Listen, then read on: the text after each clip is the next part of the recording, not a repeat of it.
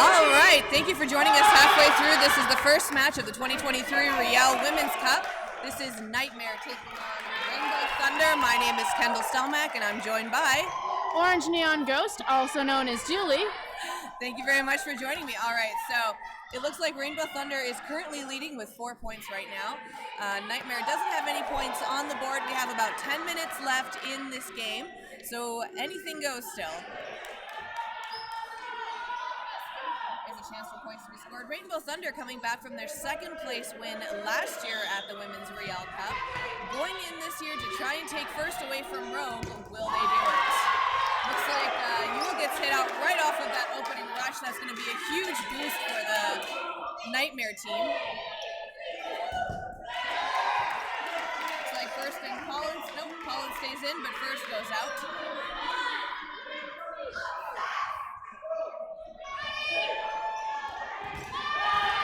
Torkelson being taken out on the Nightmare side.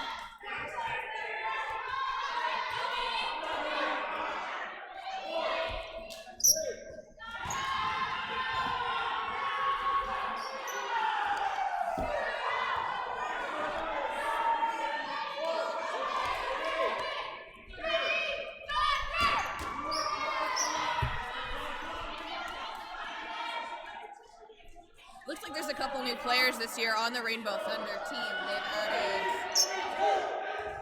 Annie McIntyre and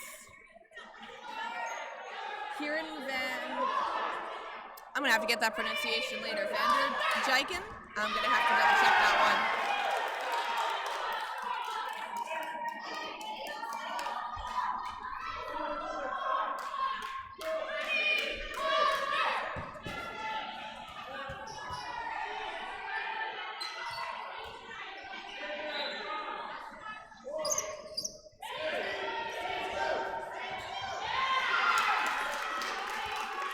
Looks like just 2 players left now on the Rainbow Thunder side.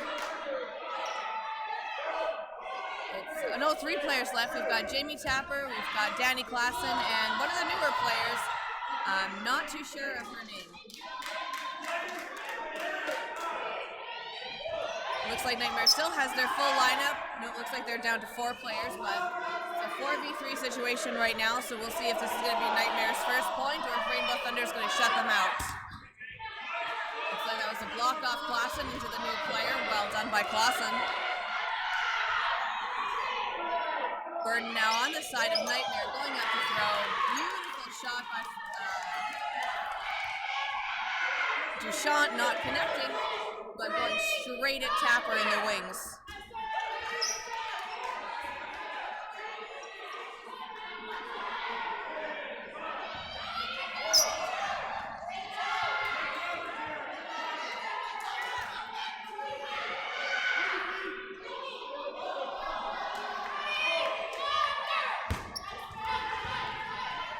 Looks like that one went straight into the curtain.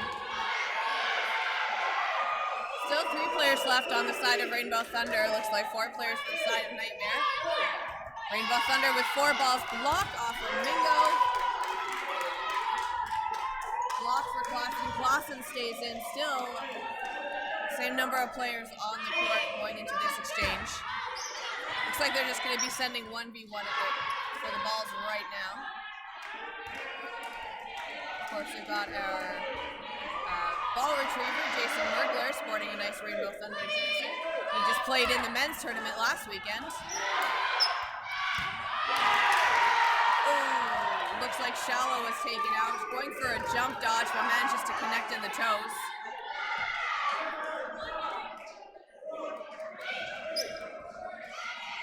Interesting bowling shot from the player on Nightmare. Right in the center between Duchamp and Mingo.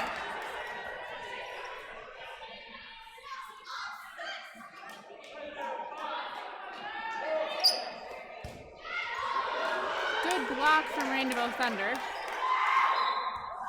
like that's Tara flat in the middle on Nightmare there.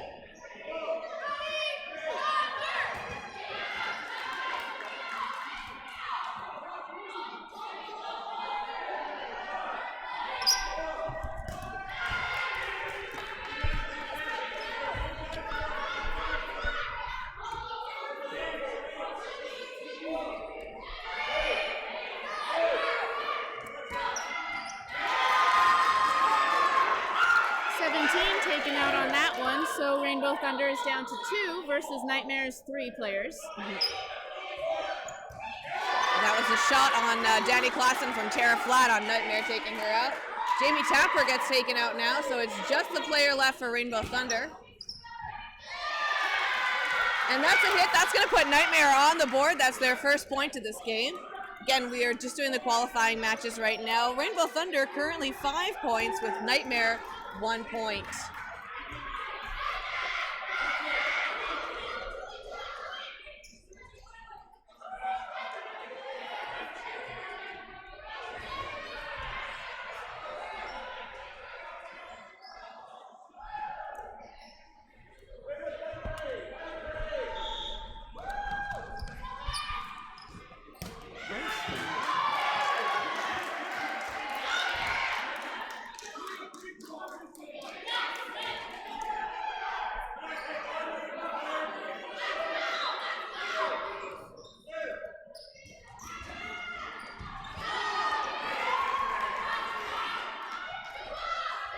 Number 11 taken out on that opening rush, so Nightmare is down 1 player.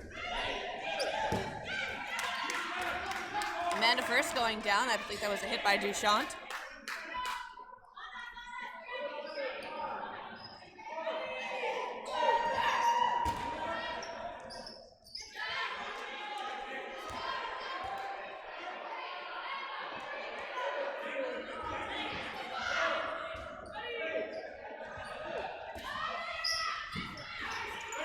Good dodge from Kaylee Krochak, going nice and low on the floor.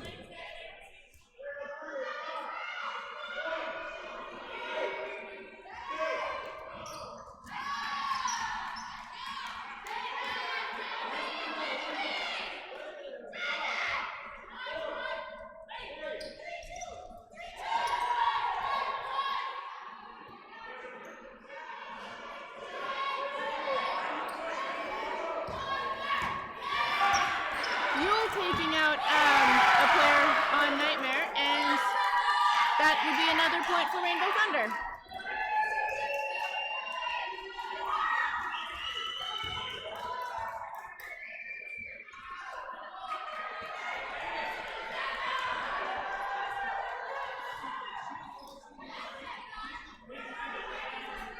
If you're just keeping up with the score, that's 6 for Rainbow Thunder and 1 for Nightmare. But this game isn't over yet. It can very easily change in a hurry. We've got 2.5 minutes left. I don't think they're going to be scoring any more points. That's going to change it up. I think Rainbow Thunder is going to take this one. However, Nightmare did put up a really good fight, and I cannot wait to see what happens in their next rounds. All right, slide dodge by Morris.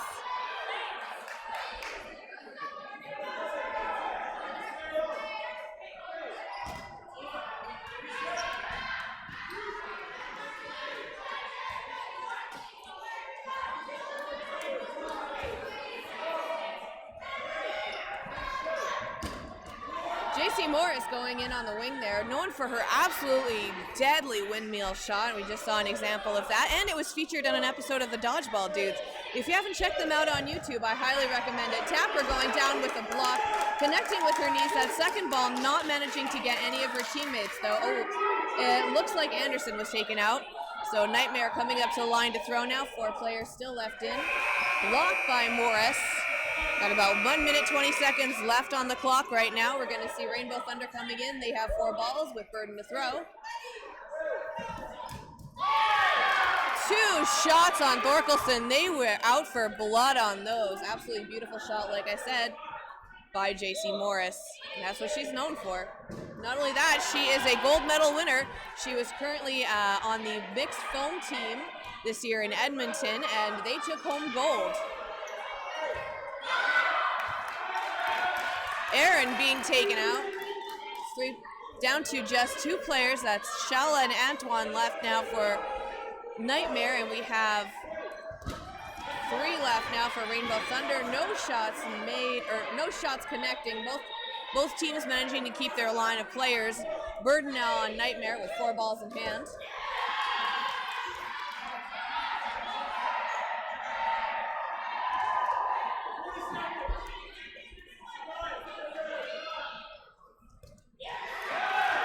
Shallow being hit out. 4 balls left now. Antoine, the only player left for Nightmare.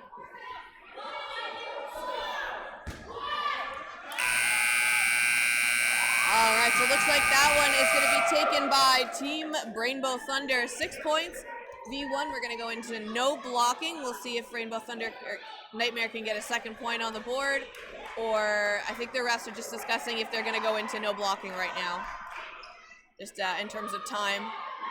And it does look like that's going to be the call. So we're going to hear the refs say no blocking, but catches do count for re-entry. Coming up next on the stream, we have Rally taking on Ravens. Antoine with a beautiful dodge there. Another dodge by Antoine. Rainbow Thunder is just going to be throwing shot for shot for shot, but Antoine does have burden right now. She has to release those balls within that 10 seconds. We'll see if it happens. Dodge by Collins.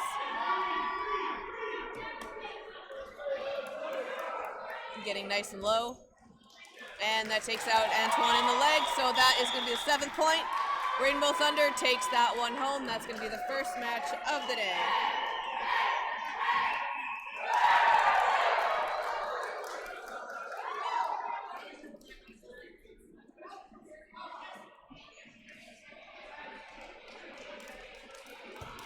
All right, so coming up shortly, we're going to see Ravens taking on Rally.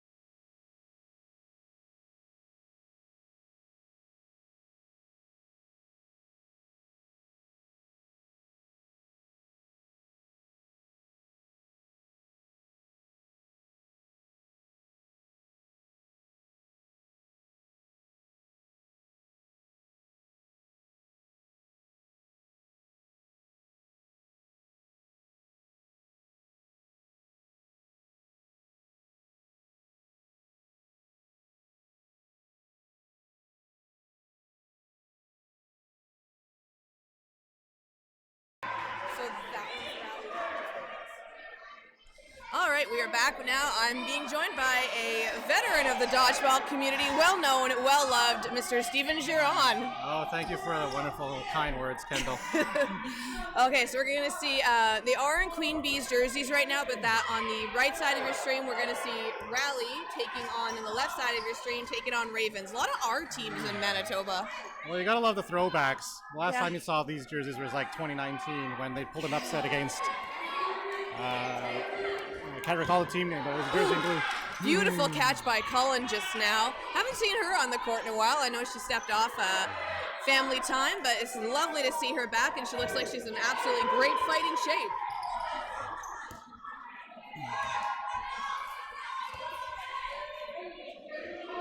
Let's see what Ravens has prepared.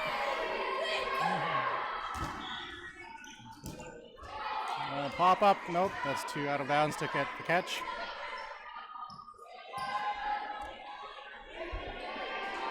So we do have some players that don't have their names on the back of the jersey. We will do best as possible to try and give you Cross-court their... attack from Natasha O'Reilly there.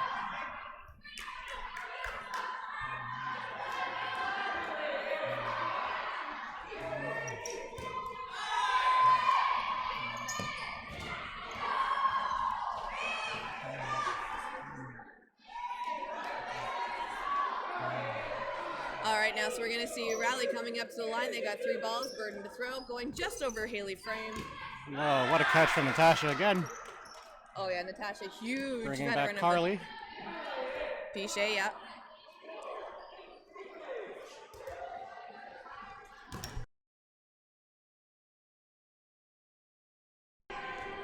All right, so we're going to see Rally now with just 2 balls in hand. They're going to send them off to the wings now, so it's going to be 4 balls for Sancho and Frame.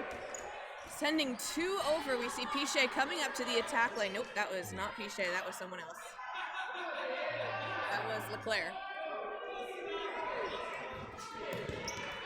Sancho being hit out, absolutely deadly shot. I think that came from O'Reilly or Gostowski in the center there. So it's just Frame last in now for Ravens.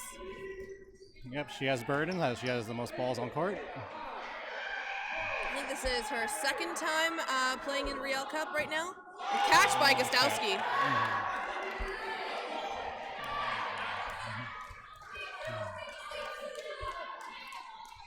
That makes it 1-0 for Rally. With 9:50 left in the half.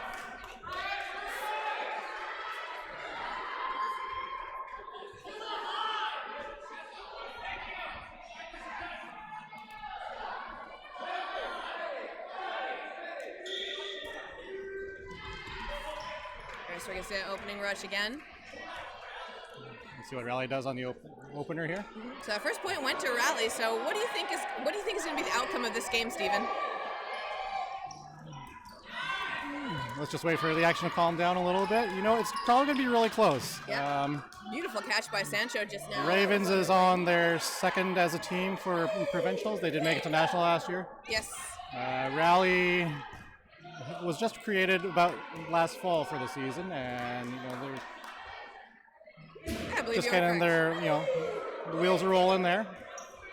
But they also have veteran experience compared to some of the other people on the other side. Yeah, so. They've got. They don't have. It looks like they don't have coaches on their roster right now, but they do have the experience of, like I said, the veterans of Sander and O'Reilly and Tameta. Oh, and that's a beautiful catch by Hennessy there. Okay.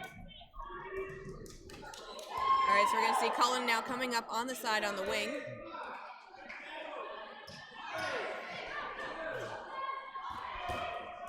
Okay, good stagger throw there. That's a block by Sancho, but it went up and connected, so that's going to be a hit now. Just 2 players, Benjamin and Frame, left now for the Ravens team.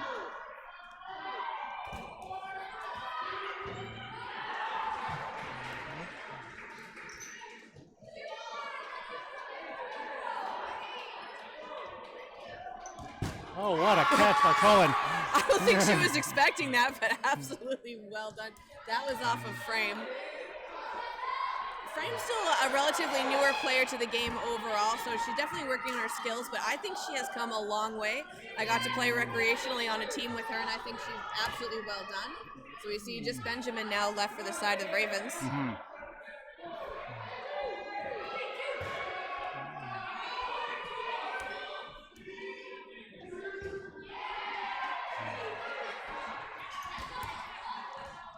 was throwing straight down the line there. That was Benjamin going after Colin, just sending one ball over. She did have burden to throw, but it's going to be 3 for the side of Rally. But we were expecting Rally to throw, but Benjamin sent one over instead. That's going to give Rally 4 balls now. Ooh, good block. Absolutely beautifully done.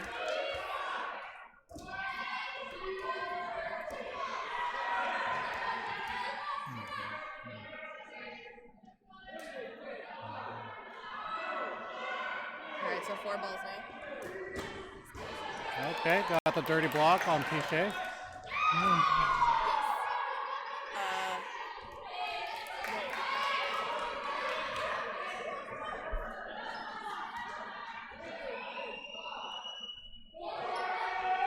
About 6.5 minutes left in the first half. No hits made. That's going to be another ball now for the side of Rally. They're going to have 3 in hand, which means burden to throw. They're just discussing strategy of who's going to throw, who's going to hold. Sending one over, and that takes out Benjamin. That's going to be another point now for Rally. They've got 2. Ravens has yet to get on the board, but we do see... you see timeout being called right now by the captain, Marlise Ricci. Yeah. I'm going to pose a question for you at the very end when the ball shaggers were communicating about where the ball should be for Benjamin. They threw it over the air instead of rolling on the ground. What do you think is a better strategy?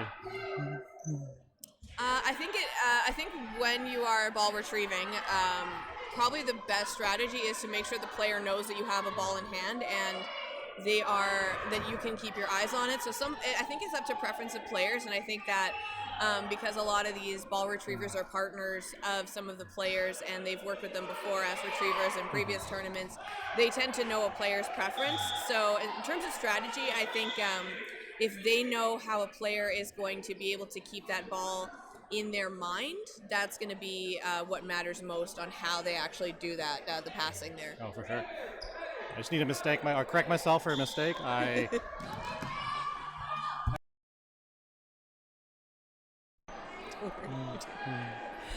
It's Cassie Leclerc, not Pichet. Yes, you know what?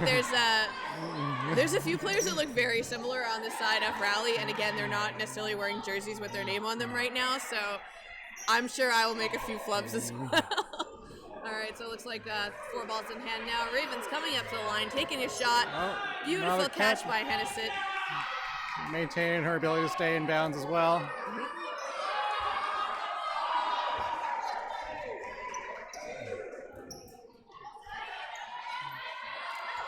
Looks like they're able to coordinate targets on that attempt there. Let's see what Ravens has with 5 in hand.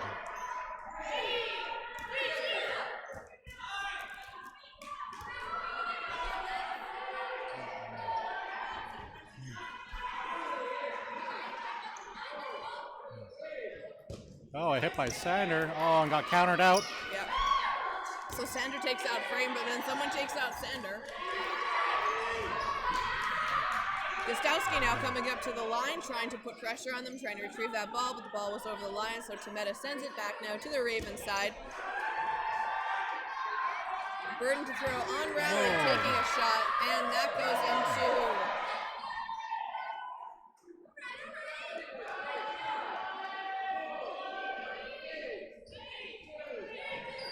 Jackie Spear.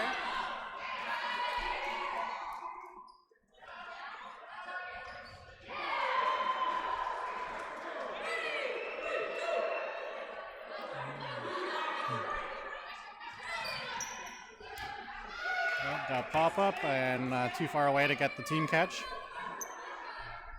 That was Jackie Spear that just got hit out. Let's see what Jill Keller has in store for survival here. Blocked by Gostowski.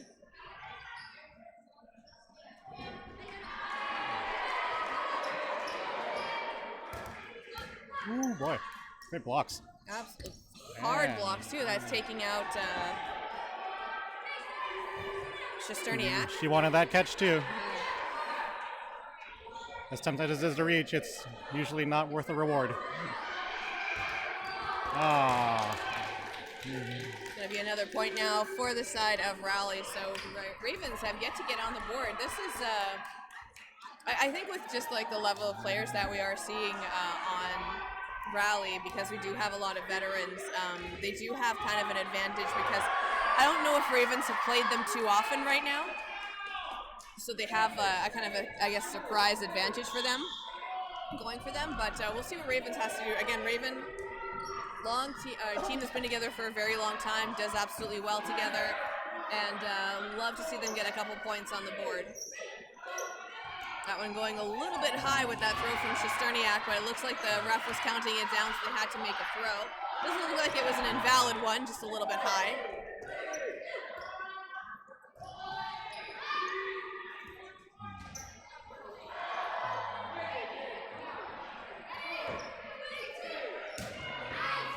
O'Reilly being taken out. O'Reilly going for the catch. She has a very specific catching position too. She likes to get, she kind of goes in a squat and keeps her arms up. Like, she has a very specific way of catching. Very signature for O'Reilly. As I understand, that kind of creates a bit of a basket within your body, so you don't always rely on your hands to just collapse onto the ball. Everyone has like a different style of catching and it definitely works for them, but like O'Reilly, it's a very signature style for her. It's something I've noticed that only she does more often than other players. Absolutely well done though. Again, O'Reilly is a veteran of the dodgeball community. Keller being taken out, going for that catch, but unfortunately lining herself out. Still have 1:40 left on the clock. We do have another court going on right now. They have their own scoreboard, so if you do hear a buzzer, that might not necessarily be ours, so we will keep you tuned in on when ours goes off. Oh, Shesterniak going for a catch. Great counter by Sancho as right guard.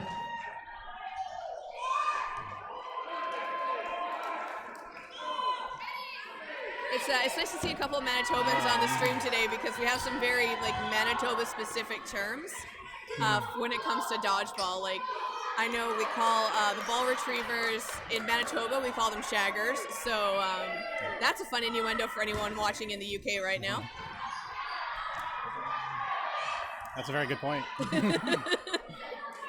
I thought that was a universally known term. No, it means a lot of different things anywhere. I know I had a very interesting exchange with one of our UK commentators, Greg, when I mentioned that the ball retrievers were wearing pinnies, and he had never heard that word before. So I don't know if that's a Canadian term, a Manitoba term, but the green kind of jersey things on the ball retrievers doesn't manage to catch that one. Absolutely well done. Just to keep you abreast of what's going on in the crowds now, we do have people going around selling 50-50 tickets. Marlies Ritchie able to avoid two of those coming at her. Got 7 seconds left, so expect a little bit of a melee of throws before the buzzer goes off. There we go. And there's our buzzer now. So that was Leclerc, and we've got Hennessyt and Sander managing to stay in. So we're going to go into no blocking right now. So catching will be allowed. I know it kind of goes without saying at this point. So it's going to be 3 balls on each side. We've got Ritchie and Frame left on the side of Ravens. Burden to throw is going to be on rally with 3 players. Side dodge by Ritchie. 4 balls now, Burden on Ravens. Oh. Ritchie not quite catching that one. Going for it. We had Corey Linz as the ball retriever accidentally batting it into the dead player. But, Yeah, Frame going for a catch as well, but not quite connecting with it. So we're going to see the team switching sides very shortly.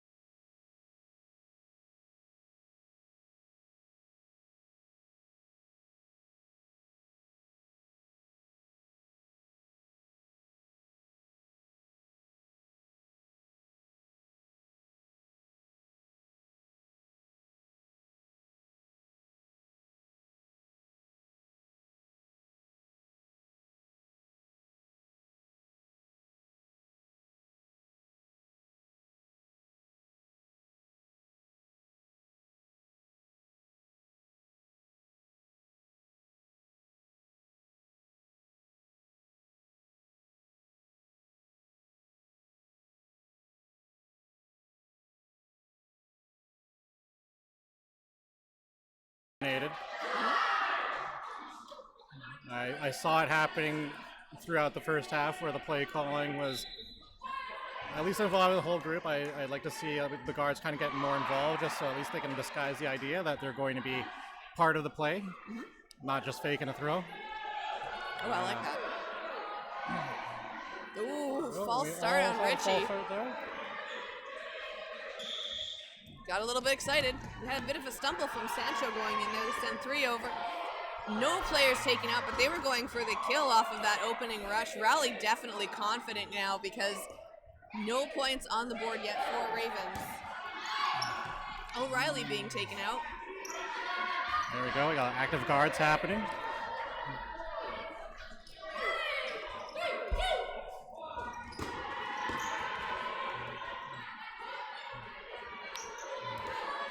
So I know one of the technical terms that people use strategy-wise when they go straight across is cross shot and then throwing in your lane. So that was a lane shot coming from the wing.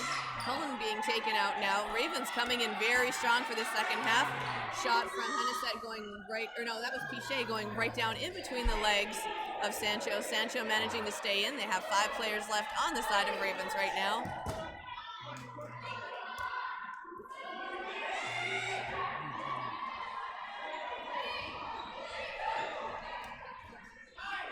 Pichet getting nice and low and managing to block that.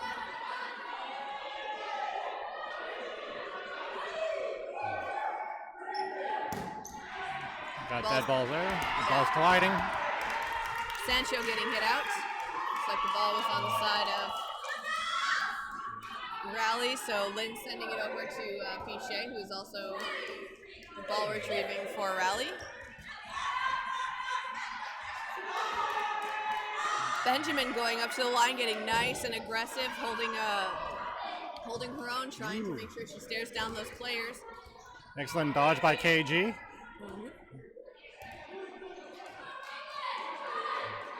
Really aggressive, going up to the line, staring down the players. Very much playing the psychological game, like baiting them, like, are you going to throw? Because I will counter, and I'm right up at the line, so don't tempt me.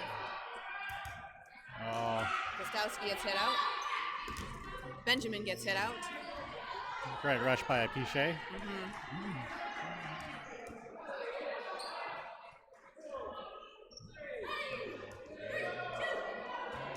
I think this is Caratero's first bit of action here in this game. Yeah, over at left guard. First we've seen her out. I think you can always tell when she's playing because she's got all kinds of tape and braces on. She's broken pretty much every finger in her body. Or every finger in her hand from playing this game, but she keeps coming back for the love of it, which is great to see. Absolutely. We've got 4 balls now. Burden to throw is going to be on Raleigh. Oh, catch by Marlise Ritchie. Absolutely bringing beautifully back done. Sancho. We got 4 players in left, or sorry, 4 balls now for the side of Ravens. And Ravens are on the board. Yeah, first one was a block. Second one was a hit. The ball went straight up, right into the track that is circling the gym right now over top of. Thank you to the kind gentleman for bringing the ball down. So there's a track that circles the courts because we are at Dakota Fieldhouse once again. So there's someone who was doing a couple laps on it, and he saw the ball that went over and decided to throw it down for us. Much appreciated. It's hard to keep track of the ball sometimes. So we got Burden on Ravens right now. Let's see what they're going to plan out. Ravens with their first point.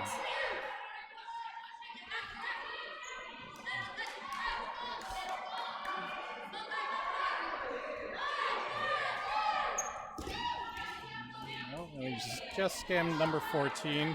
I believe that is Calvez from the looks of it. Yeah.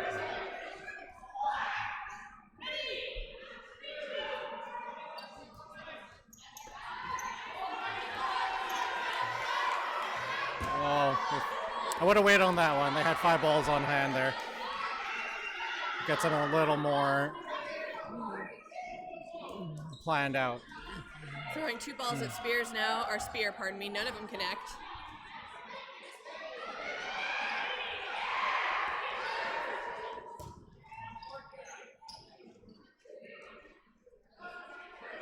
a burden on rally. Let's see what they have planned here.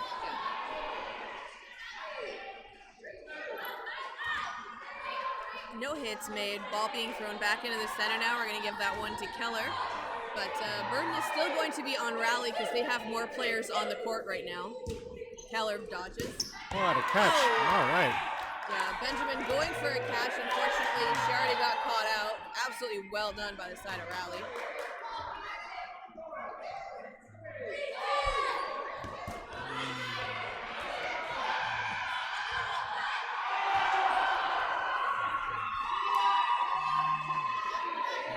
All right, now we're seeing Rally being a little more aggressive now that they have,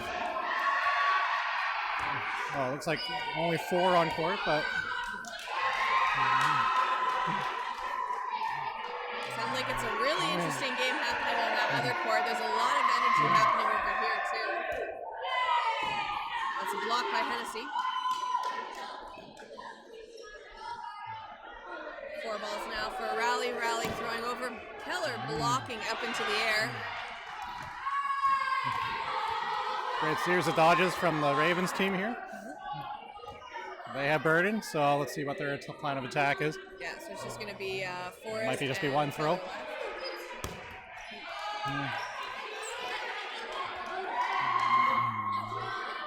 No, Isabel's one of the most difficult people to get out in these situations, so expect a couple of throws. Oh yeah, Forrest has amazing staying power. Just so you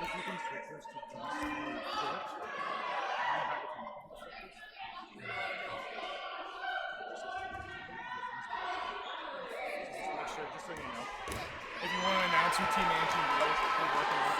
Do you have a way to send me the rosters for men's? We got a hit by. Yep, we do have a hit by Isabel Forrest. It's not letting me click on it. That's why. No rush though. Okay. Great approach there is to hit or try and attack the one with the ball from Forrest.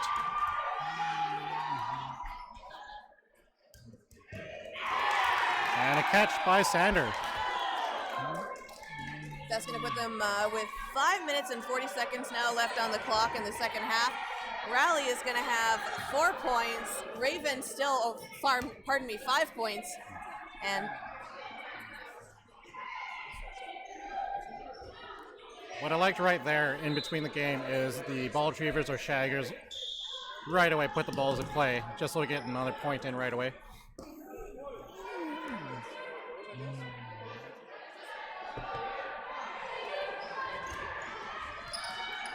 Got a miss by O'Reilly.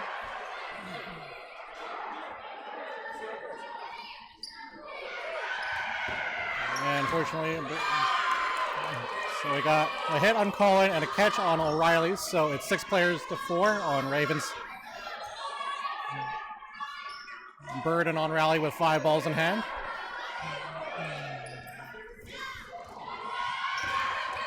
beautiful dodge by Richie. And then that looks like Sander being taken out for the side of Rally. So 3 balls in hands now for Rally. Burden to throw now on Ravens. Ravens coming in very hot. Again, they only have about 4.5 minutes left. This is still the qualifiers though, so we're only going to see them a few times on the stream today, and I'm hoping they will absolutely kill it in their other games. Yes, absolutely. Points do matter as far as seeding goes for the playoffs.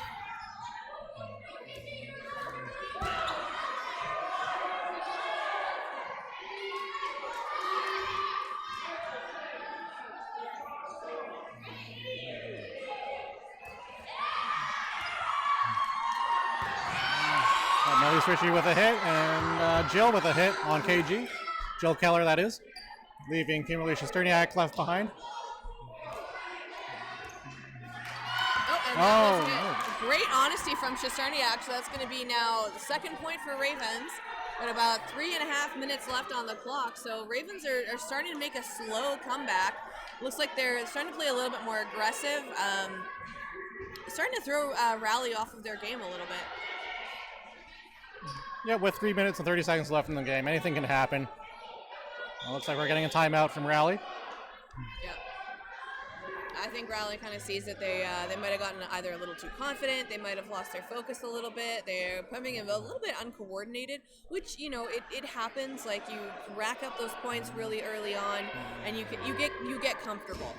And Ravens are starting to put up a good fight, because I think Ravens are starting to read the side of Raleigh a little bit more now. They're starting to understand how some of their plays are made, so, you know, they're starting to compensate for that, obviously, which is why Raleigh is getting thrown off a little bit. Yep, 100% agree. The first 2 hits were within seconds of each other, getting Natasha O'Reilly, and I believe it was Chelsea Cullen or number 8, whoever's wearing number 8 on the team there. And from there, the coordination just seemed lost right after that. That was Leclerc. Yeah, Leclerc? Yeah, Leclerc.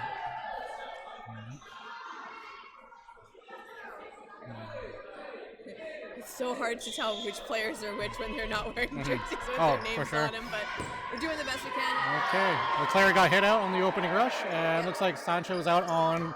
Oh, that was Hennessy gets hit out off the opening rush. Oh, Hennessy, well... Yeah. Oh, and a bobbled catch attempt by Sander there.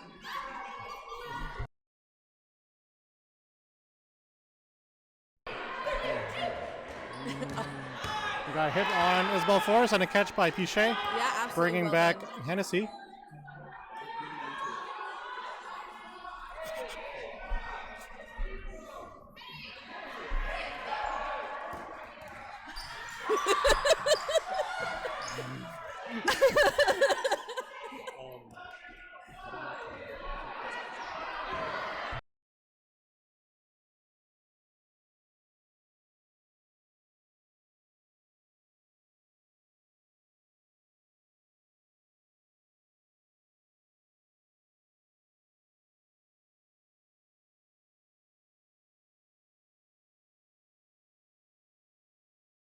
Okay. Well, I guess you have the chat. So,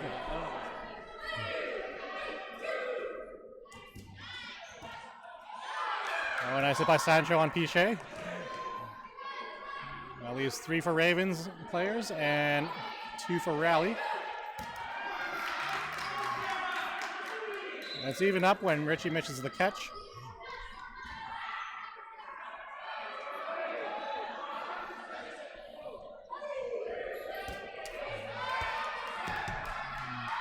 Good block by Carretero, but unfortunately the ball rolls back onto Raleigh's side, so they get... Oh! And a disarm on Sancho, leaving Carretero behind.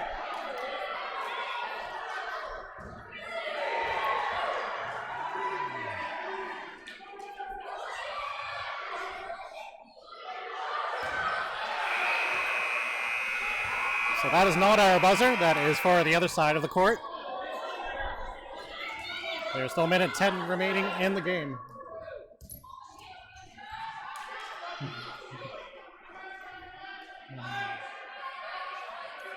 Unfortunately, a ball rolled over onto Raleigh's side, so they now have Burden to make a plan to eliminate Carretero here. Carretero is usually, she's very good at getting nice and low. Oh, I think she lined out. Oh. Oh, that's gotta hurt. So got about 30 seconds left now on the clock, so I think they're gonna start the round in no blocking. So we're gonna see them, yeah, we're seeing them line up on the back line with balls in hand. So there's not gonna be an opening rush. So we're gonna go straight into the no blocking.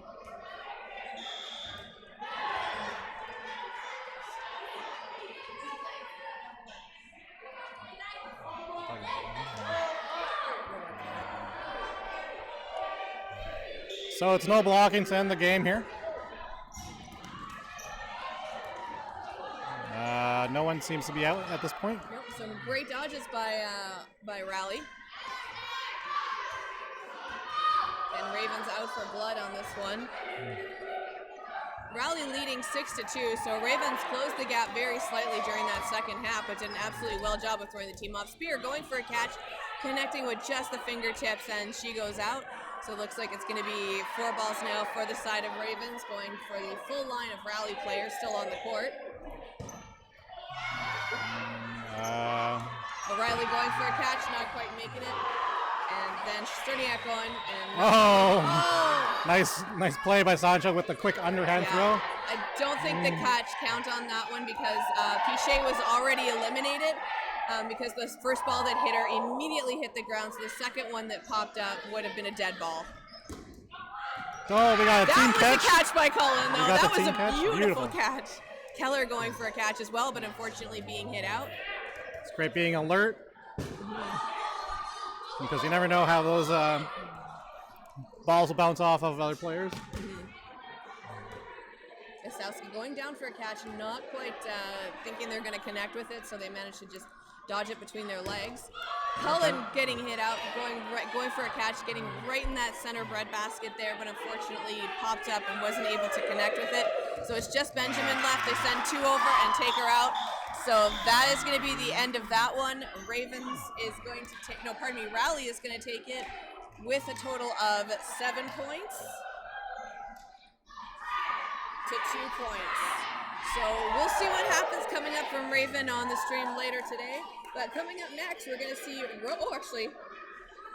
we've got Rally coming up again next. They are taking on Rogue. Rogue, the returning team champions from the 2022 Real Cup out in Niverville last year. So we'll see what happens. Yep, and that means I'm stepping aside for shagging duties, so I will now be a little more on camera than on audio camera, or whatever the terms are. Well, on and off, it's great to see you on camera. Again, thank you so much for joining us, and we'll see you later on today. You sure will. All right, you take Nice care. sharing this time with you. Thank you. Absolutely enjoyable having it with you.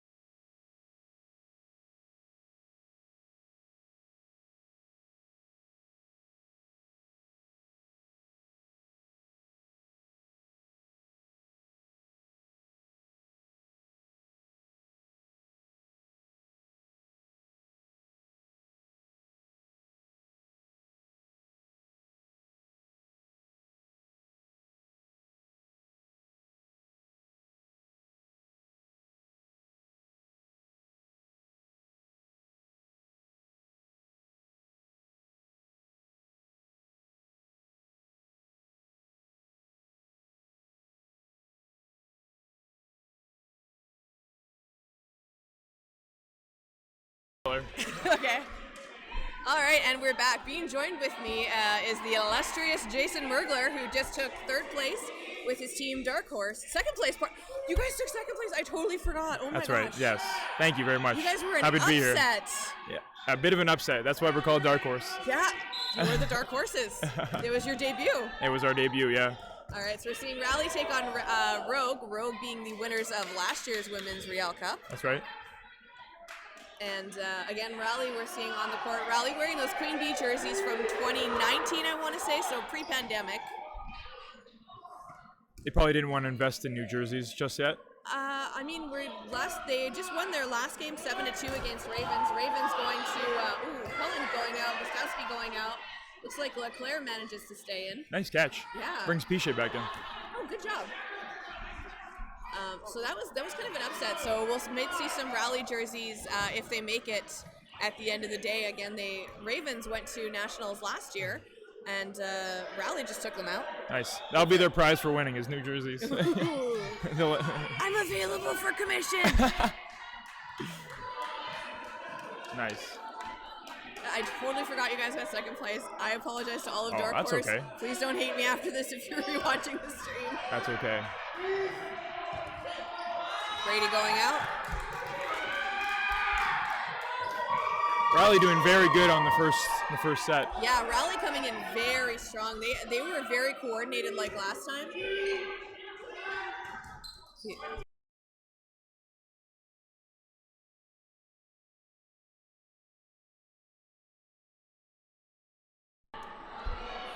Alright, so it looks like just 1v1 now. yeah. Nope, we still have San Filippo on the Oh, I'm sorry. side. I couldn't see behind the shaggers. Yeah.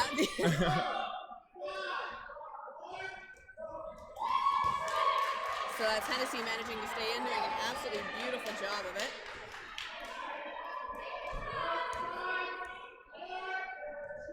So Saracen and San Filippo left now for the side of Rogue. Hennessy has 4. So a burden on her. Rally has to throw. Throws a little bit low towards the knees, and that shot coming in cross court from San Filippo just taking her out. So that's going to be Rogue's first point. Yeah. They draw first blood. Came close in the first set though. Oh yeah, absolutely. I'm expecting lots out of Rally in this game. Like, I'm not necessarily expecting a win. Yeah. I would like to see a win. Okay. I like to cheer for both sides, though. Try to be as unbiased as possible. I do try and be as unbiased as possible. I want to see Rally make Rogue a little bit nervous today. It's always nice to see more competition on the women's side. I mean, I want to, like, they can be the new dark horse Sure. for the women's Sure. tournament. They're wearing very light jerseys. Ooh. Just Sanch going out. Nearly a catch there, a team catch. Ooh. Yeah, that takes out Duarte. That evens up the player count on both sides. Was Duarte on Rogue last tournament? No. Okay, so she is a new addition. New that's addition, what I'm seeing. yeah. Okay, good. Interesting. Great choice for Rogue. I don't believe she was on the team for the Go tournament back in October. I could be wrong, but I think this is their first major tournament with Rogue. Okay. I'll have to double check that later. All right, so 4 balls now for the side of Rogue. It looks like there's one just going off to the court. Brady's looking like she's going to go for it. Manages to keep it. Rogue, very aggressive team. O'Reilly big hit. Taken out, yeah. Ooh, 2 Cullen big going hits. down. Ties it up, the player count. So it's just Hennessy and Shastoniak left. So Morovic and Brady left, which is an absolutely terrifying thing to see, in my opinion anyways. Ooh. Queen Bee takes the player edge. Yeah. Queen Bee rally, I'm sorry. Threw me off again.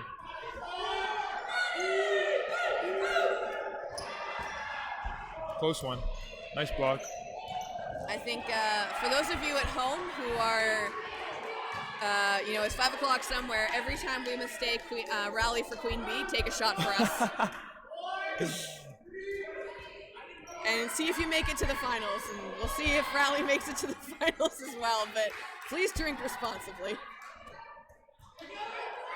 So it's just Brady in the left for Rogue. Again, Brady just coming off of her gold medal win at the World Dodgeball Championships back in August. She played on the women's team. That's right. In Edmonton, Alberta. Absolutely fun time. They're actually playing their provincials right now. Yes. Alberta's, yeah. Yes, on the Dodgeball TTV1 channel. If you'd like to check it out. Alberta is also doing their provincial qualifiers because in April we are going to be going to Montreal for the national qualifiers. Hennessy with 2 great dodges there and a nice block. Yeah, absolutely beautiful block by Hennessy.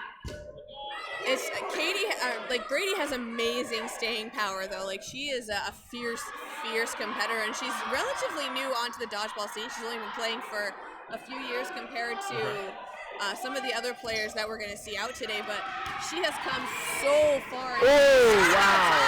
But Brady gets caught out. Just as you were saying that, what a catch by Hennessy. That is not an easy thing to do. No. So that's gonna be that's gonna shake some of the confidence on the side of Rogue. Ties it up 1-1. Yeah, and we've got about 6.5, just over 6 minutes left now. Are these 13-minute halves?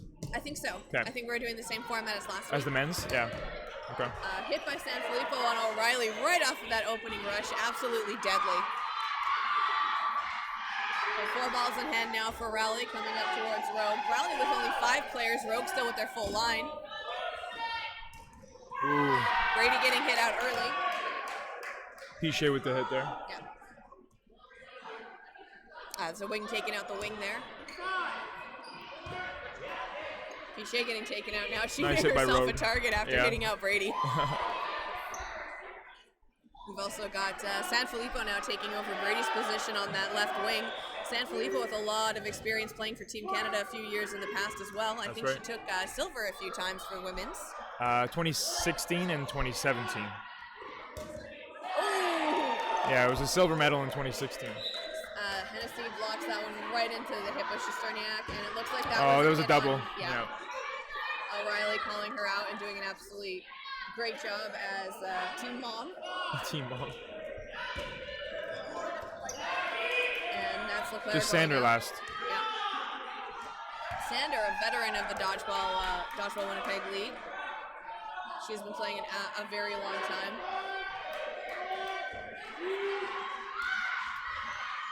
Good block by Saracen.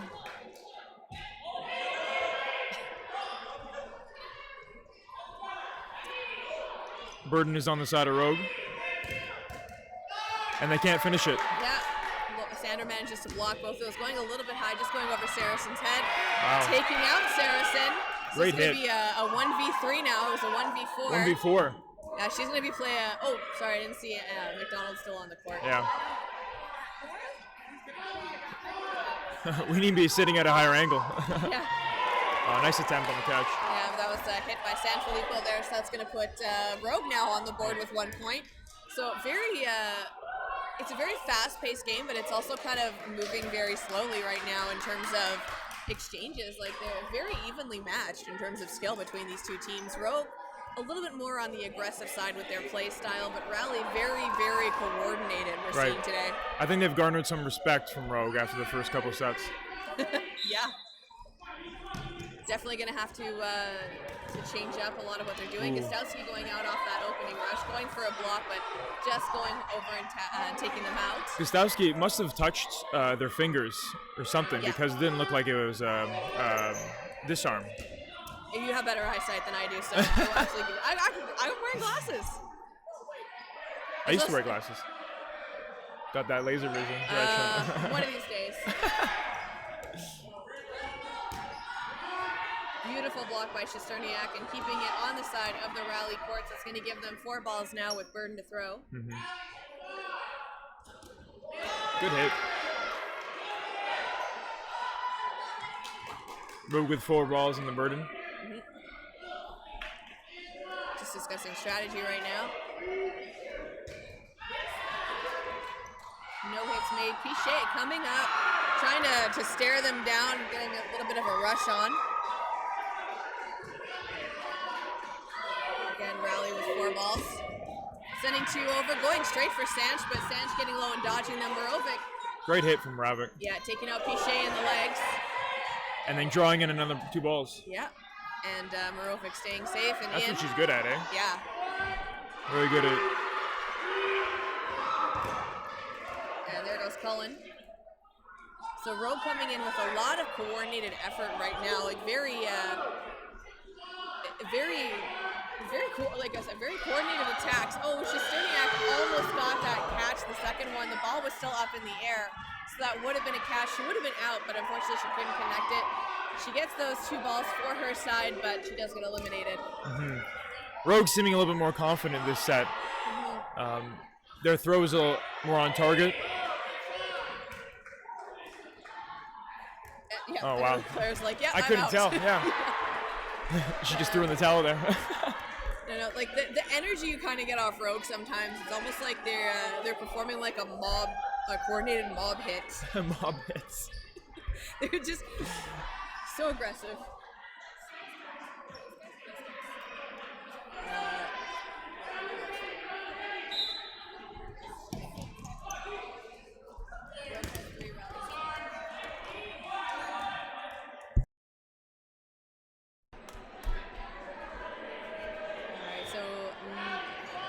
Burn on the side of rally. Yeah, it looks like they got one of their players taken out off the opening rush. Looks like it was Pichet. 4 balls still for rally with Burden to throw. Going a little bit wide and right into the hands of ball retriever Nate Gatza. Rally will attempt to rally on this set. Aha. Also take a shot for every rally punt. Oh, another double. Ooh. Wow. I didn't realize it hit Cullen before it hit Yeah, I think Hennessy. I think it might have come up and hit her off of the block and then so probably finger hit. Gostowski getting her. Yeah, and glasses. Getting their glasses hit off. Yeah. 4 balls now for rally. Looks like Rogue still has their full line on the court. Marovic being hit out in the ponytail. Leclerc being hit out. Rogue's starting to gain steam now. Yeah. They look like they're a little bit more. I think that they underestimated rally at first, and they Right. took it a little bit easy. But now they're like, oh, we have to play a little bit harder. They're looking a little bit more.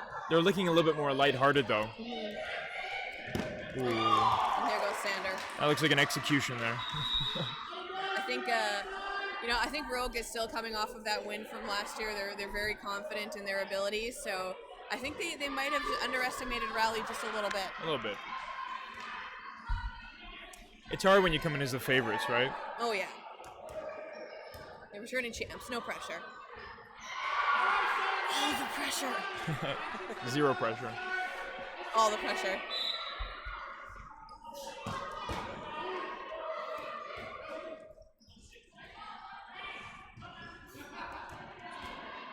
You can hear the fervor in Gostowski's voice when they throw.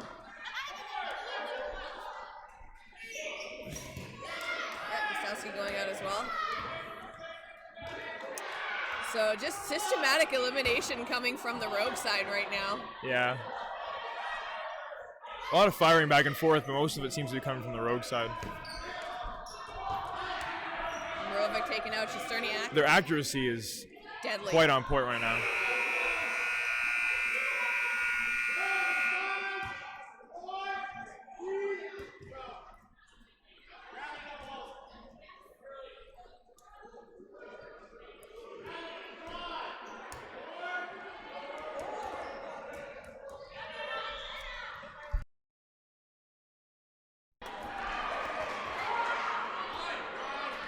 Burden's on Rogue still. Oh, looks like they had to call it out. Oh! Almost Hennessy with a catch, but not quite. Not quite. I believe that puts Rogue up 4-1? I think 5-1? so, yeah. Yeah, 4-1. I think they're going to switch sides now. Was that sudden death? I'm not sure. Didn't look like they'd stopped playing. Yeah, it didn't look like no blocking. I think we had a bit of an issue with the scoreboard, so I I see. think They kind of played the last point out and yeah, then and just now switched they're sides. just gonna switch sides and call Oh, it a day. 5-1. 5-1. So Rogue currently leading with 5 points. No, but Rally getting 1 point off Rogue in that opening rush, or in that opening of the match. I think Rally has it in them to get another point. I think they're going to talk some strategy during this half right now.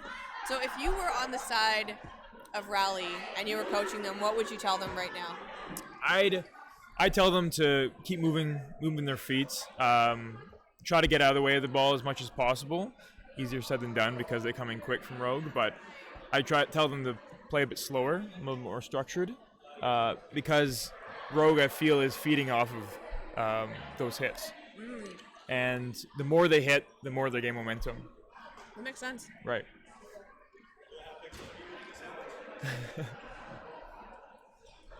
Very good sandwich. I think with Rally right now is they're getting a little bit flustered. Like they're feeling the aggression coming in from Rogue. Like they can kind of sense that Rogue is like, all right, you got 1 point, but that's not going to happen again. Right. But they obviously they want to get those points up. Right. They just came off that win from their Ravens game. So I think in terms of strategy, it's just going to be like, again, you said, stay focused, make sure they keep moving. I think a little bit more court awareness, like just be careful because we've already had 2 double hits from blocks. So right. I think that's going to be something that they're going to be hyper aware of now going into the second one. Yeah. Keep that spacing between them. Yeah, just being super aware of their teammates. Definitely trying to. I think something that might really benefit Rally is trying to get catches off of hits. So like pop fly catches. Right. Well, Rogue seems to be throwing midsection in the breadbasket, so it's possible they could get some catches off of those. Yeah, Rally get eliminated by Sanfilippo off that opening rush. That rush is deadly. Yeah. Sanfilippo's deadly. Yeah, she's been quite accurate in that on the opening rush position. Looks like they take out Sanfilippo though. If you were Rogue, what would you be doing this half? I think they're probably just going to stay calm, not get flustered by Rally, and just do what they normally do. Like I don't think there's going to be a lot of strategy on their side. They're very confident as a team. So as long as they just keep that confidence up, they'll be fine. Right. Stay aggressive. Yeah. Be aggressive. Be aggressive. Sorry. Rally going for those players in the middle with the ball, but I think that's kind of playing right into Rogue's hands. Yeah, Leclerc managing to block the ball and stay in, but I think that might that have hit out been, Hennessy. Yeah. So just 3 players left now.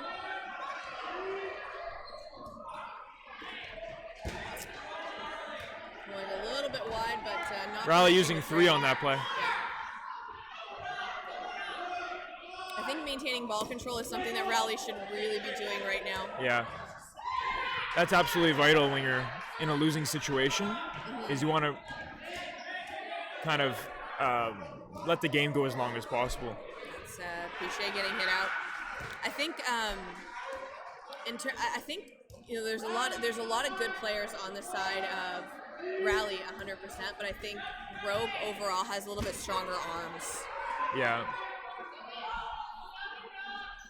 Well, I think arms do win matches, but it's more than just that, right? Oh yeah, absolutely. Arms definitely help. It's the mental game of just being a scary unit. It's the coordination. It's the plays. Oh, what a catch! Off of Duarte. That's going to bring O'Reilly back in. Huge jump by O'Reilly. Manages to dodge that one. She stays in. All right, we're going to see O'Reilly finally getting some play time. She's been taking out a lot on that rush. Nice block. Getting some more life into her team. A beautiful block by Sander. I think that throw from Brady scared Leclerc a little bit. But O'Reilly with the ball in hand. Burton's still going to be on the side of Rogue. Somebody clipped that catch by Sander. Ooh. McDonald almost blocks into Brady. Leclerc and Sander getting hit out, so it's just O'Reilly left. O'Reilly. It's the dodge mom. Ooh. Double hit on that one. Yeah. Well, you pretty much have to throw 2 balls on O'Reilly to take her out. Like, she's so wily. So Wiley? Yeah. Wiley O'Reilly? Ooh, that's a good one.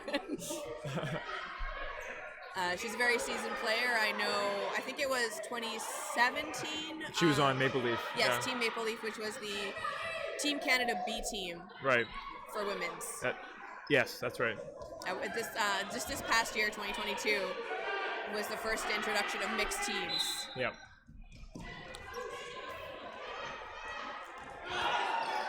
So you have to kind of clarify now that it was a women's team because of the introduction of mixed teams That's in right. 2022. It went from you were just- on a mixed team. Uh, you were on men's. No, I was on men's. Oh my gosh. That's okay. I just keep seeing you everywhere that I just assume. Beautiful Great catch. exchange for Rogue. A hit, a catch. Yeah, beautiful block by Colin, just going off to the side, managing to get it down and out of the way. We've got 4 balls now for the side of Rogue. They're just keeping momentum. Yeah. They're really it's a barrage from them at this point. Yeah, it's that's the thing with Rogue is they know that they can give away a lot of their balls because they know a lot of their hits are going to connect.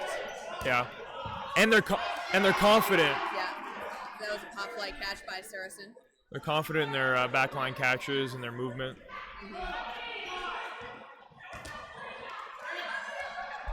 Piche getting hit out. Yeah. Just Colin and Gostowski left on the side of Rally.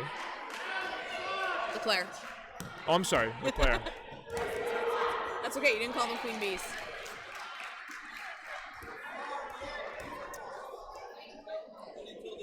I actually was working on something last night for a team, and I was staying up, and I ended up watching a couple episodes of this show called Miraculous Ladybug, so whenever I see the Queen Bee jerseys, it reminds me of one of the characters from the TV show. Okay. So anyone with kids at home, if you've watched Miraculous Ladybug, you'll know which character I'm talking about.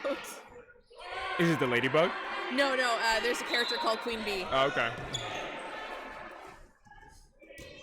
Ooh, that's a very hard hit. And was that her shoulder that connected with the floor? I hope it wasn't her head. Looks like she got up and walked it off. Okay, She said looks she's okay. okay. Thumbs up. So, whew, I made a sound. that did make a sound. Jeez. It made a scary sound. Yeah, I myself have had a couple concussions in the past, and Oh, yeah. it's mostly not from the ball itself, but from the floor or the wall. Catch by Brady. Wow. Oh, she's in her Brady element going off. now. Yeah, she just.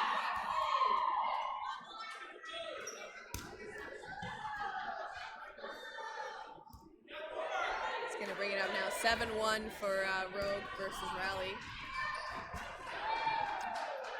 Sandra's been one of Rally's best players at this point, so Yes. A lot of experience, a lot of strategy. She's a very well-rounded player. She's known for her catching on league nights. She does get hit out though, so it's going to be another point for Rogue. But tough assignment there. yeah, oh, absolutely. 6v1. Again, we only have 6 teams playing today, so it's teams do have breaks, but this is a back-to-back game for Rally right now, and they just won against Ravens, so they might be getting a little bit gassed right now. Yeah. To be perfectly honest. Well, they have 8 people on the court right now. Yeah. Whoops. Trying to see if they can sneak more players in there, give themselves an advantage against Rogue. Oh my goodness. Looks like Rally was going for a defensive rush there, but Rogue the wiser to that.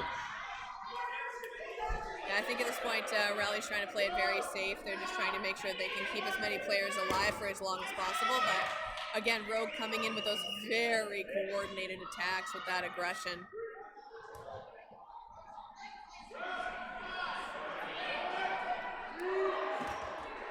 Oh, another one. Another deflection hit on the side of Rally. I think that must be the 3rd or 4th one. Oh, right over the middle line. Yeah, I think Colin lined out. I don't think she realized it, but she does get hit out. She was looking at the ref, and in the meantime, she got hit. Gostowski hit. That's one of the things, and I've mentioned this on stream before, so if I get flack for it, I get flack for it, but I think that the lines in women's should just be moved all the way back and have the same lines as the men's court, because when you do play mixed, you're playing with that same back line that you do play with men's. So when you play all women, they shorten the line by about 1.5 feet, and it makes it really hard to judge the court. Yeah.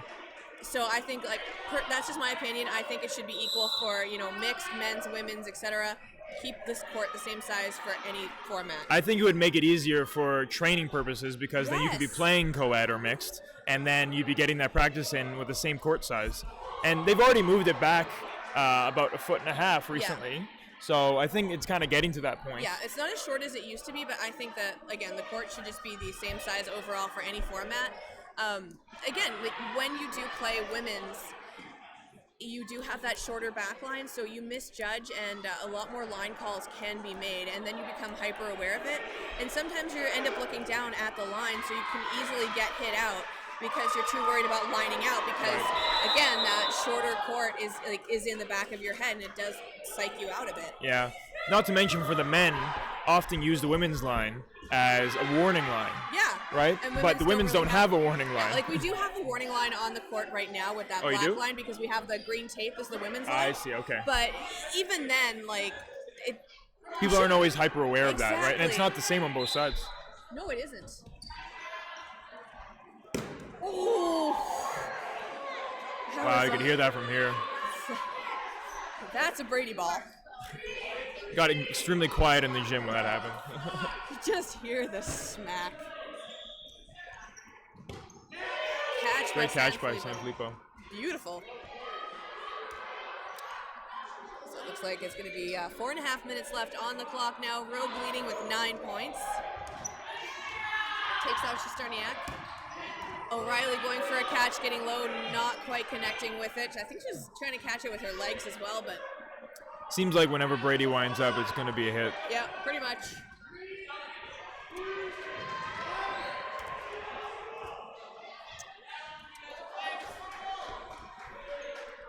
It's 4 balls now for the side of Raleigh. They have Burn to throw.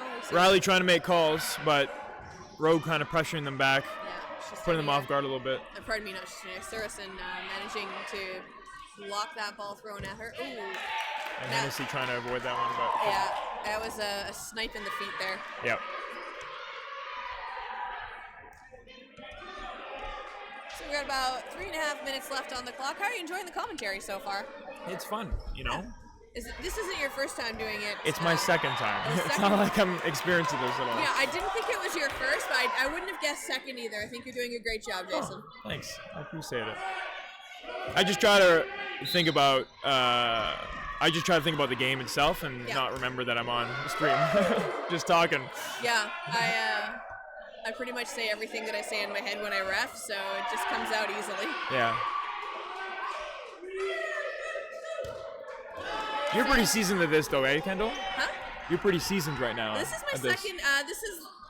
So based on the fact that this is Real Cup 2023, I would say this is my 1-year anniversary of doing commentary. That's pretty good though. Yeah. How have you liked it so far? It's way easier than reffing. I will definitely Reffing is say hard. that. Reffing is hard. Looks like a bit of a call there from the referee. I'm gonna reset at the back line. I'm not sure what happened. I think it might have been a ball Reffing- from another court. Yeah, I think so. Okay. Roughing is especially hard because it seems you need eyes in the back of your head. Yes. Yes. But it does help to have two. And then line refs. Yeah. And it's Pichet going out.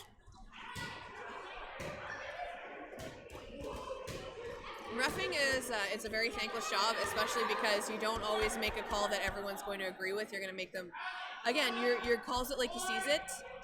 So thank you to all the referees who have come out today. Yes, thank you very much. It's a very thankless job. It's very stressful, especially when you have like a very close-knit community like Dodgeball Manitoba does have. Is, you know, you want to make sure that, or at least I get a little anxious sometimes when I make calls because like I don't want to have anyone hate me for a call I made, but at the same time, if you got hit, you got hit. Yeah, nice catch by Moravik. And a hit. Yeah, Gostowski going out, so it's just Shesterniak left now for the rally side. 4 balls now. Managing to dodge all of them, absolutely well done. Throwing one hard over at Saracen dodging it. Shesterniak with 5. Oh, wow. And Saracen Taking out tried to go Saracen. for that, Yeah. that trade there. Trying to finish it off, but was unsuccessful. Going for Sanch.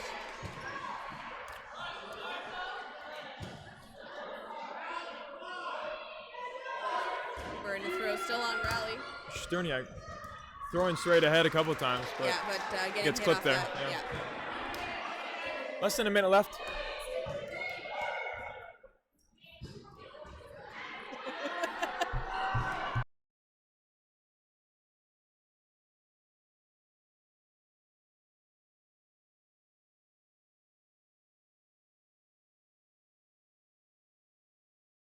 All right, so we're gonna This see is- about 30 seconds left. This is likely the last game of the half. Yeah, Rogue is leading And the with game. 11 points right now. Ooh, a double. That one was. Triple, actually. Oh, no. Yeah, triple. Was it? Yeah. Only 3 people left on the side of rally. Holy Hannah Montana.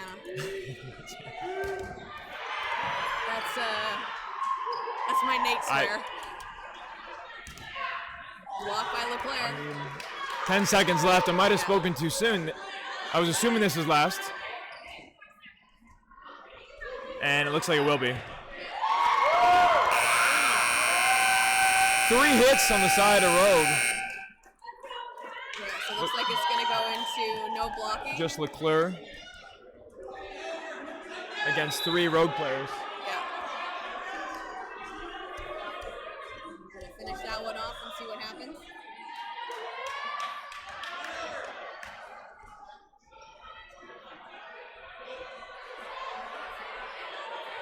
I think there's some confusion on the side of rally because they thought the game had ended, but it's just Leclerc last. 1v3.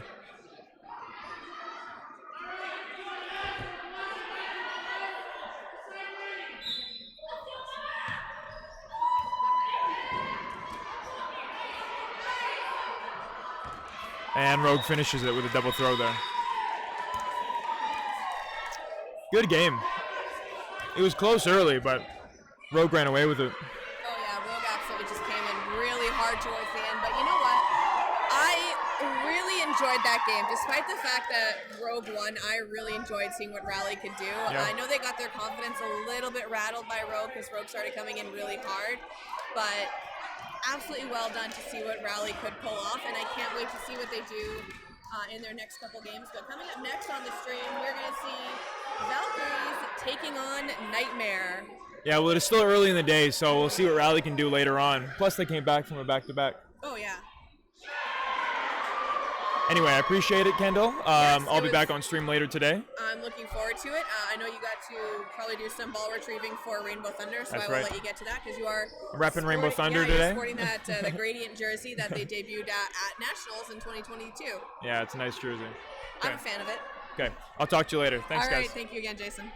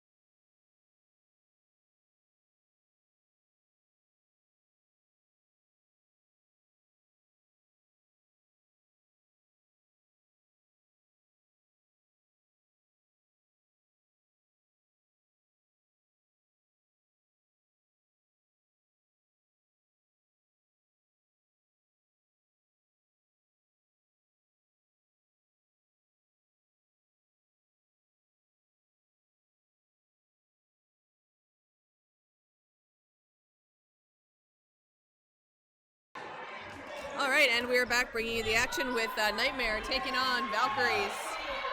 I'm joined again by Stephen Chiron.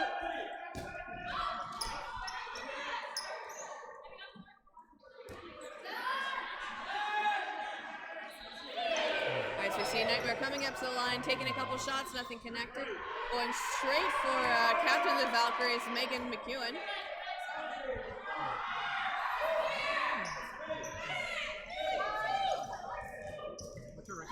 Looks like 4% being taken out by the Valkyries, so they keep their line of 6 players still full on the court.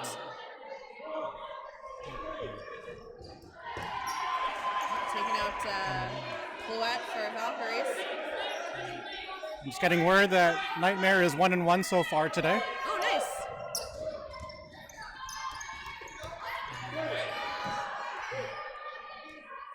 Referee's calling hits there, so it looks like Aaron goes out, so it's just down to 2 players now for the side of Nightmare. It looks like Valkyries will have Burden to throw. They still have 5 players on.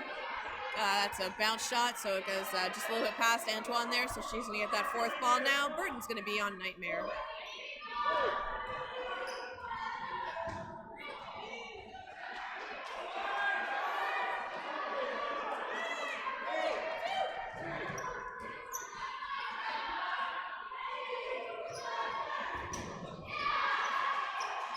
All right, now so we're going to see 4 balls again for side of Nightmare. Blocked by Antoine. It's my first time seeing Flet. Is it Flet's play? Or Flat. Flat. Yeah. Did not know she had a wicked underhand arm throw there. Yeah, it looks like that's definitely a softball background. Definitely.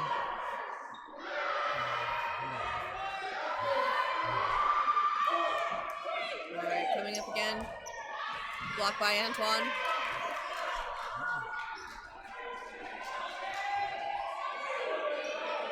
Ooh, that was a beautiful shot. Solid. Right into Noslery there.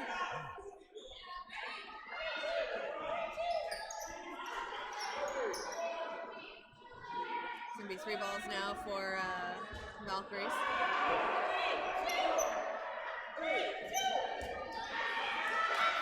And that's a block by Flat.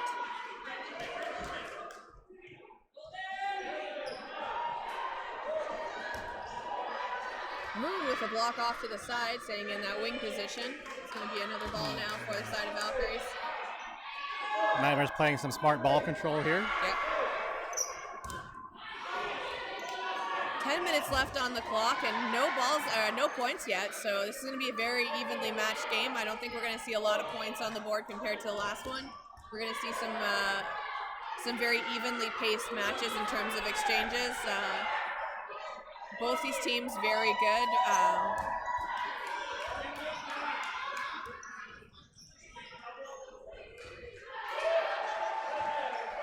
4 balls now for the side of Nightmare.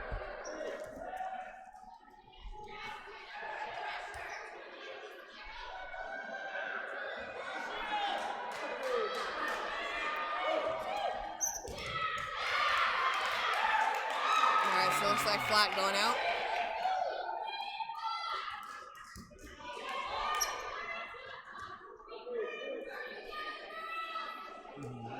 Tejas Antoine, another player in the community who thrives in this position. Yeah, Antoine, very good player. She gets low a lot. She makes it very hard to be hit. That second one takes her out right in the knees, and that was by Kirsten Moon, I believe.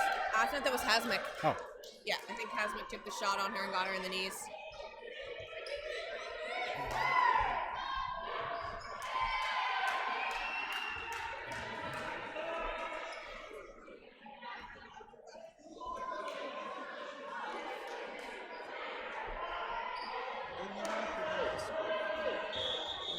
See their opening rush. Oh, looks like false start being called for Valkyries.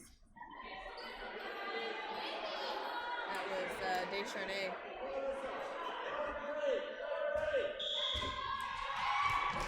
All right, now we had a good opening rush. Again, if they second opening rush, if they had gotten a false start, they would have had to play short with only 5 players on. So good thing they didn't get that second false start. So we're gonna see Burden now on the side of Nightmare. No shots being made. Goes down and up.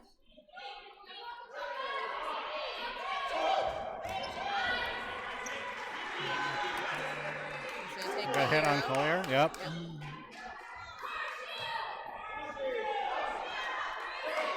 Valkyries have very interesting calls being made.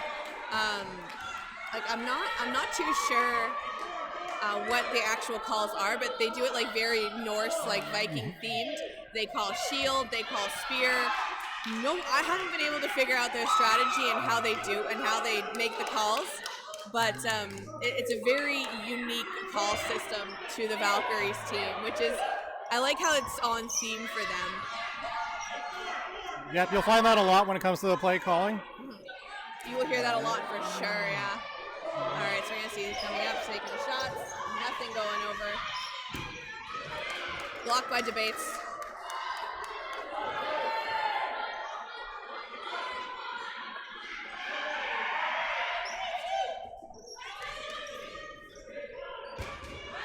Hasmick going a little bit high with her shot. Hamsick.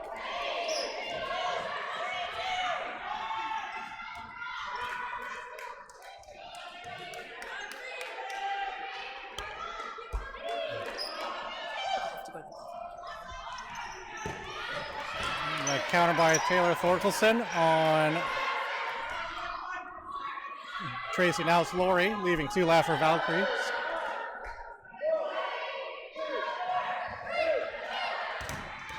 And they're opting to go for the one player with the ball. No harm in that.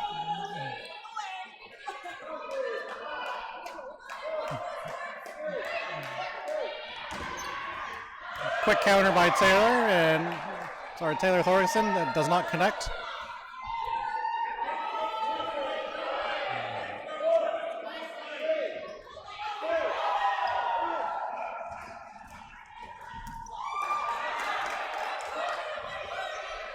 Looks like Nightmare's doing the lanes play where they're just going for the player directly across from them on court.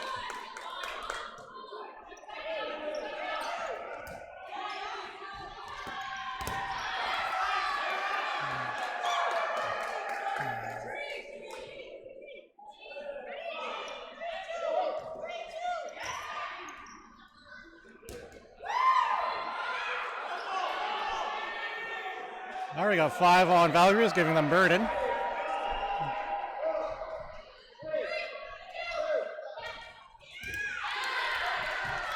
And that connects on Miss Hamsick from Taylor Thorkelson.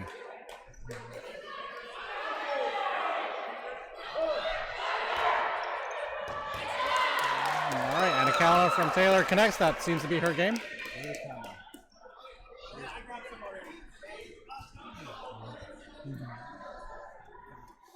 The score is now 1-1 with 4 minutes 28 seconds left in the round.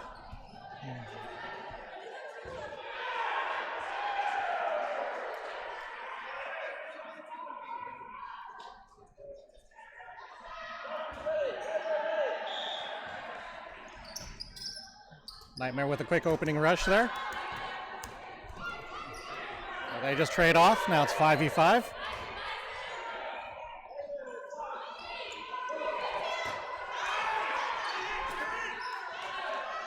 And I believe that was a hit by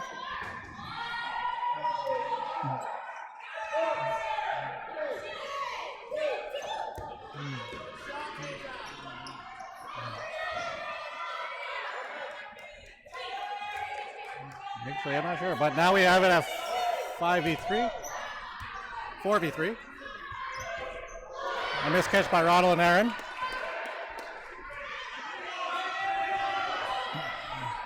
Got Burden now on Nightmare.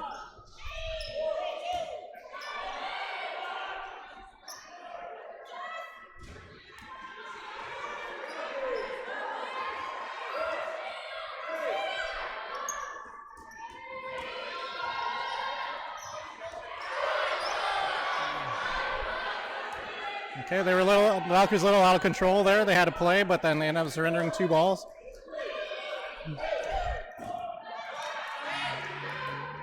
And this missed catch by Clouette on the left end.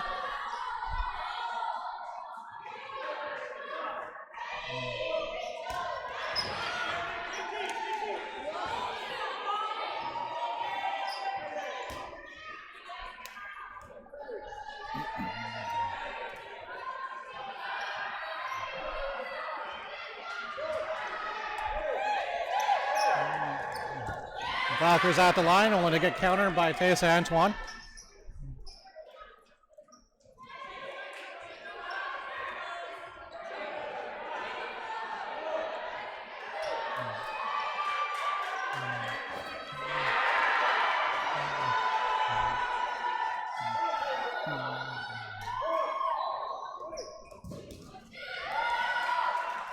And we got a block into her shoe. So now it is 2-1 for Nightmare. Great defense by Collier before that happened.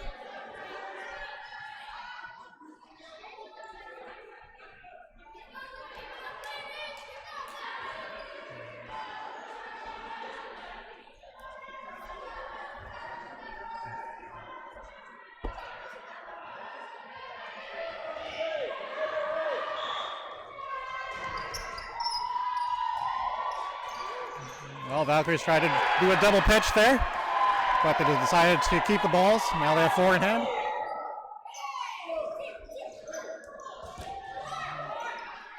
But the throw's a little airborne on Nightmare's end. Roddle and Aaron making the play call.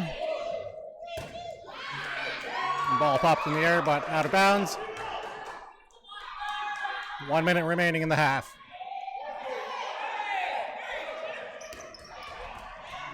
Got Taylor hitting Kirsten Muno, Taylor Thorkelson that is.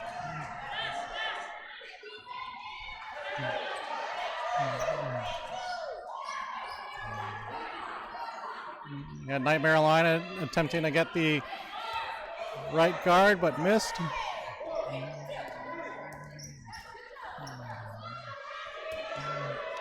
Desjardins with the counter, but did not connect to anyone on Nightmare.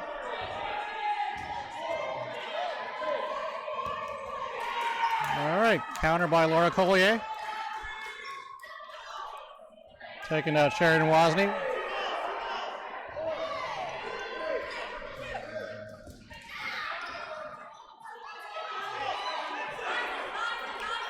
With 10 seconds remaining, I expect Nightmare to just launch everything.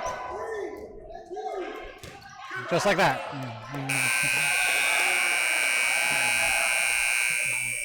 The reason why I want to let go of all the ball at the half is because you're still going to get 3 once the buzzer ends for the no blocking part of the half. So I have 3 on Valkyries and 4 on Nightmare. Nightmare will have burden.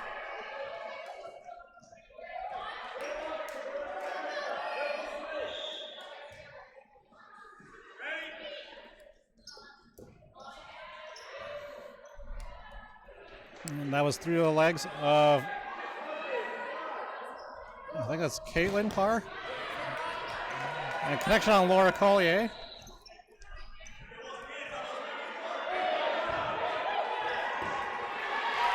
Oh, no, sorry, that was Caitlin Parr on the left guard there. Leaving Tina Hamzik only to get hit in the hip by Julie McLaren.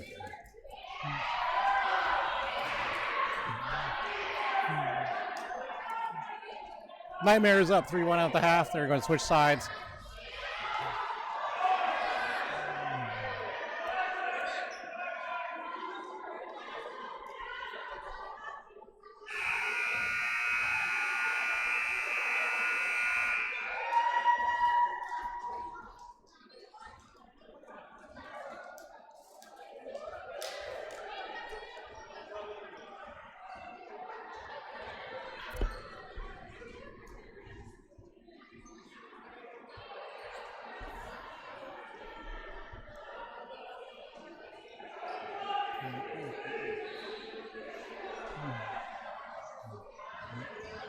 It's the Dodgeball Manitoba Women's Provincials held at Dakota Fieldhouse.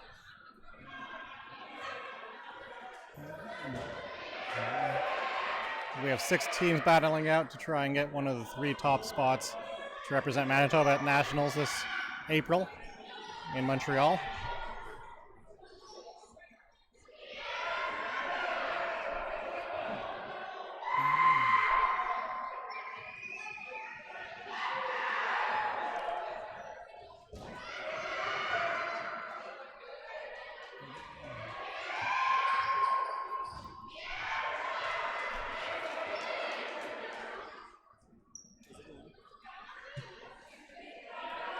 Well, I was expecting the second half. I think Valkyries is going to slow it down a little more. Make sure their play calling is under wraps. Sorry? Because there were some times where the plays were a little bit discombobulated. And if they want to be a little more efficient with their playbook calls, then they're probably going to slow it down a bit. Hey, everybody, can I get a big internet shout out from my man Steve Giron on commentating? Good job, Steve. Thank you, Marco Blitz.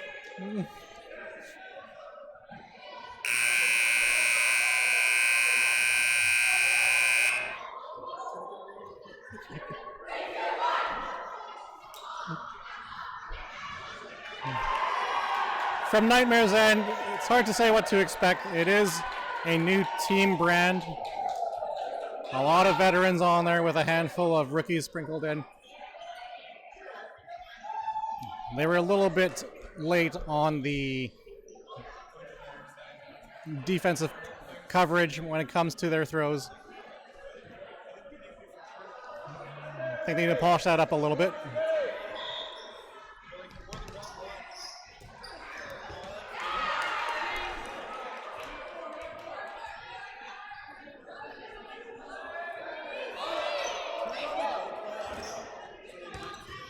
Got hit by Kayla Shala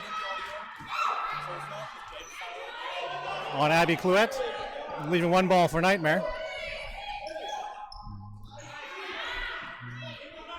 It's good to see Julie back after an absence. I think last time she was here was our Pre-pandemic for sure. pre-pandemic on national squad a couple of years ago when the Worlds were in Mexico. Yes. Yes, Julie McLaren, fierce competitor. She's been on Team Canada a few times now. All right, we've got, Burden was on Nightmare. I think Nosler was expecting a ball, but they went for a block, and weren't quite expecting Moon to get hit out there. Nightmare coming in very aggressive. Maybe something about wearing black jerseys. I don't know. Rogue very aggressive as well.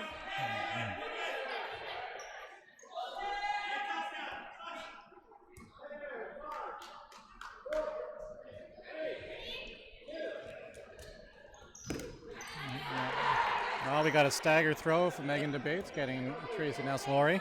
11 and a half minutes on the clock right now, and it looks like Nightmare's leading 3 points to Valkyrie's 1 point, blocked by Par. So we see Nightmare now. They've got 3 balls in hand. And a 1-1 exchange right now between these two.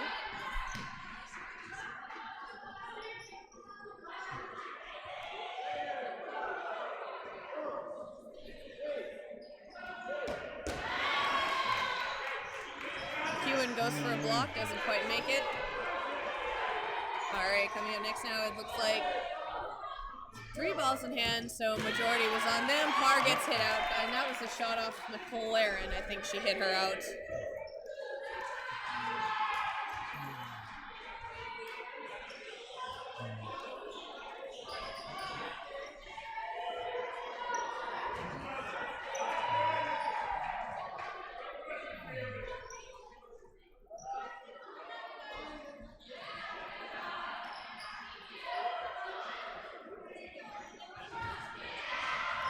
About 10 and a half minutes left now. I think we're still in the first half. Yeah, no, this is the second half. This is the second half, okay. I had to step away from the mic for a little bit, so apologies. I'm back now, though. And on the opening rush, Kara Flat takes out Hamzik. 4 balls in hand now for Valkyries.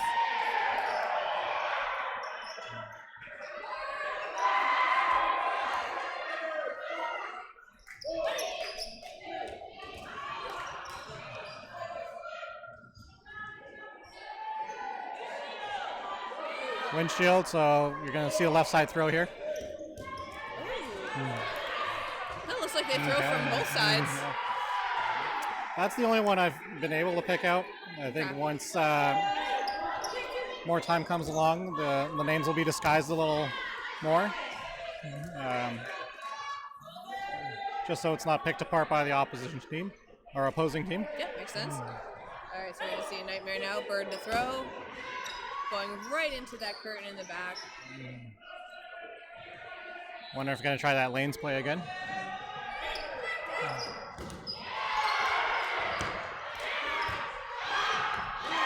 Oh, and a team catch off of Kirsten Moon, leaving one remaining. Yeah, absolutely beautiful done. That's Descharnay left.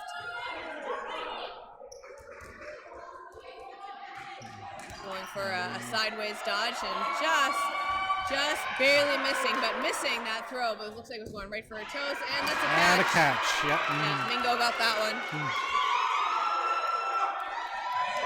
It's now 5-1 for Nightmare. Nightmare's doing a great job right now. I think this is the first year for Nightmare that we're seeing as well. Okay, so Rally and Nightmare are two of our newer teams. Rally doing an absolutely great job, but again, they have a lot of those more seasoned players and helping out some of the newer ones like Debates. We have Cadio. She's gonna kill me for mispronouncing that one. We got Mingo. We got Erin. She's played on a couple high-level teams before. Of course, McLaren. She's an absolute veteran of the league. And they mix well with a lot of the newer players that we're seeing as well. Yep, we just saw a hit from Erin to Nels Laurie and then countered off by Clouette for the trade-off. Burden on Valkyries now. Successfully getting Taylor Thorkelson on the right side.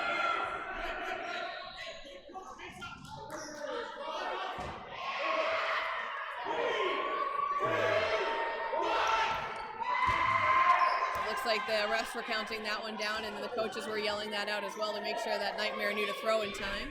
Again, they only have 10 seconds to release a ball.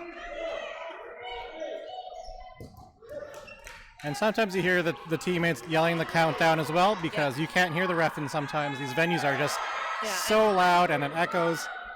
Very loud, and there's lots of energy in here today. All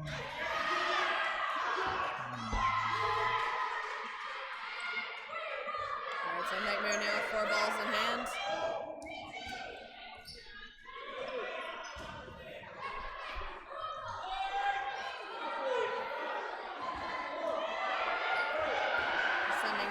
Going down and bouncing just above the feet of Flat. Taking McEwen out in the legs off of that jump dodge. Just got to kick your shoes up a little more and miss those ones. She wasn't able to get quite high enough.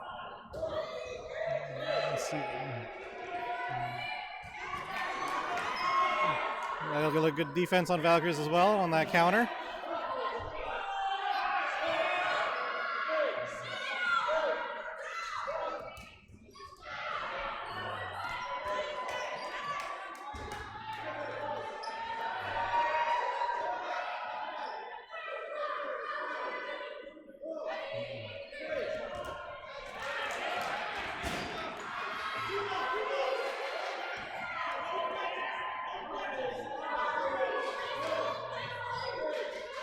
So Burden now on Valkyries. Valkyries taking a shot at McLaren, going just a little bit over. She gets down low to dodge.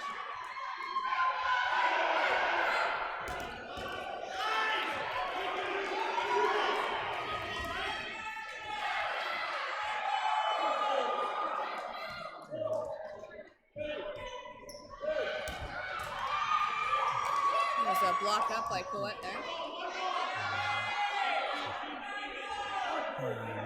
Oh, and she got Julie out too. Oh, yeah. Flat going up, just going up with a throw there. It looked like she was in position to release, but manages to hold it back. They only have 2 balls, so they say hang on. Throwing a little bit over, she manages to block that one. That was a shot by Antoine there. So it's just it's a 1v2 situation right now.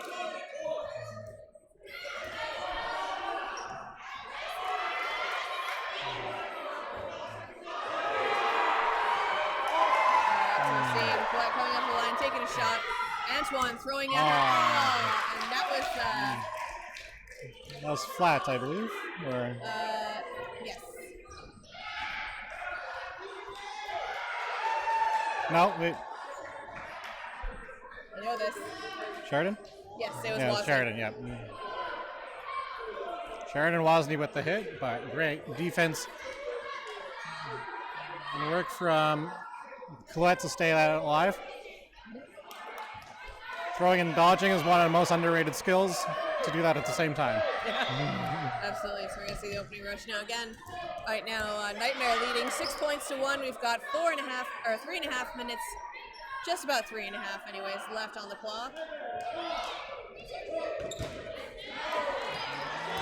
Successful target on the right guard, Collier.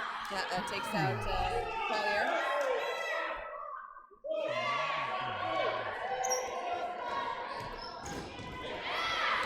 And a hit on Taylor Thorkelson on the right-hand side. Kayla going for the kill right at the line. Yeah, McEwen going for a catch, not quite making it, and then dropping down.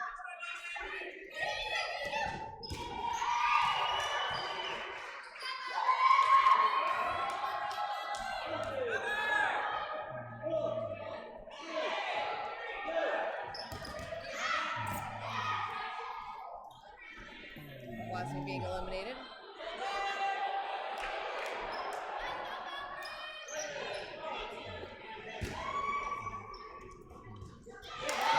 Shala missing a catch.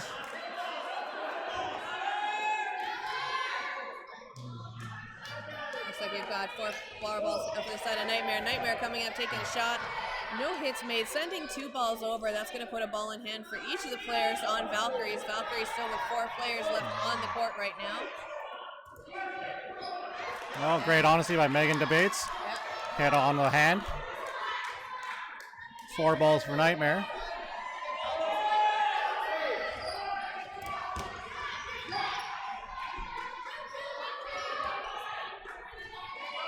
It'll be 4 balls for Nightmare again once the ball comes in from the retriever. So McLaren taking a shot, not quite connecting with Hamzik.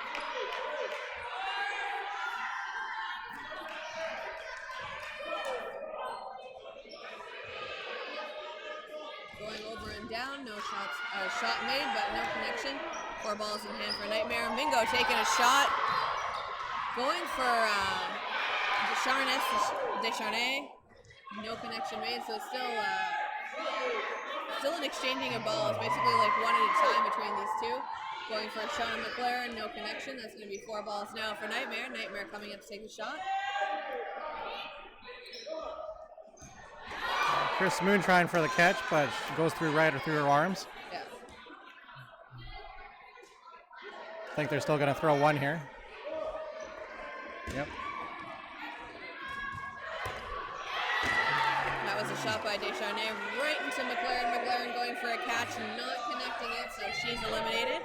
So it's 4 balls now for the side of Valkyries. They just got 1 player left.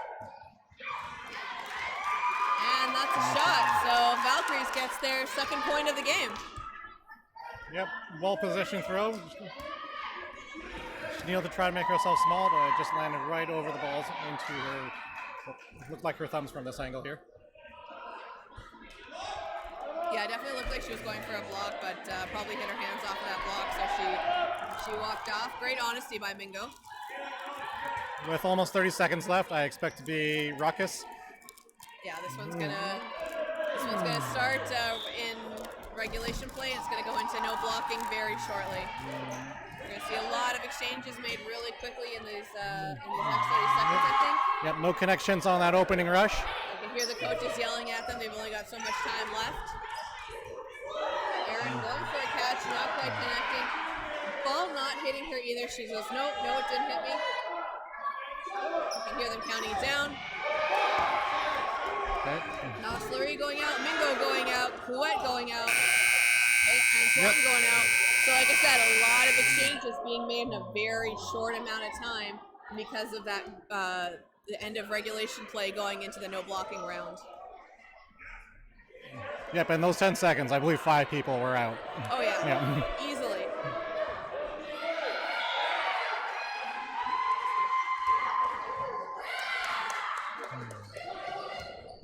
Got a trade off there with McEwen going out with McLaren. Yeah. Moon coming in with a nice big shot. The ball up, but Oh, Parr going to catch. She got hit by that first one, but the ball wasn't dead yet, so she could still go for a catch, not quite getting it, and then they come in and take out Moon. So that is going to be now final score, 7 points for Nightmare, taking this one over Valkyries. Yep, good performance by both sides. I believe you'll still get a chance to see both of them So on Nightmare, stream. coming up next, are going to play another game back-to-back on the stream here. They're going to be taking on last season's champions, and I think they are currently number 1 in the standings, Rogue. And we will be back shortly with that game. I'm gonna keep this here. Yep.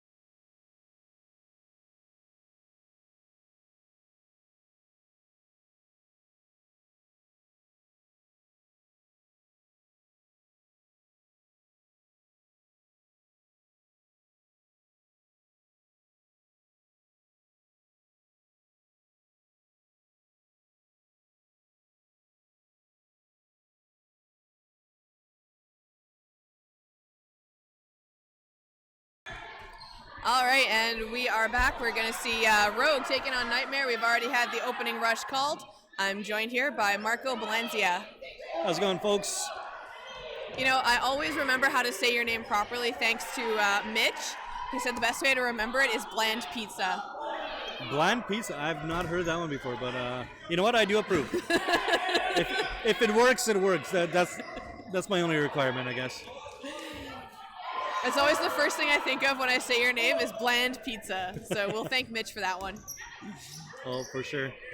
So we got a pretty big matchup here, Nightmare versus Rogue. I'm not too aware of the standings. Do you want to go over those? All right. So last time Nightmare was on the stream, they lost to They won against Valkyrie 7-2. They also took on Rainbow Thunder, but Rainbow Thunder won that 7-1. So they've got a pretty good. They've got a pretty good win-lose average going right now. I'm not sure where they are in the standings because those are displayed somewhere else in the gym, and I'm kind of chained to the table right now. But no, completely fair. We only saw Rogue once before on this stream, and they absolutely killed it against Rally. And now I would assume Rogue would be in first place just with the amount of talent that they have on this team. But you know what? This Nightmare team is looking very good. From what I hear, a couple new additions as late as last night. Oh, wow. Not 100% confirmation on that, just rumor obviously going around the courts. Definitely a lot of skill on this team too. I'm looking forward to see what they'll do in the near future. A lot of veterans on the Nightmare team. Again, Julie McLaren. We've got Megan Debates. They were on high performance teams. They took a bit of time off during the pandemic. They weren't really playing dodgeball, but nice to see them back. We've got Adriana Mingo. She's a veteran of the league. Rodel and Aaron. We've got Teza Antoine, Kayla Shala. I pretty much remember them from when the league started back in 20 gosh knows when. They've definitely been around for a while. Solid pace setters. All right, so we see just Mingo left now against the lineup for the Rogue team. I think they still have their full lineup as well. All right. She blocks it, but she loses her footing a little bit and goes down. And Brady catches her out. Solid catch by Katie Brady there. All right, I am going to go take some photos. I'll be replaced by Brent Piche. Awesome. Is it Piche? Piche? Piche. All right. I should know that. Get my good side. All right. Will do.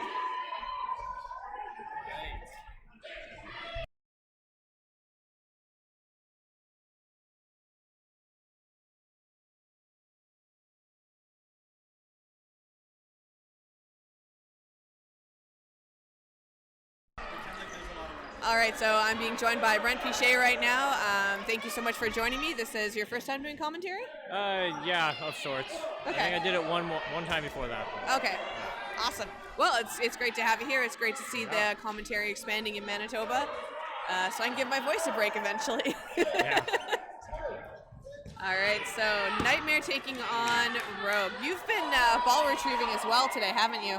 Yes, I have. And you're doing that for Rally, right? Rally, yeah. Yes, I got it right. Yeah. Ooh, we're seeing a call made by the referee Boudreau. He is a fierce ref. Oh yeah, for sure. And so Nightmare coming up to the line. No shots made. It looks like one of the balls ends up rolling back, so that's going to give 3-3 now for each of the teams. Ooh, Good McLaren shot getting there. hit out in the face. Brady always knows how to get up to the line and bait the balls from the other side. Yeah. A couple delayed shots there. Ended up getting her out, but So we're down to just Debates and Wozni. Wozni block. managing to block both of those. Saracen being hit out. All right, so burden now on Nightmare. It's Debates and Wozni left. good Blocked by throws. McDonald. Ooh, Morovic fumbling a catch. Little trade there. Blocked by Brady.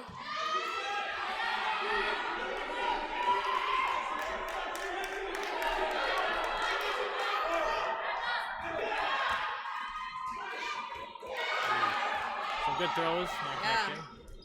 Wozni managing to dodge both of those shots. Brady blocking the shot made by Wozni. Dodging to the side, stays in. McDonald throwing at her, taking out McDonald. It's a 1v1 against Brady. And she takes out Brady. Oh! That's going to be the first point on the board for Nightmare. So that's going to tie that one up 1-1 now. We've got about 7.5 minutes left on the clock. Yeah. Some good blocks in there, and then just waited till they had no balls. So that's Rogue defending their first place title, and Nightmare out for blood. I think this is Nightmare's debut on the Provincial stream as well, like I had said last time. So expecting great things from them based on the roster that they've provided to us. Oh, for sure, yeah.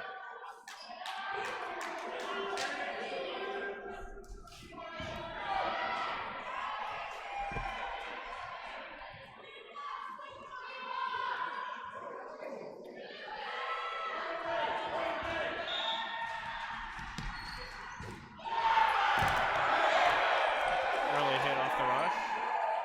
Oh, no, she managed to get out of the way. Oh, never mind.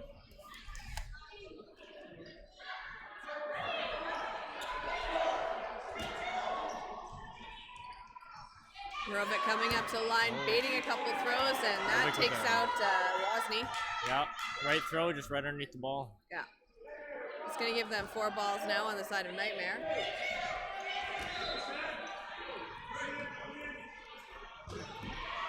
McDonald. Rogue coming up to the line, being very aggressive. A lot of pump fakes from them. You don't really see a lot of the fakes being made by some of the other teams, but Rogue definitely uses that to their advantage. They definitely like to fake throw a lot. Oh, for sure, yeah. I'm not saying that other teams don't do it. You just see it being used the most with Rogue, I've noticed. Yeah, I've noticed Rogue's a more aggressive team for sure. So. Brady taking out Antoine.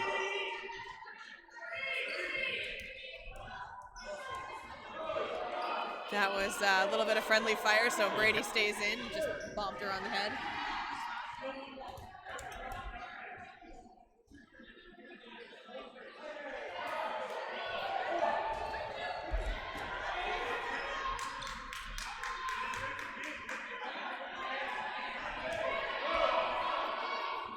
Rowe coming up to the line, throwing a little bit low just in front of Torkelson. That manages to get them a 4th ball now. So we're only, again, 6 minutes left on the clock, and it's 1 point each for the teams right now. So these are a little bit longer rounds than I was expecting. For sure, longer rounds. It's good throws, but good blocks. Yeah. Both teams in terms of athleticism and strategy, experience on the court, they're very, very evenly matched. Very calm demeanor on both sides. Again, both sides playing very smart. Not giving away too many balls, just usually a 1-1 exchange because both teams trying to keep ball control right now. Yeah.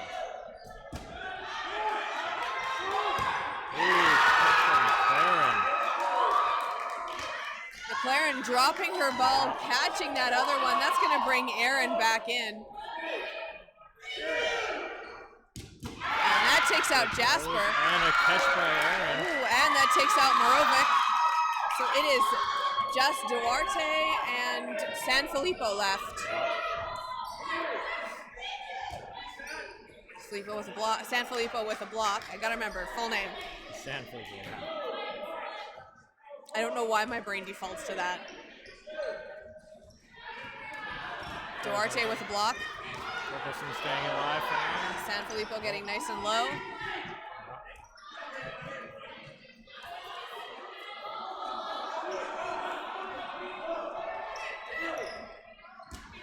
No hits being made, going a little bit high. That's going to give 4 balls now to Rogue.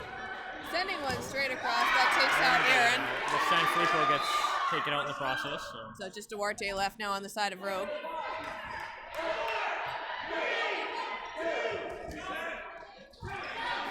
Duarte getting nice and low, managing to dodge both of those shots and then taking out Wozni.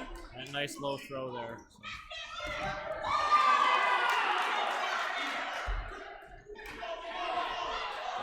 Taking a huge shot at Debates. Debates getting down and blocking it. Taking another shot at Thorkelson. Thorkelson blocking the ball down. Going for McLaren. McLaren dodging to the side. So it's a 1v3 right now, and Duarte is trying to just stay alive against Nightmare.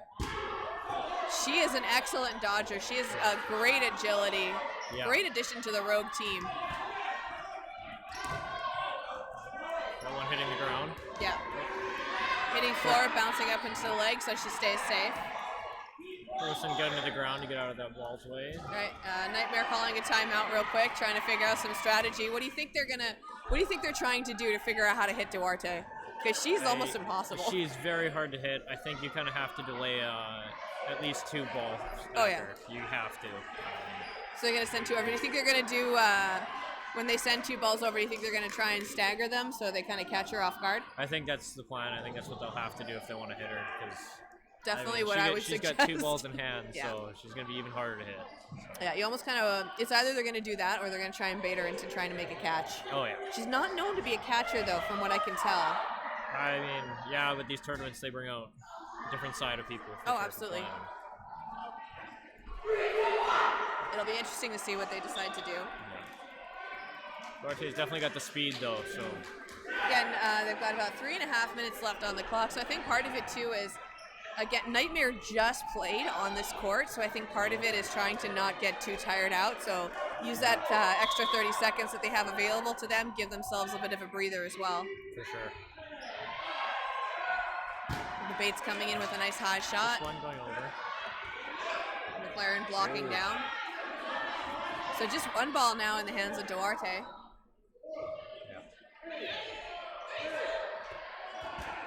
No hit. Nope. Just 1 going over again. Yeah.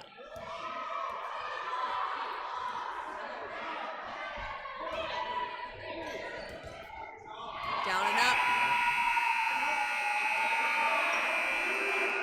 About 2.5 minutes now. Now, I know it's a little bit of a controversial move, but the score is tied 1-1. So with the 2.5 minutes that we have left on the clock right now, I know it's kind of a controversial move, but something that people have been doing a little bit more in league play is just lining themselves out to just reset a fresh line with more players, especially going into the no blocking round at the end of the half. Yeah, that no blocking round can be crucial for games. Yes. So. I was told to do it a couple weeks ago. Yeah. I've definitely had to do it myself. So. Yeah. It's a relatively new thing that I've seen in the past couple seasons, but it's not something that I've noticed people do before, going down and up, not getting Duarte. Duarte taking out debates. There, yeah. She's doing a good job of not only tiring the Nightmare team out, but letting the rest of her Rogue teammates rest up. One going over again. Yeah, McLaren blocking high, almost going into the track above the court. With them only throwing 1, Duarte is definitely playing patient. Yeah. Waiting for a moment.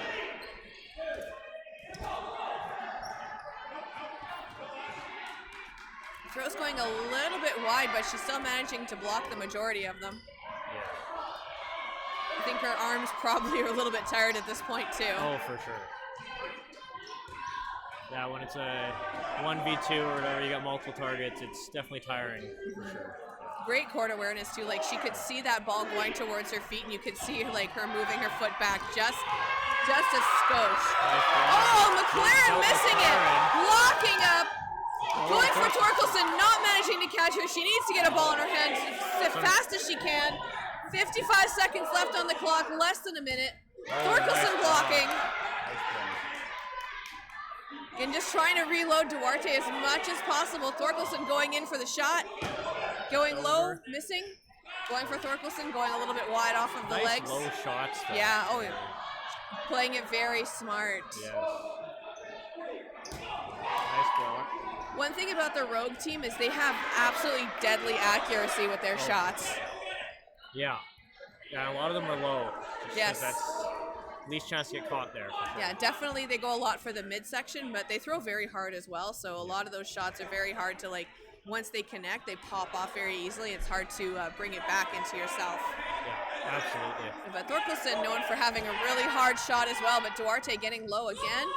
Going to Thorkelson. Almost thought they got her in the knees, but she didn't. And that's going to take it into no blocking. So it's going to be a 1v1. Yeah, this will be interesting. No, I mean they're both good blockers. Now they can't block, so.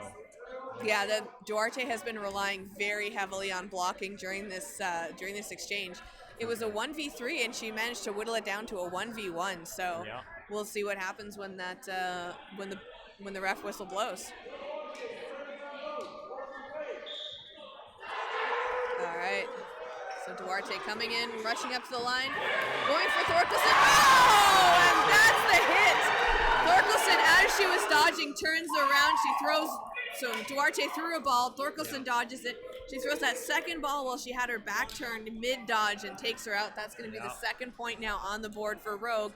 We're going to see them switching sides. Woo! Big that dodge. was a nail-biter. Oh, yeah. Exciting round for sure. It was a big dodge. Unfortunately, had her turned around, so she couldn't see that second ball. Yeah. Very, very smart move, releasing like one after the other the way Duarte did. Yeah, we saw the opportunity and took it. It was good shots. Yeah, I think Thorkelson and Duarte are going to be sitting out for this next round, though. I would assume so, yeah. They're going to be catching their breath. Yeah.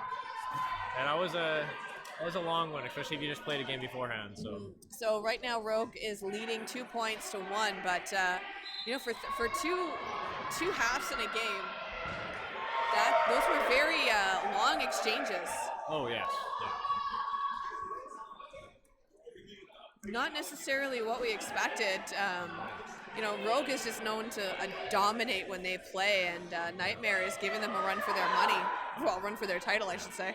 Rogues, like I said, very aggressive. So when they get up there, they tend to make their hits. But Nightmare's making some really good blocks and really good movements.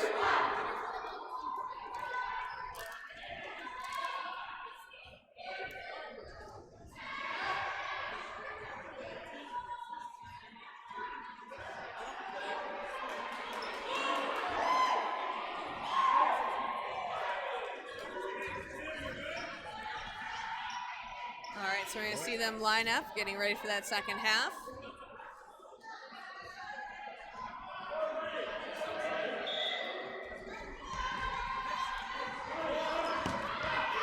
San Filippo coming in hard off that opening rush. She manages to get eliminated, but she takes out Aaron as well.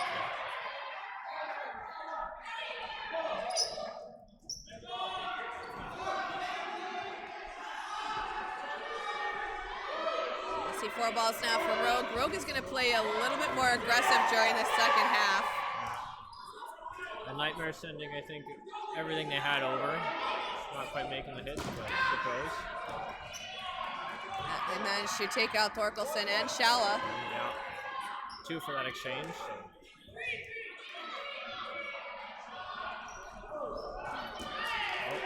Yeah, takes out Mingo. I think that got her in the foot. Yeah, nice slow shot. I think it just skimmed the side of her foot there. Again, deadly accuracy from the Rogue players. They are known for their strong arms. Ooh, nice awareness there by Antoine. Knowing that cross was coming in for sure. One of the things that both Mingo and Antoine on the Nightmare side have going for them is they are both veteran referees as well. So I think it gives you a lot more insight into the game if you are a referee as well as a player, because you can understand how to use the rules to your advantage. Yeah. I think you have more court awareness as well. Oh, for sure. Yeah. Starting from the back line when they reset, we had to just pause for a minute because of an untied shoe, which safety first.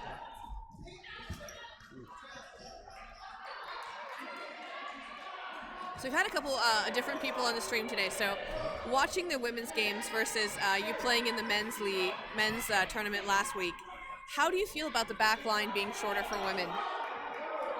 I mean, I kind of understand it, but at the same time, I don't think it's quite necessary. That I think seems to be the consensus that I got from the commentators as well. I'm just asking everyone because I am a proponent of just keeping it consistent. For sure, yeah. I mean, if it's consistent, it's... Yeah, I mean, majority of the time in league play, it's a full-size court. Yeah. So you're aware of playing the same court size when you are in a mixed capacity. So when you immediately get like a women's team, you have to shorten it, and that definitely... It makes you hyper aware and sometimes a little bit hesitant to move back or move forward. So it sometimes messes with your spatial awareness. Yeah, exactly. Definitely, even if you had a full court and you're sitting up there, you notice it. Even with, I noticed with some of the ball retrievers is they're very hesitant to get close to that line. They almost forget which one is the women's line. So there are a lot of longer reaches, so it's a little bit harder for the ball retrievers as well because they're scared of stepping on the line. Yeah. Also, there's not really much of a warning line, and that takes out Wozni. Brady finishes that Or off. Flat, sorry, yeah. Yeah, Rogue played a very hard game. Yeah.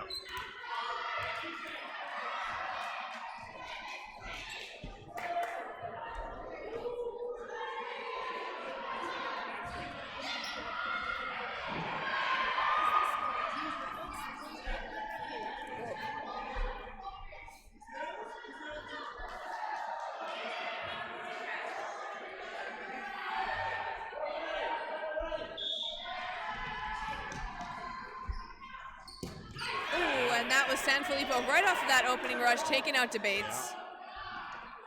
Both teams had a very fast opening rush.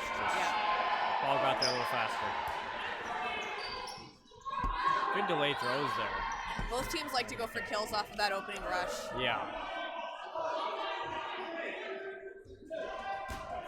Nice block there by Shala. Oh! Hot fly off Sanfilippo. Morovic with a catch. Nice reaction time there for sure. Yeah, Mingo with, looks like the block went into her, so that's going to be an elimination. But 4 balls now for the side of Nightmare, coming up against the full line of Rogue players. Right into the legs of ball retriever Nate Gatza. And the aggression comes out and it pushes Nightmare back. So. Yeah, once Rogue gets aggressive, you need to start worrying. Yeah. Nice block there. Yeah, that was Wozni wanting to make sure that she was safe off of that one. Yep. Protecting Antoine in the process. So. Yeah, very well done. So going to be 4 balls now for Nightmare. Going to come up to the line again, sending one over, and that's a catch off of Antoine. Oof. Blocked by Flat.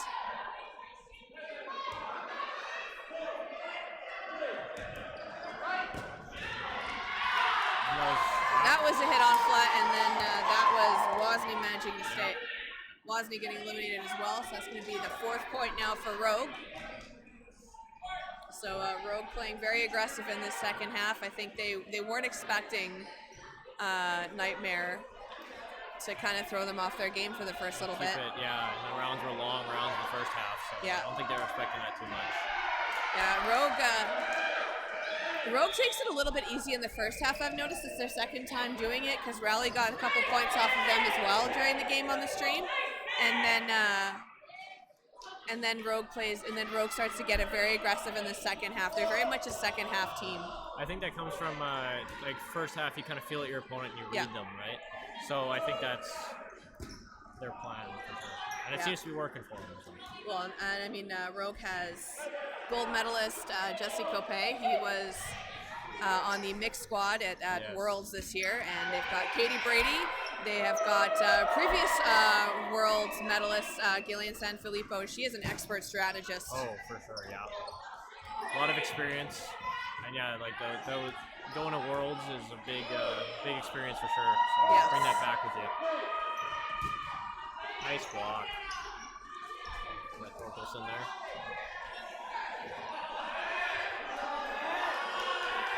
Four balls in hand now for Nightmare coming up the line, taking shots at Morovic, managing to block both of them. That's going to take Wozni out. So again, Aaron going out, and Thorkelson with a block. Almost popped it up for the catch. Yeah, almost looked like she blocked it in herself, but it was a clean block. Yep. Getting high and out of the way there, Dorte. Yeah.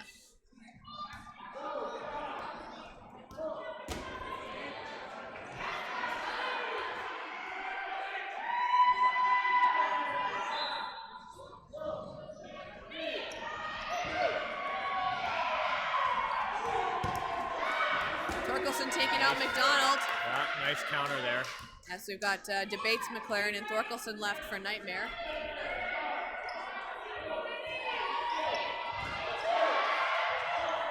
Oh, we got a random ball on the court from the other side. So we're gonna stop play, and I think we're gonna reset to the lines. Yeah, Nightmare saw the ball coming in, so they didn't want to Yeah. throw. Both teams just immediately like, nope, we're pausing. Yep. All right, so there they go.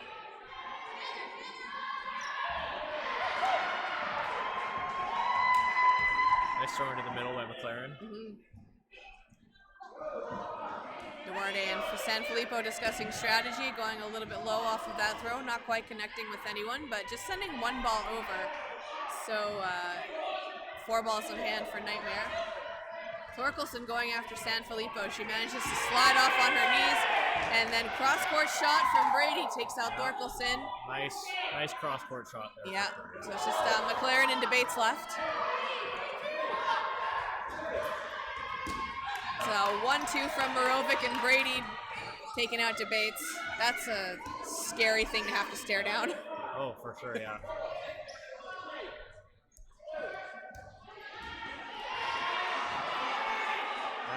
And even with 1 ball, Brady's still keeping that aggressiveness. So. Oh yeah. Nice And from Julie McLaren catching out Katie Brady. McLaren known for her catching skills as well. That's going to bring Shala back on the court now, so it's going to give Nightmare 4 balls. Beautiful, perfectly coordinated throw from both Shala and McLaren. I don't know why. Beautiful throw and then a beautiful dodge to get out of the way there by Sanfilippo. Great big jump from McLaren.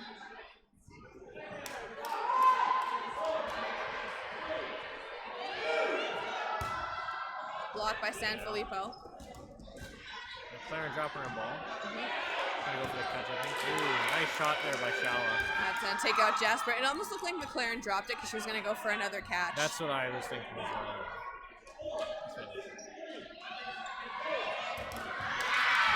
That's going to take out Duarte. Oh, McLaren. That did take out Sanfilippo. They get just skimmed her, yeah. Yeah, I don't It's a think she good was shot. expecting it. Well-timed shots. And big catch by Morovic. Morovic with the catch. Does hit her in the end, but she makes the catch. Yeah, catch and a hit. That's going to bring Anderson in now, so Rogue manages to stay alive. So it's just Shala versus McDonald, and McDonald gets it. That one looks like it just went right under the ball. Yeah. Unfortunately. So it's going to be 5 points now. About just under 2 minutes left on the clock right now.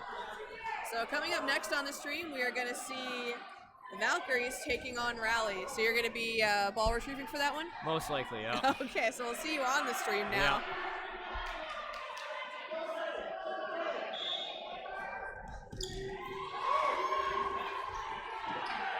I would really love to see Dodgeball get sponsored by Fitbit just to see how many steps the ball retrievers take. Yeah. Yeah, it's a lot in one day. Even like the athletes, they take a lot of steps, but the ball retrievers, they. Oh yeah. Nice throw. I mean, you don't get the bonus of like running across the court to try and retrieve a ball. So it's like you have to take the long way around in order to get that for your team. So I'm just curious, stepwise, like ball retrievers versus players. Yeah. Ooh, coming in hard off a lot of those shots. Rogue playing very aggressively now. I think they know that they don't have much time left on the clock, and they're just wanting to widen that gap. That one taking out Brady by the looks of it. It almost is kind of like with Rogue, is when a team gets points on them, they're like, all right, you are not doing that again, and you see that aggression come out in the Rogue players. Absolutely, yeah. Yeah, they definitely start playing more aggressive when either it's a close round or they lose the round. It's like you get one, and Yeah. that's it.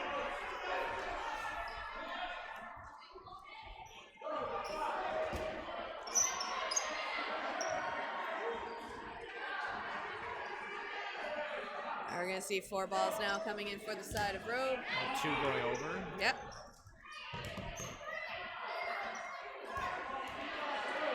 So Rogue now with 4 players left on the court. Each player has a ball in hand, calling out their shots. And Aaron was the target on that one. Yeah. that little bit of a delay caught her off guard. Yep. She almost had the ball up for the block there.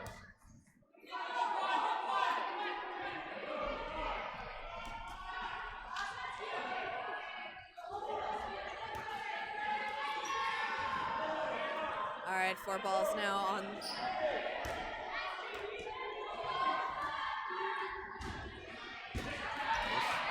Staying alive. So it's Getting gonna be the ball 5. back. Yeah, it's gonna be 5 balls now for Nightmare. We've got one in the hand of the ball retriever. Ooh, catch by Jasper, hit on Duarte. Ref just letting Antoine know that the catch was made. And both buzzers going off at the same time. Was not expecting that. A little bit deaf right now. So it's just going to be Wozni left. No, that's Mingo. I'm sorry. We're looking through a net right now, and a lot of people are wearing the same hairstyle. It's definitely the same hairstyle. Mingo throwing and then getting out of the way. Good awareness on that. So this is no blocking, so it's just Mingo throwing right now. And I think Saracen forgot that. But Ravic with the catch in the end. Yeah, so that takes out Mingo, and that's going to be final score.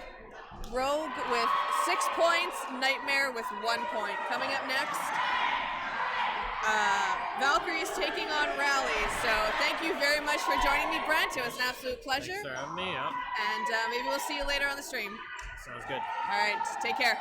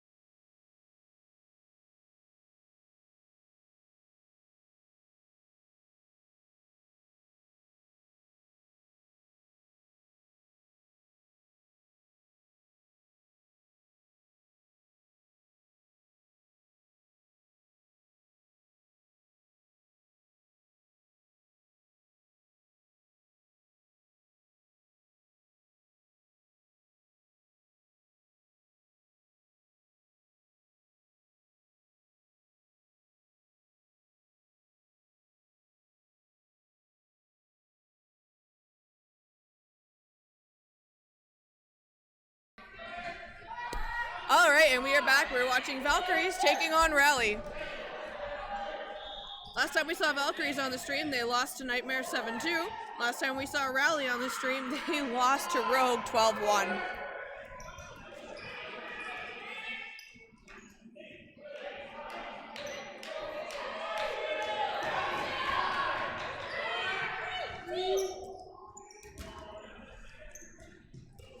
All right, so no hits made yet.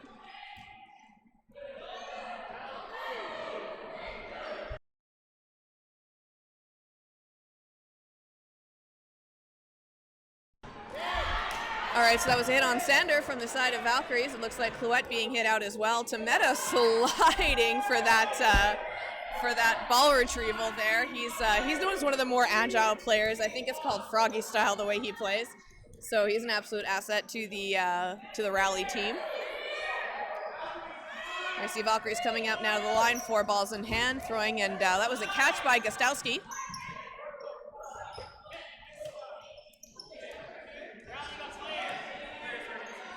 All right, referee calling players for the side of Rally. Rally with 4 balls. One just sliding over the line. That's being picked up by Cullen now. She stays up at the line, managing to hold that ball, pushing back the other players. So Rally still with their full line of players on the board. It's McEwen and Hamzik left. And that was a disarm, and Gostowski gets hit out. That was...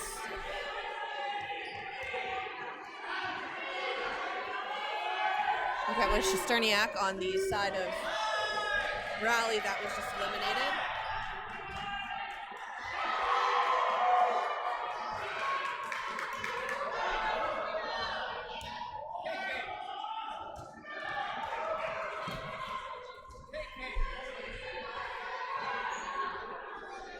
All right, so it's just Hamzik left now for the side of Valkyrie. So that 4 balls in hand.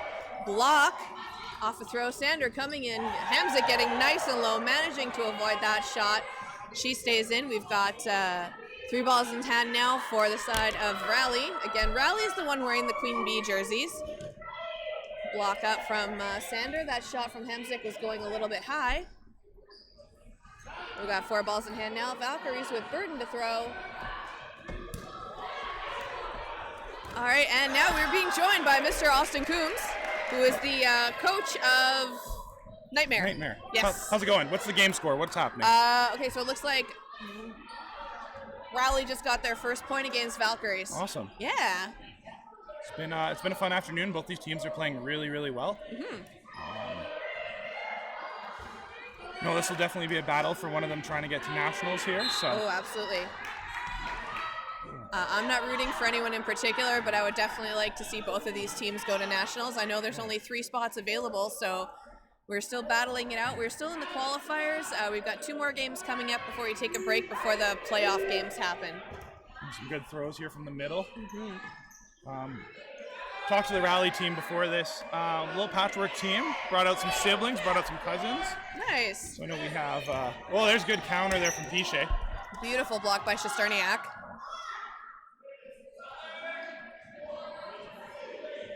Four-ball play here. Sending 2 over straight through the middle. Blocked by Shesterniak Oh, off the tough. wing.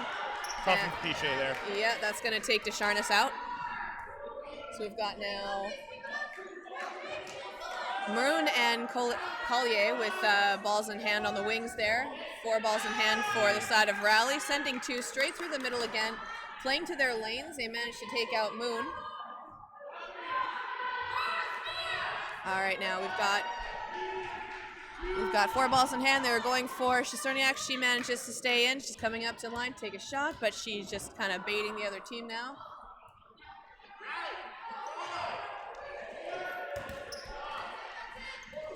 Woo! Just barely managing Shesterniak just barely managing to avoid that one. Nice dodge off to the side. Just skims past her face there. O'Reilly and Hennessy talking it out. Blocked by Hamzik, yeah. Yeah. Going, dodging off to the side with ball out. That's going to be a hit in the hips for Shesterniak, so she goes to wait off to the side now. The thing I'm really liking from Valkyries here is just their communication and their ability to play together. Yes. I know their coaches have been pushing them really hard to be a great unit, and the strides they've made in the last 6 months are incredible. I like that everything is on brand for Valkyries. Like, even their play calls are like Norse-based, like shield and spear. Like, it is awesome when they call those out, and it's very intimidating. So it adds to like the psychological game when you play it, because it's like, oh crap, like they practiced ahead of time. I know Coach Eric and ooh, and that's Hamzik going out. That's a hit off an O'Reilly. Coach Boudreau and Coach McEwen there. I know they've worked a ton with them. And it's really fun seeing them in league play now here, and just how in sync they are. The most dangerous thing about them is they're incredible catchers. Yes. All of them. 8 deep on that. Oh, there it is. There it is. Like I said, on cue. And that's a hit on Collier, though, but that does bring Clouette back in.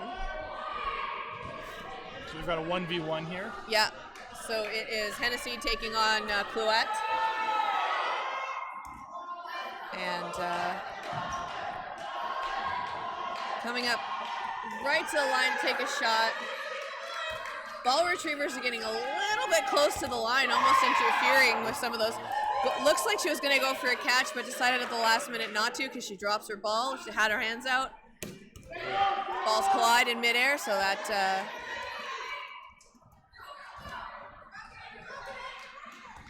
What is it when... What is there a term for when the balls collide in midair, Austin? Just dead balls. Okay. Yeah. I should not be laughing at that. Oh, goes for the catch. Yeah. That's a comeback. Great comeback for Valkyries there. That clutch catch pushes them into a 1v1 that they're able to secure there. Yeah, we got about 6 minutes left on the clock right now, and that's going to be the first point on the board for Valkyries. So a little bit of a slower matches again, because these teams are with the experience, with the athleticism, with the prowess of both sides. They're very evenly matched in terms of skill. So it's going to be very interesting to see how this match turns out. A little volley off the start here. Yeah, that takes out No Slurry. So 5v5 now. Burden on Rally. Yep. Rally comes up to line to throw. None of the balls quite connecting, goes through the line, but they do manage to keep all of them on their side. She's starting out going for a hit on Descharnes, but Descharnes managing to just dodge off to the side. Ooh, almost a line out from Leclerc.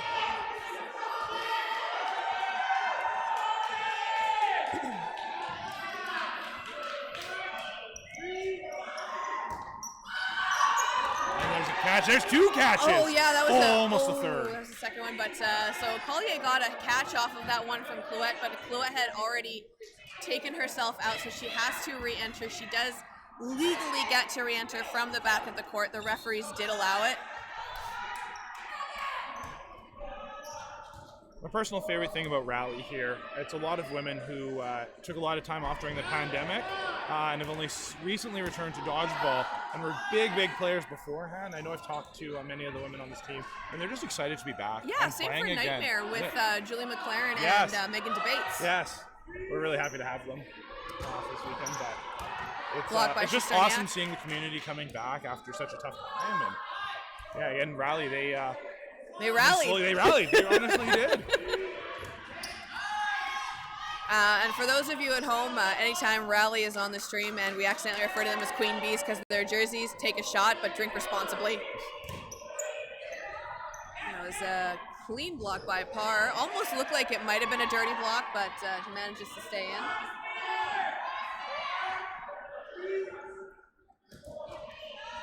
Colin, push. Again, 3 dangerous catchers on the Valkyrie side. You've got to throw this ball low if you're a Rally, or else there's a good chance they're catching it.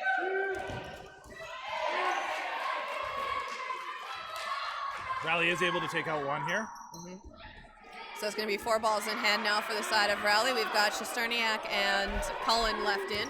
Oh, good shot by Cullen there. Yeah, that's going to take out Parr. Cullen is also a player that we haven't seen in a while, so it's nice to see her back. Yeah, and Clouette calling that, that first one was a hit, but I think they were mid-release, so that third ball did end up getting her, but no hard feelings. That's going to be a second point on the board now for Rally, and we've got 2.5 minutes left in this first half. We're still on the elimination games right now, and coming up later in the day, we're going to see who takes home the gold. I think Nightmare has been doing pretty well. Do you know what the standings are right now, I was Austin? going to say, right now we've got Rainbow at 4 wins, no losses. Rogue also at 3 wins and no losses. The two of them will be playing, I believe, in an hour, roughly. That'll be a big game for first place. Nightmare in second place with 2 wins and 2 losses. Yeah, we're going to see Rogue taking on Rainbow Thunder next up on the stream. Yes. Oh, that one's going to be incredible. Ooh, that's going to be last year's first versus second place team, so grudge match. It's been roughly the provincial final every year that we've done this Real Cup. It's just been different names and different iterations, but it's a rivalry that runs deep in this province. Oh, 2 great catches. Absolutely beautiful. One by Pichet and one by Descharnais. Yeah. Ref calling a timeout. Refs will be chatting here. I think the thing that'll be interesting to see here is I believe it was Pichet's ball that was caught by Valkyries. Okay. But before it was caught, she was able to make another catch. So while the ball's still alive, she's able to catch, save someone on her team, but also once the other ball's caught, she's unfortunately going to be out. Yeah, once you gain control of the ball with 2 points of contact on the inside of the court, it is a valid catch before the whatever ball hit you is dead. So if it's still live in the air, a catch can still count. We've got 2 very experienced refs doing this game. Mr. Pernitsky here refed the men's final at Nationals last year. Yes, he did. Definitely has done some very heated, very tense matchups. And Mr. Pacheco, of course. Very good ref. Yeah. Reffing it was it's a very thankless job. So big shout out to all the referees and all the volunteers who were able to make this happen today. Big shout out to you, Mr. Coombs, for putting the stream team together. It's a fun little job being some IT for Dodgeball Manitoba here, and really you and the rest of your team for just making my life easy. We try. We do have to give a shout out to Mitch for helping us from 2 provinces away, so we can clip this later and tell him we did thank him. Yeah. Good shot from Cullen there on Moon. Absolutely well done. That's going to be picked up by Hamzik now. It's going to be Burden to throw on Valkyries with more players on the court. Oh no, they have even number, but just throw for throw. Ooh, that's Gostowski going out.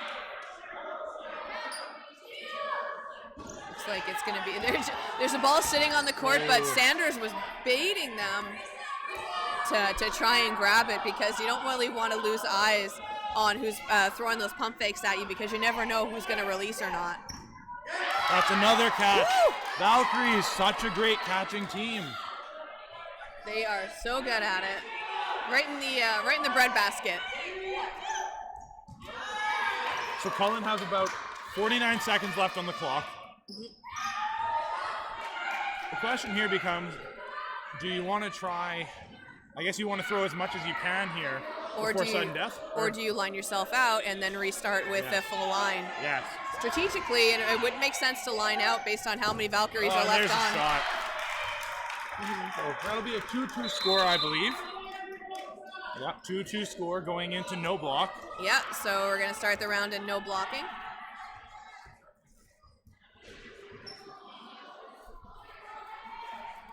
So I've been asking everyone who's been joining me on the stream today, how do you feel about the women's court line being shorter? 1 second while I finish chewing. Okay. I think the really important thing to acknowledge is also that it has been pushed back half a meter. Catch by McEwen. Oh, and adjust.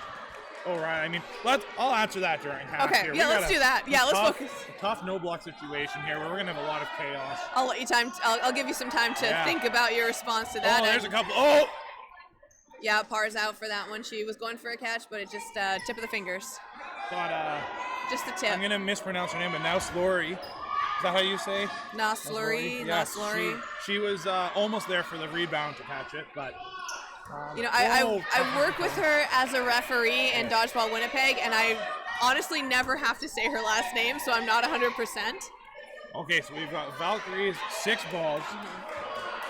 They've got all 6, 2 in each hand. Nothing. Big dodges. Good 2 dodges there. We're giving 2 balls. Oh, a third dodge. Oh, good slide. Yeah, Hennessy almost losing her footing. That's Shesterniak being hit out in the hips again. So it is just Hennessy left. 5 balls, though. Yep. Again, good catchers. Oh, there's one. Oh, takes out now Slurry. Going for Moon, but not quite connecting. There's a catch! Great catch! There we go! That's a catch from Hennessy. That's going to bring back Sander. That's now a Sander known 2v1. for her catching ability. And going after Moon. Moon managing to dodge both of those. Absolutely well done. Really good pressure from Rally here. Not letting Moon step up. There it is! Yeah, that's going to be a point now for Rally. So that's going to take it into the half with 3 points for Valkyrie and 2 points for Rally.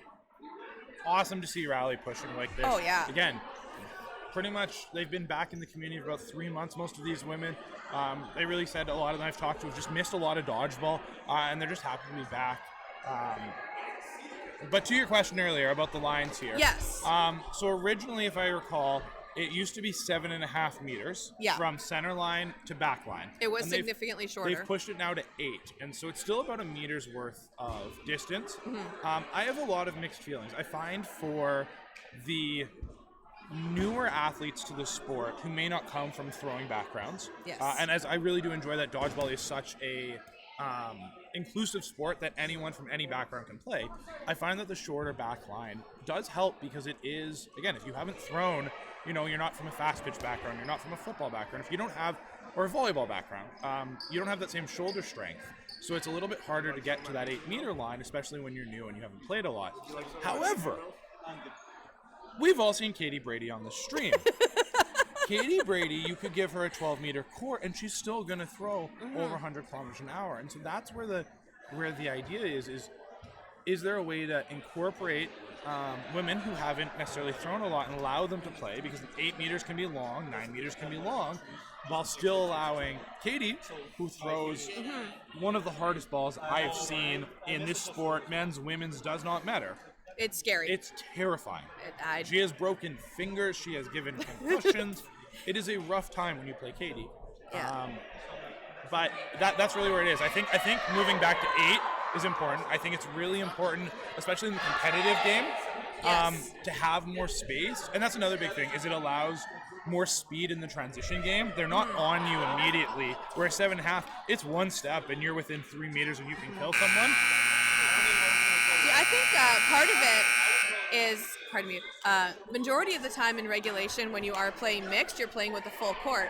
So then when you do play on competitive women's, the court is a bit shorter, and I think that kind of messes with your depth perception a little bit, messes with your court awareness. It makes you hyper aware of the lines, almost a little bit hesitant to step too far back, and you don't get as much movement. Like, there are a lot of people who are very agile and they can slide around on their knee pads a lot, and they don't have that room for mobility because of the shorter court line. Also, the fact that as soon as you get 6 women in a row, you immediately have to shorten the line. Which I think is just kind of just biased, in my opinion. Should be 3 for Rally. All right, so going into second half now, we're going to see Rally with 3 points, Valkyrie with 2 points, and Rally with burden to throw right now. Ooh, good block there. You see some counters coming out. Again, Valkyrie being down points right here, they're likely going to want to pick up the pace a little bit and allow their counter game to shine. It's one of the best ways to end points quickly.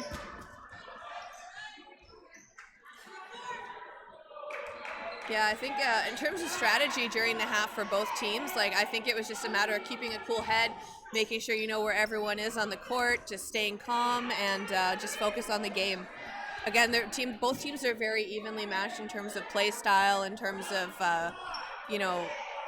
longevity in the league, in terms of athleticism. So it's just a matter of playing a smart game and not tiring yourself out because you want to make it to the finals. Really good trade there from both players. We're going to see that another ball being off to the side now. We're just calling for the ball retriever to grab it, so it's going to give ball in hand for each one of the Valkyrie players. That's going to take out Leclerc. The one I'm really excited to see here rally on this volley, O'Reilly with a ball in her hand, is terrifying. She's a full sprint.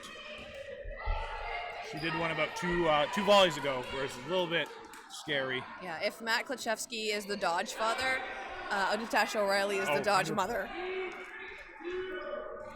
She has been a member of the league for so many years. She's been playing. She's played on Team Canada Maple Leaf. She has been a member of the league, helping to grow teams with new players, helping to, she does a great job with coaching. She tries to make the sport inclusive. She's always positive, great attitude. She's just one of those players where it's just every time you see her, you just want to scream, Natasha! That's the big thing. I know she was really excited, having spoken to her, about just being able to play. Yes. The big thing about being a leader in this community is she hasn't had a chance to just let herself play. She's always had to take on many roles. So I know with this rally team coming together, she was really excited. Just go out, throw some balls, have some fun. Unfortunately, though, her team now, down to the last player, like I mentioned earlier, Valkyries is turning up this pressure. They know that this is an important game. Valkyries have been playing together for a few years, so they do have a little bit more experience as a team, so they do know each other a little bit better. This is, we have to emphasize this again, this is a huge game. A win here for Valkyries likely creates a three-way tie for fourth place. And with playoff seeding coming up, it'll be really interesting to see how that ends up. Yeah, I have a few teams in mind for who I think are going to be first, second, third, and fourth, but it's a little bit of a toss-up between that third and fourth position. I think Nightmare is going to definitely place a lot higher than they might be expected to. I think Rally is going to throw a couple teams off as well.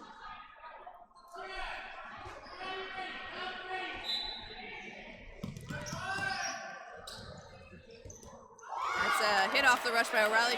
That's the thing is because it's O'Reilly, she is always a target. Yes.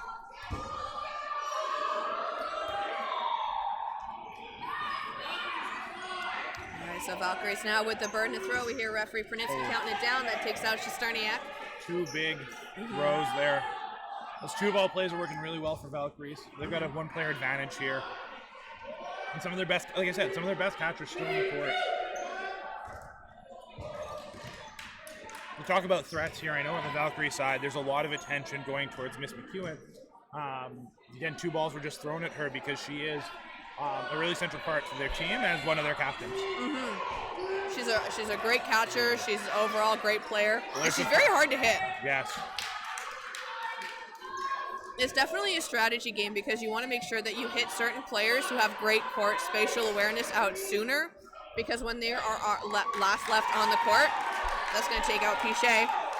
When those players are like the last one on the court, they are such a pain in the butt to try and hit because they will slide everywhere. They get nice and small. They know how to use that space. 100%. And definitely players on both sides of the court are very good at doing that. Then Valkyrie takes a 1-point lead, 8 and a quarter to go. This is going to be tight right down to the finish. I think it's going to be a 1-1 exchange. Great pitch by Valkyrie there. Way to get the player out. Yeah, that takes out Gostowski. This was my I won't say it's quite a hot take because the way they're playing, but I had Valkyrie pegged to be in this bronze medal game. It's still my prediction. I think they've been playing incredible. They had an unfortunate run last year at Real, finishing last, but I think that they've come a long way, and they're my favorite to be in that bronze medal game for sure, and have a chance to go to nationals. Well, that's one of the good things is even when you finish last, is the only place to go is up. And you know what? Honestly, whether or not you come in last as a team, what matters is how you feel as a team afterwards. Did you do the best you can? Did everyone feel good about it? And that's what matters in the end. And I'll tell you, they were in our gym last year practicing opposite of us, and I know that the fire that they've brought this year has just been doubled because of that. They saw how much they could improve, and they're showing it right now. Oh, yeah. 1-point lead here. Player lead. I guess players are tied right now, but burden on Valkyries. There's a hit. Yeah, takes out Pichet. Good block by Cullen. Oh, unlucky. Really unfortunate. Double. Moon and McEwen on the double. Yeah. That's a good turn there by Rally to bring up the heat. Sometimes it takes a lucky bounce. Yeah, Rally had a couple There's double a hits. catch. Parr takes out, I'm not sure, number 8 there, but Parr takes someone Hennessy. out. And Hennessy, yes. Yeah. Parr takes out Hennessy and catches her ball, which means she does get the re-entry. Yep. Completely flips this. Yeah, Rally now with 4 balls in hand, so they're going to have that burden to throw. But we do have Cullen still on the court. She is she's a veteran player. She's got a very good throw. Almost taking out Descharnes there. Ooh, that takes out Leclerc. and Cullen was also taken out in that volley. So it's just Sander left on the court, but Sander is she's a good catcher. Nice block. Oh, tough one. Yeah, that was Collier coming in there with that snipe off the cross-court shot from the wing. We're talking strategy-wise here now. Valkyrie with a 2-point lead, about 5-6 minutes to go. We're getting a timeout here from...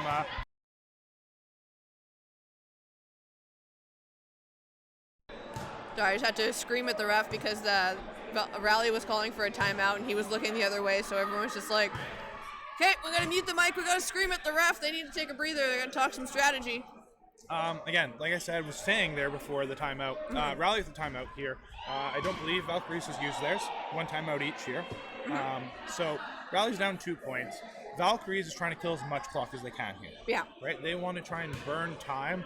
Rally's really going to have to pick up the speed and start pushing things, which means you're going to see them take a few more risks. You're going to see them maybe going for more catches than they thought. The pressure is on them now at this point to pick it up. I think it's a matter of which team retains more agility right now, because the faster they can move, the faster they can jump around. It's they're going to put up more of a fight against the other team. So I'm not sure which team is going to do it, but I think that's definitely going to work in their advantage. Yeah. Beautiful block by O'Reilly off that opening rush. She manages to stay in. Let's see some balls thrown, Natasha. All right. The interesting thing here I want to see from Valkyries is, do they stay disciplined? 2-point lead. Yeah. You're looking for your first win of the night. Can you stay disciplined? Can you continue on your game? There's a early from Rally, takes one of them out. Yeah, that's going to take out par. Leaves Valkyries with 4 players again. You've got the lead. You need to play disciplined. You need to stay patient. McEwen getting nice and low. The ball's going up over her. That's going to give them 2 balls. So they have 4 players on Valkyrie, but they do have Burn to throw now because they each have a ball in hand. Sending 2 over and catch off of the hit from Gostowski. Shesterniak gets hit out, but O'Reilly with a catch. That's going to eliminate a Valkyries player. So that was a good little exchange. Luckily, Valkyries was able to get 1 in that rally, or that fury, I should say. If I keep saying rally, it's not going to... Hey, you've said Queen Bee less times than Jason Mergler did, so... I mean, I've only once slipped, but good block there by Hamzik? Yes. Yeah. I will say I'm not as experienced with the names as you are. Translating everything to last names in my brain is taking a second. That's okay. Good. It took me a while to figure out who was who on the rally team. Yeah. That's going to take out Moon, so it's just Hamzik left now. Hamzik, I actually play against her on Tuesday nights, so I know she's a quite formidable opponent, and she usually catches me out a lot. The big thing for here I want to see from Hamzik. Oh, I'm unlucky. So Sander goes in for the block, and she manages to pop it up in the air, and Cullen gets it. So it's going to be 3.5 minutes left now on the clock. Rally closing that gap with their 4th point now, so it's only a 1-point differential.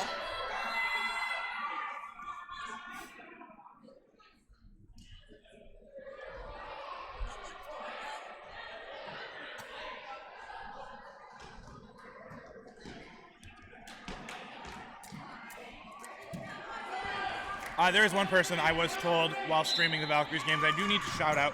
That's Miss Leah Gilchrist, a member of the Valkyries team who's unfortunately not able to play with them this tournament. She's recovering from knee surgery, but they did want to make sure I gave her a big shout out. She's a huge part of this team. She's been helping them improve, and I know she's here somewhere watching the game. But she is a member of this team, and she is a big member of this team for sure. Oh yeah, I've seen her out and about. Like I have seen the knee brace on, so I'm not sure if that was a dodgeball related injury or not. But yeah, I was wondering who we were missing from the Valkyries team today. I was kind of like looking over the roster, and I was like, wait a second. 5v5 here. Rally with the burden. Shot from O'Reilly. Good push counters. Beautiful dodge by O'Reilly. There's one good take by Valkyries. They've got burden now with 5 players and 3 balls. Again, Valkyries can play this patiently. They're up 1. However, because this will go to no block if they were to kill all the time, it is important to note they do probably want to close out this round. Yeah, there is a good chance it could go to no blocking, but we'll see what happens. It looks like Rally is coming in really hard now. They're coordinating the throws a lot more. Leclerc being hit out. 5v3. Valkyrie's right where they want to be. Valkyries is, again, very disciplined team. They have a very specific strategic calls that they make. So it's, and looks like that shot from the player on Valkyries takes out O'Reilly. I'm not sure who threw that one. I believe that was Hamzik Okay. with the counter. I believe it. Good blocks. There's the push. 2 throws. Big block up. Hennessy looking at it, but deciding not worth it running for it because they had Descharnes there on the wing ready to throw straight at her if she tried to go for it. So smart move by Rally. That's a hit on Descharnes. About a minute 20 to go here. Rally has to pick up the speed. They can win this in no block and force overtime. No ties at Real Cup. That being said, they are down players here. They need this round. Whatever way they're going to do it, they do need this round. Sander is a catcher, though, so we could potentially see that come from her. Especially because they hit out a lot of their good players. A lot of good players. They're all good players, but a lot of their... There it is! Right as you called it! There's Sander! And that brings Piche back in. Exactly. Huge for them. Sanders is known for that. I called it. It's now a 3v3 again. Valkyrie, you need just focus on keeping their heads on them, and they've got a chance for this. There's a nice block. Collier. Oh, Piche goes for it. It's okay. The whole Piche Sanders family still in. known for their catching. They drop and just disappear. Oh, Sander here. It looks like Clouette's got her number. She's staring her down, and she's swinging that ball 10 like seconds. she's going to take a 10 shot. seconds. They're going to need to have a little bit of that. Ooh, Collier with the catch. Oh, Sander. That's going to leave 1 for Rally here, going into no block. So it's got it's Hennessy, so Hennessy has potential for catching as well. So they're going to call no. Yeah, they're going to call no hits were made off of those throws just as the buzzer went. So Hennessy is safe. So we have Hennessy on one side for Rally, and we have, it looks like, Moon, Hamzik, Clouette, and Collier left on the side of Valkyries. So it's going to be a 1v4 situation starting in the no blocking round. Again, Rally needs this point to force overtime. Yeah. Otherwise, Valkyries will claim their first win of the tournament. Yeah, so we'll see what happens with catching. I know Hennessy, I think possibly related to Sander. Oh, there he is! There's the catch! Just when they need it. Again, Valkyries, keep your head.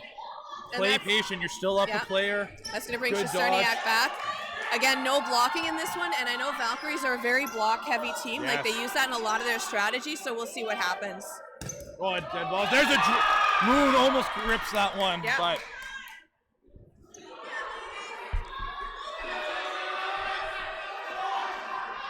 Oh, another one! Collier just on the tip of the finger, so it's just Clouette left now. So that's going to need to clutch here.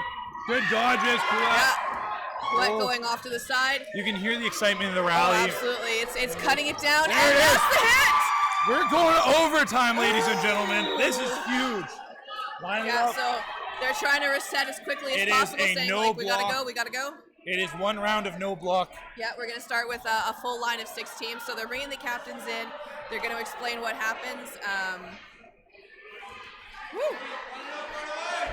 Do we know what the game after this is? This is Rome versus Rainbow Thunder. Oh, great game right after this. It's going to be a good one. I know. It's going to be the grudge match. On TTV4, it will be Nightmare and Rally. So Rally will be playing another one right after this. Okay, so it's... I mean, I kind of hope Rally takes this one. So they got some players that they can exchange in and out. So I'm here. I'll be honest. I'm cheering for Alex. I want them to get the first wins here. So we're on both sides, but let's see how it goes. Woo! Oh! Hamzik does the Matrix move pretty much. 5. The X factor here will be the catching, I think. Yeah. For both teams, both great catchers. No blocking allowed. That means their hands are going to be free to catch balls. Yeah. So Cullen was just eliminated for the Rally side. That's 6 balls for Valkyries. Ooh, Leclerc going for a catch, not connecting with it. Valkyries still with burden. They have 3 balls. Player advantage. Yeah. patience. Patience is a virtue here. Yeah, giving away balls right now would be just absolutely detrimental to either team, so they want to make sure that every throw There's a counts. catch! By Another Hennessy! huge clash! Oh, and there you go. She's That's gonna- clutched up 2 massive catches here to get her team in it. Yeah, I think that, again, that's because she's, I think it's because she's related to Sandra. She is. Yeah. The catching sisters. One of our, took a nice long drive, I know, from not Winnipeg to be here. So really excited to have the sport grow outside of Winnipeg. I know in Manitoba Yes. it's very focused on the one city. It's very flat, and it takes a while to get anywhere in Manitoba, so Hit. Oh, Yeah. McEwen with a great dodge. it's going to take out Cluett. Hey. So it's just McEwen and Nelslery left. And that's a another catch by catch. Pichet.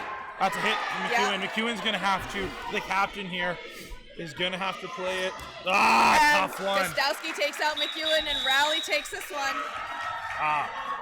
Tough one It for was the Valkyrie, catching. but It was Hennessy and Sander. They came in clutch with those catches that revived their teammates, that were able to bring more bodies, and they had the throws.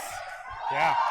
Well, that'll wrap it up for this one. If you want to stay on the stream here, you'll catch Rainbow, Thunder, and Rogue, a rematch of last year's provincial final, on TTV2. And on TTV4, if you want to go watch if Raleigh can continue this momentum, they'll be playing Nightmare, which I also have to leave for because I Yes. have to go coach that team. Well, thank you very much for No joining me, problem. Austin. It was an absolute pleasure to have you on the stream, and maybe we'll see you later today. I'll be back after this game, after I'm done coaching, to do a little bit and give you hopefully a bit of a break. Thank you. All right, you take care. Thanks.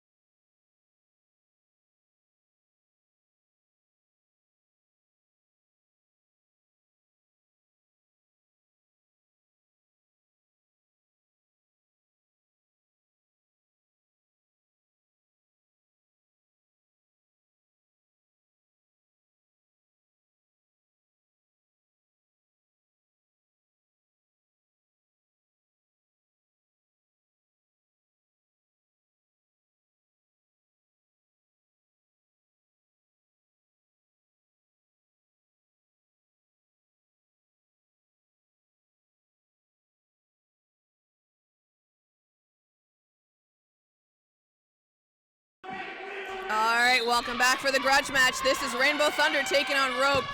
Huge opening rush, taking out 2 players. However, Rainbow Thunder accidentally sent one of their balls over to the Rogue side. We're going to see a lot of energy and a lot of throws from this game.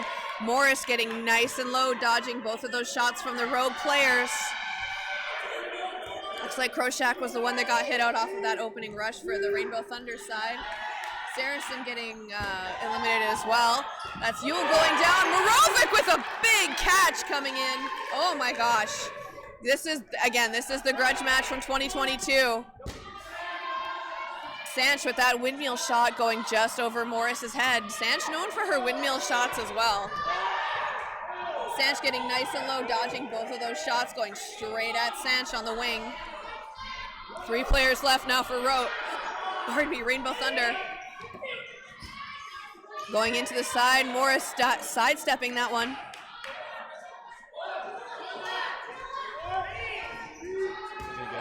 Blocked by First.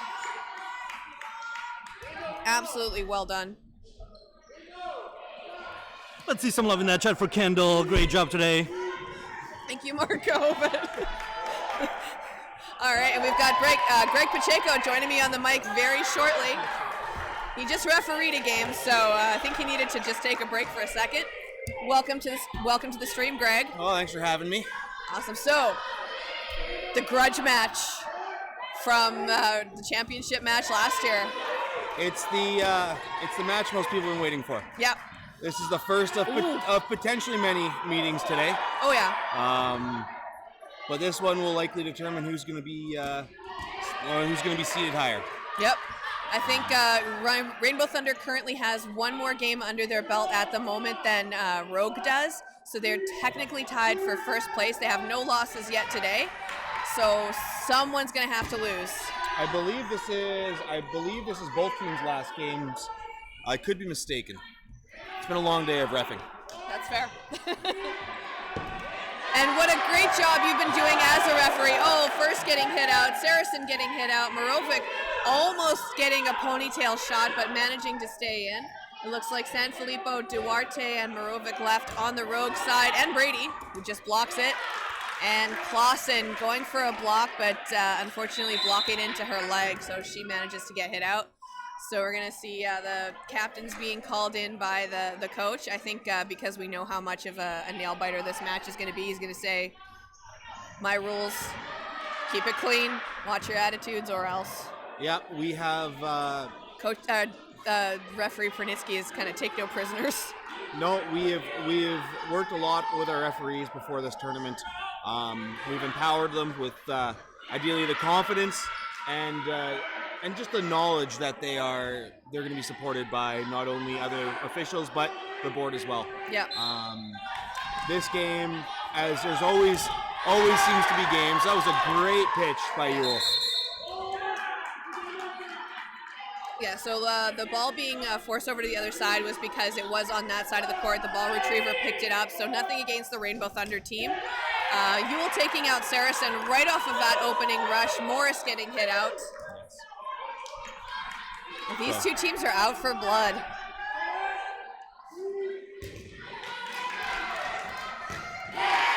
Yeah, Morovic getting hit out off of that second shot. Brady coming in to sweep that ball over for her team.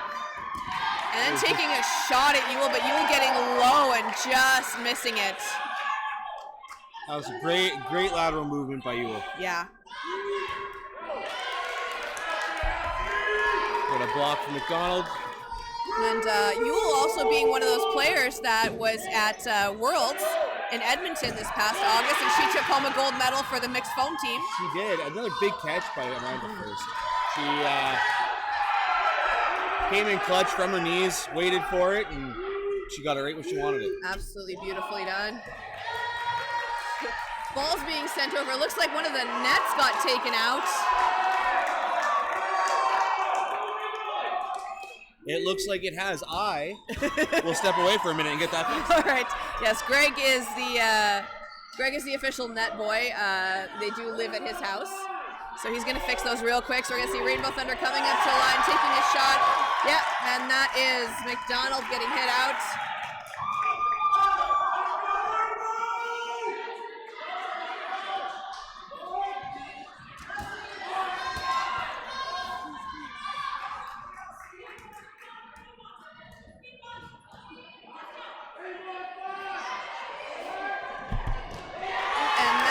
hit on Sancho. It's just going to be Jasper left now. So Jasper, 2 balls in hand. She's got one behind her. Being held by the ball retriever, throws it onto the court for her. She's going to have 2 balls in hand. She wants to make sure that she has 1 to throw, 1 to block with. Takes a shot, goes down the line. No connection made. Another ball being thrown into her by Nate Gatza there. All right, so we're going to see a shot taken. Dodge lateral by first, but manages to hit her. Collins stays in. One of the balls, unfortunately, doesn't get retrieved, so it goes over now to the Rogue side. Rainbow Thunder coming up again, wide over the head shot by Jasper. No balls in hand. She's completely empty. Hopefully she can get a catch off of one of their shots, but it looks like they're going to be sending everyone over and no hits made. She manages to dodge all 3. And finally that shot comes in from, I think it was Clausen, taking out Jasper. So that is now going to put Rainbow Thunder on the board. They are drawing first blood during this match. 7 minutes now left on the game clock. All right, so Rainbow Thunder got the first point of the game, or no, it's 1-1 tie, I'm sorry. 7 minutes left. I unfortunately didn't see much of that point. Yeah, it's okay. But the net looks beautiful, Greg. Well, thank you. And that's Sanfilippo getting hit off of the opening rush. She is usually a target on the opening rush when she goes for them because she is a veteran player and she is quite the formidable opponent, and that's Collins going out, just confirming with the referee. He does say, yeah, that's a hit. So Rogue now down to 5 players. Rainbow Thunder now down to 4 players. And that's McDonald going out. Anderson taking a shot at Morovic. Morovic going for a catch, not connecting, so she's out. There's a lot of fantastic trades going on right now. Huge energy coming from the Rainbow Thunder side. They're such a positive team. Like, I think it's the jerseys. You just want to cheer for the jerseys and the team. They are bright and exciting. Rogue with very streamlined jerseys, absolutely beautifully designed as well. But it definitely, the contrast and the color scheme is very intimidating. Kroshak getting eliminated. Yule getting hit as well, just on the top of her head. Yeah. The refs catching that.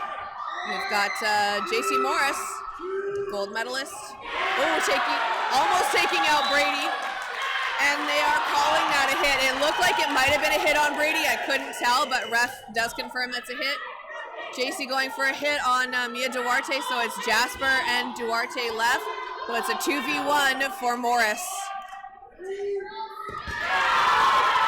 Duarte getting the hit on Morris. Yeah, that's a sniper shot on her while she was laterally dodging. This is going, if everything plays out as both teams expect and hope, you're going to see this is a prequel or a preview to the gold and silver medal game. But as we've seen before in these tournaments, absolutely anything can happen. Yeah, just like what happened with your team Dark Horse last week. What happened on that? You guys took second place we in did. the tournament. Jeez. Too much celebrating afterwards, Greg? Not enough. Okay. You know what? We haven't got to celebrate. Big catch by Kroshak. Yeah, Kroshak. She is a catcher. She's known for it. That little stare down after. It's hard not to. Catching someone at the line is one of the best feelings as a catcher. Oh yeah. But as I was saying, a lot of players here, we haven't got to celebrate fully. We knew there was another tournament coming.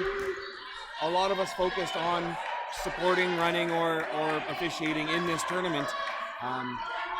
Looking forward to this one being in the books and all teams being able to celebrate and finally relax. And just work on that fundraising to get you guys to Montreal.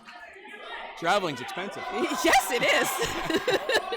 The dodgeball tournament calendar is insane this year. Yeah.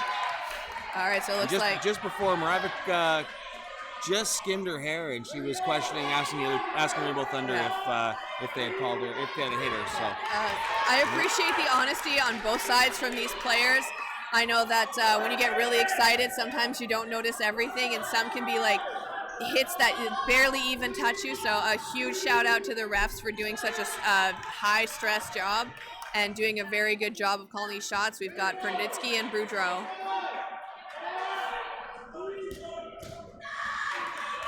And Sanch manages to stay in. One ball on the Rainbow Thunder side. Yeah, 5 5 balls for Sanch. Jump dodge from Kroshak. Again, going for Kroshak. She's just going straight down her lanes at her.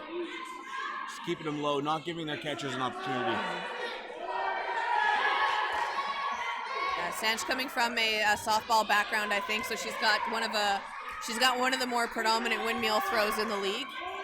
Yeah, she's looking. Sanch now on the board for Dodgeball Manitoba. Ooh, well, congratulations. With a new position, and I don't want to butcher the title, but it is for women inclusion in the sport. She's looking to start running potentially some women's clinics, women development clinics, and I believe that throw is something she's going to be working on teaching as well. Yay! I'm pretty sure many of the men would like to learn it as well, myself included. And that's a hit from Sanch. I think that was Collins that got that one. They weren't giving her a chance there. They threw all 3 balls. I believe Sanch made a hit on the other direction, but it didn't matter. In the meantime, if you do want to learn how to do a windmill throw, JC Morris was featured in a Dodgeball Dudes video at Worlds.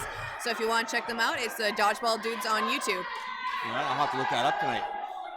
All right, so we got 1 minute and 40 left on the clock. The score is tied at 2-2. Again, this is the nail-biter game that we were waiting for today. Ooh, the patience from Kocha. Yeah. She got that ball, she walked up to the line, and she had a second to decide who she was going to throw at. Yeah, and that was Saracen. She was the target of that one. Anderson managing to dodge both balls being thrown at her and managing to sweep them for her team. So that's going to give majority of the balls now to Rainbow Thunder coming up to the line. Going for Brady, missing as she dodges laterally, but... Great movement to stay alive. You see a mentality switch lately for many catchers. Yeah. Brady, Mravik, Yule, Krochak, they're all catchers. They're focusing a lot more on getting out of the way. Yes. The big difference between traditional rec league where you play with a wall in the back. Kroshak getting hit out in the knees. I don't think she was expecting that one, but she was a little bit close to her teammate, so she wasn't able to dodge completely out of the way without accidentally taking her out, so well done. And that's hit on first. She made the first block, but as she looked to recover, 2 more balls came out of her. Yeah. 5 balls for Rainbow Thunder, 1 for Rogue. And that's McDonald going out. There's that windmill we were just talking about. Yep.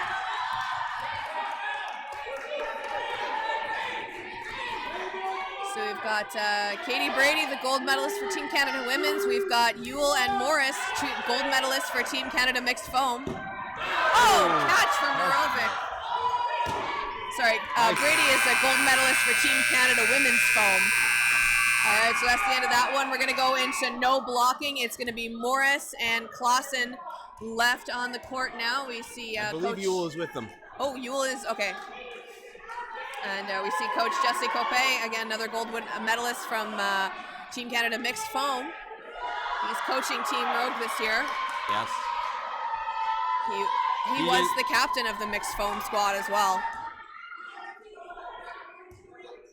At Worlds. I think he was. I know, I can't remember. Honestly, I can't remember. Obviously, I couldn't remember that I won silver last week. You did? Yeah. All right, so we see Rogue now. Ooh, that's taking out Morris. That was definitely going to be the primary target. Yeah. I'm going to predict Sancho's going to go for a trade here. She's going to pressure up. She may be willing to make that trade. And she was. Oh, and he gets a pop-fly catch off Sanch. She got low. And that was off of Clausen. She was just staying on the court, just confirming that she did get that catch was off of her. Great honesty by Clausen. Yule taking her Morovic. Yeah. Now, Yule is a veteran of the sport. She's been playing since the inception of the Dodgeball Winnipeg League, so she is hardcore.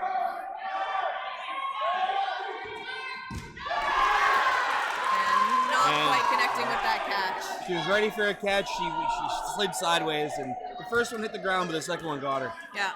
But, What a half. What a half. You pretty much have to send like 3 to 4 balls to hit some of these players out on both sides. Like, they are hard to hit. They are, and with the court a little bit shorter than the men's court.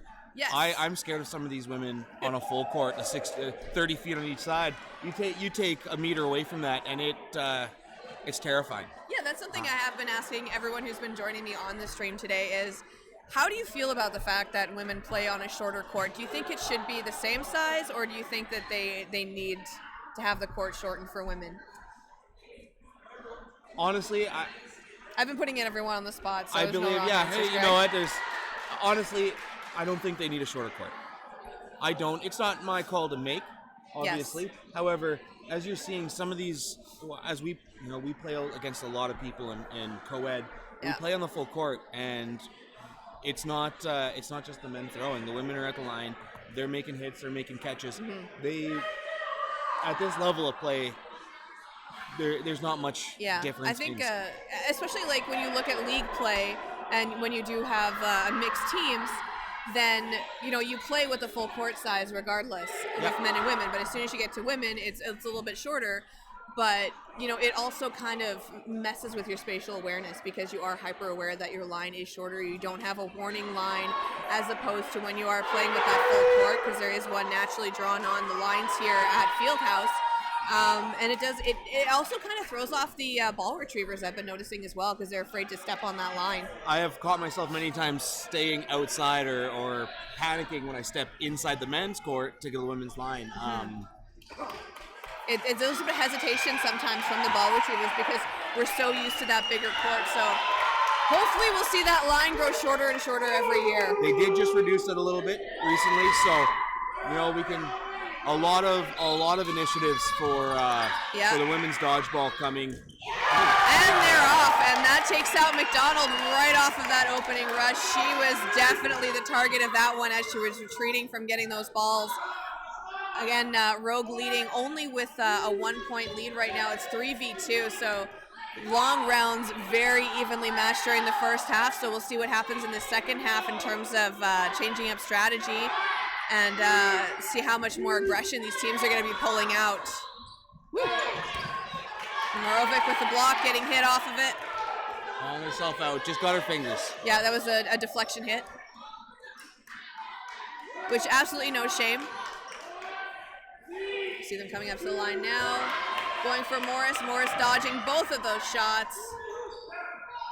4 balls now on the side of Rogue Thunder. They're coming up to the line. And that's Katie Brady getting hit out. Oh, hey, a ball. And ball falling right in between our laps.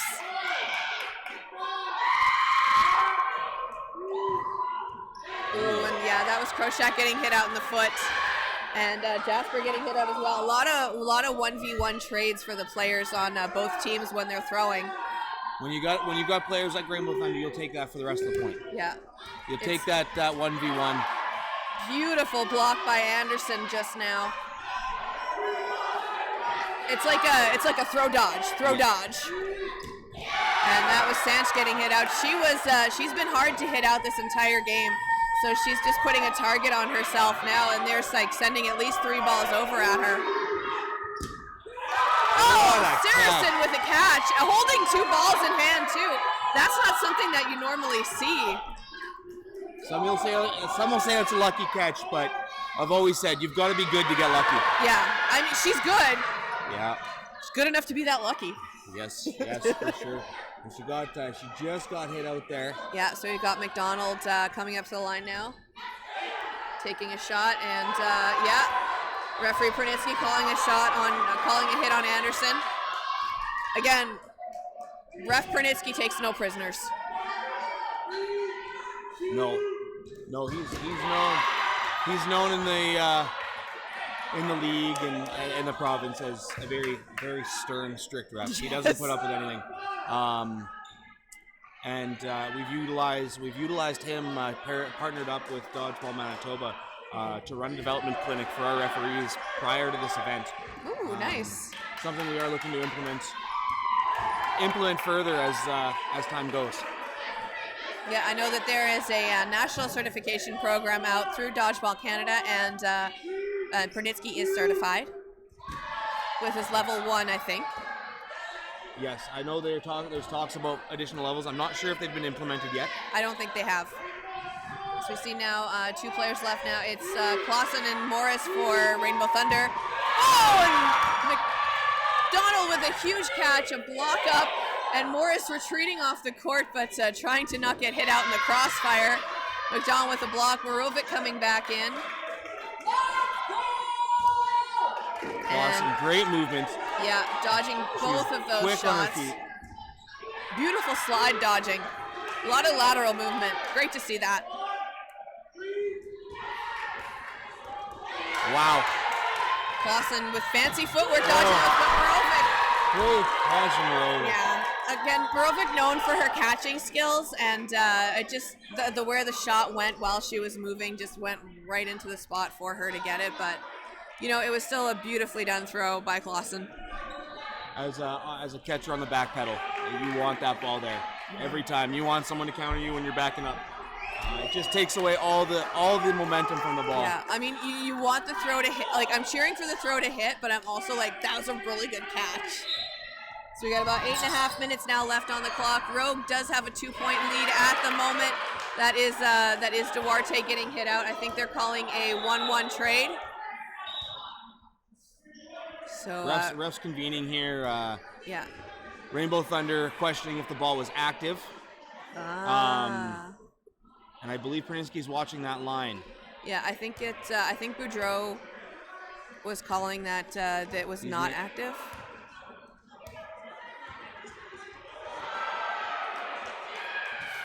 Just a reminder that only the coaches and the team captains can speak to the referees. So teams have to be careful about getting too excited when they want to make sure that the correct call is being made. Yeah. Pointing is another big one. You Yep. don't want to be pointing across the court. Wow. Wow. Yeah. McDonald blocking that ball straight across her team and just going happened to into- hit Moravic's ball on the way up. Going into Morris's feet there. All right, so we're going to see Morovic going in, throwing at McDonald. McDonald with a beautiful block again. Absolutely just spot on with their blocking skills. Great at tracking.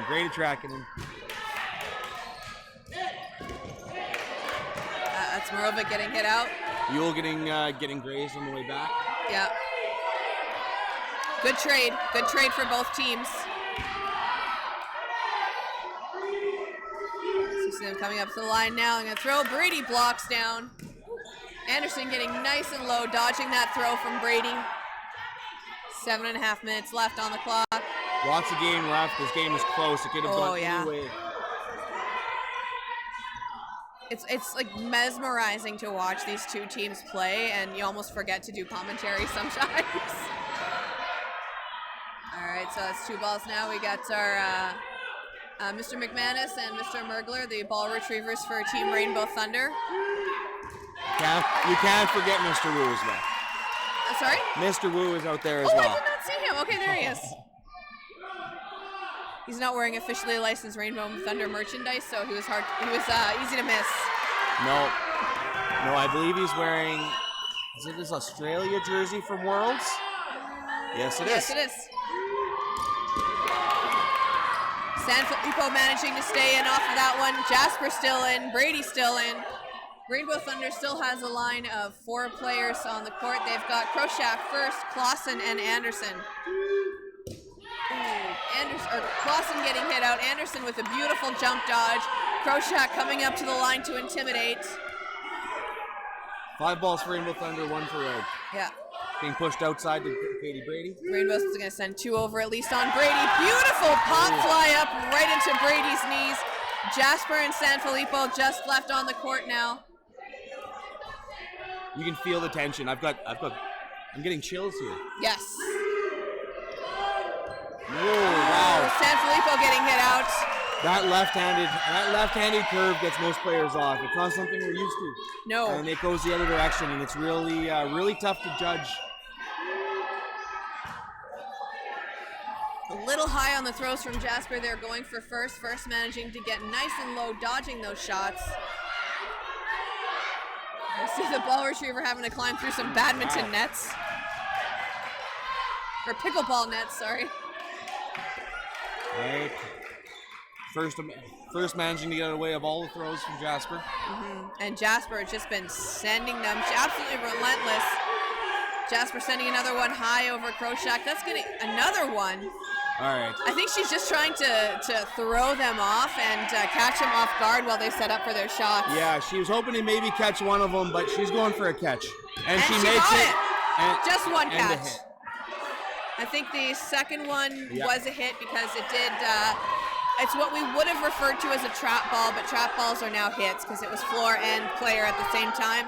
So now Duarte comes back onto the court for Rogue. Big block from Duarte. So Duarte in a 2v1 right now. Great calls from the ref. Consistency has been key for the tournament, so it's been nice to see. Got to keep those eagle eyes sharp, which is a reminder that every 2 years you should go for an eye exam. Duarte takes out Kroshak, goes for first, just off to the side of first, a little bit long off to the side, wide. That's the word I was looking for. I'm so excited. Words I'm are hard words. sometimes. I know. Big block by first. Yeah, absolutely well done. Duarte lining up cross court to her. That makes it a longer throw. First with a big block, almost going into the track that surrounds the courts. We've got some spectators on the second floor watching us now too. First going in for a shot at Duarte. Duarte missing. Jumping! Oh! Oh my gosh! She throws at Duarte. Duarte jumps up with a dodge and then runs straight to the line, and First is trying to retrieve a ball. And Duarte takes out First, and that's going to give Rogue their 5th point. This game is close. This game is close. You go any point either way, and it's way closer than the score is showing. Yeah, Rainbow Thunder now calling a timeout. They need to regroup, discuss some strategy. I think. What do you think they're saying in their huddle right now? It's going to be a calm huddle. It's not going to be any yelling or anything. They're just going to be focusing on the fundamentals, what they've been training for up to this point. Just reiterating to the teams what they need to do to win. They've obviously won points. They've been close every point. They're just going to help keep their minds right on this point coming up. Forget about the rest of it. Yeah, I think that's it's a very smart strategy. Just play calm, play safe. Just keep your cool head. What doesn't matter, someone's going to have to lose this game, but that doesn't mean that they've lost the tournament yet. And they could bring it back for the finals and completely turn it around. They know what Rogue's strategy is, and they are going to learn how to use that against them. Kroshak coming in as the opening rush, takes out McDonald. The sound of that. Yep. The thud. See them coming up to the line now, touring their shots. Morris with a windmill shot. Morris dodging the return shot at her. Brady managing to stay in. So it's 5 players now for Rogue. Brady looking for that back pedal catch, but getting her hands out of the way. Yep. He's going to take out Morris. Morris dodging laterally to the side, but just not quite enough. To almost getting screened by her teammate there.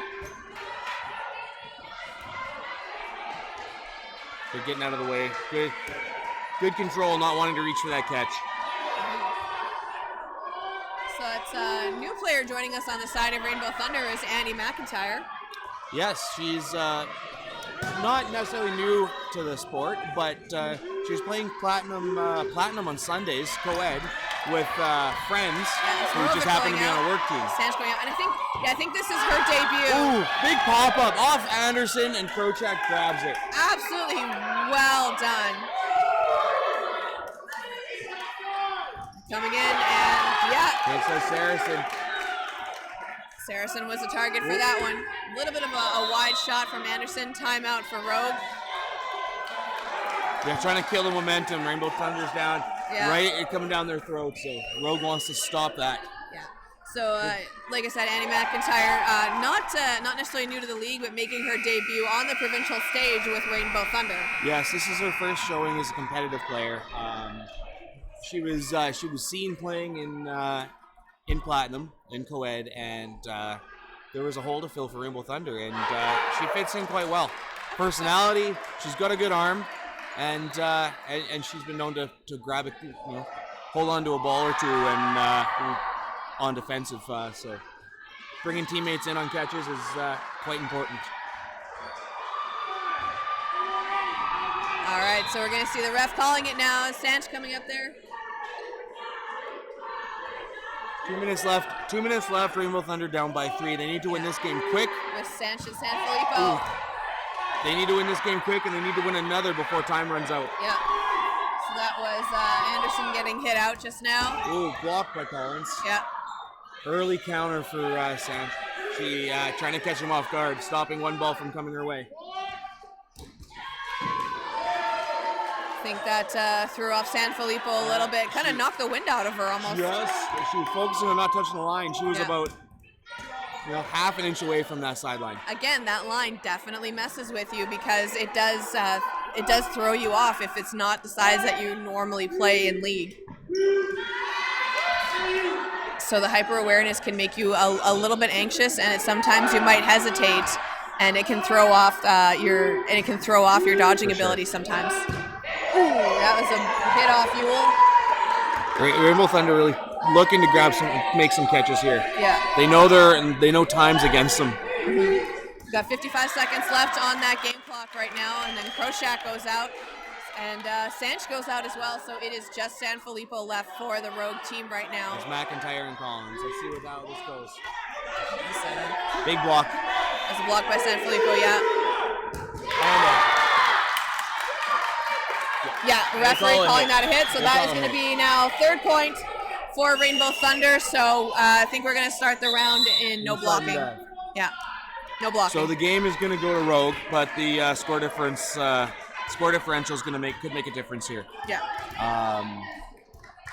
Rainbow Thunder can only score 1 more point, but they're going to want it.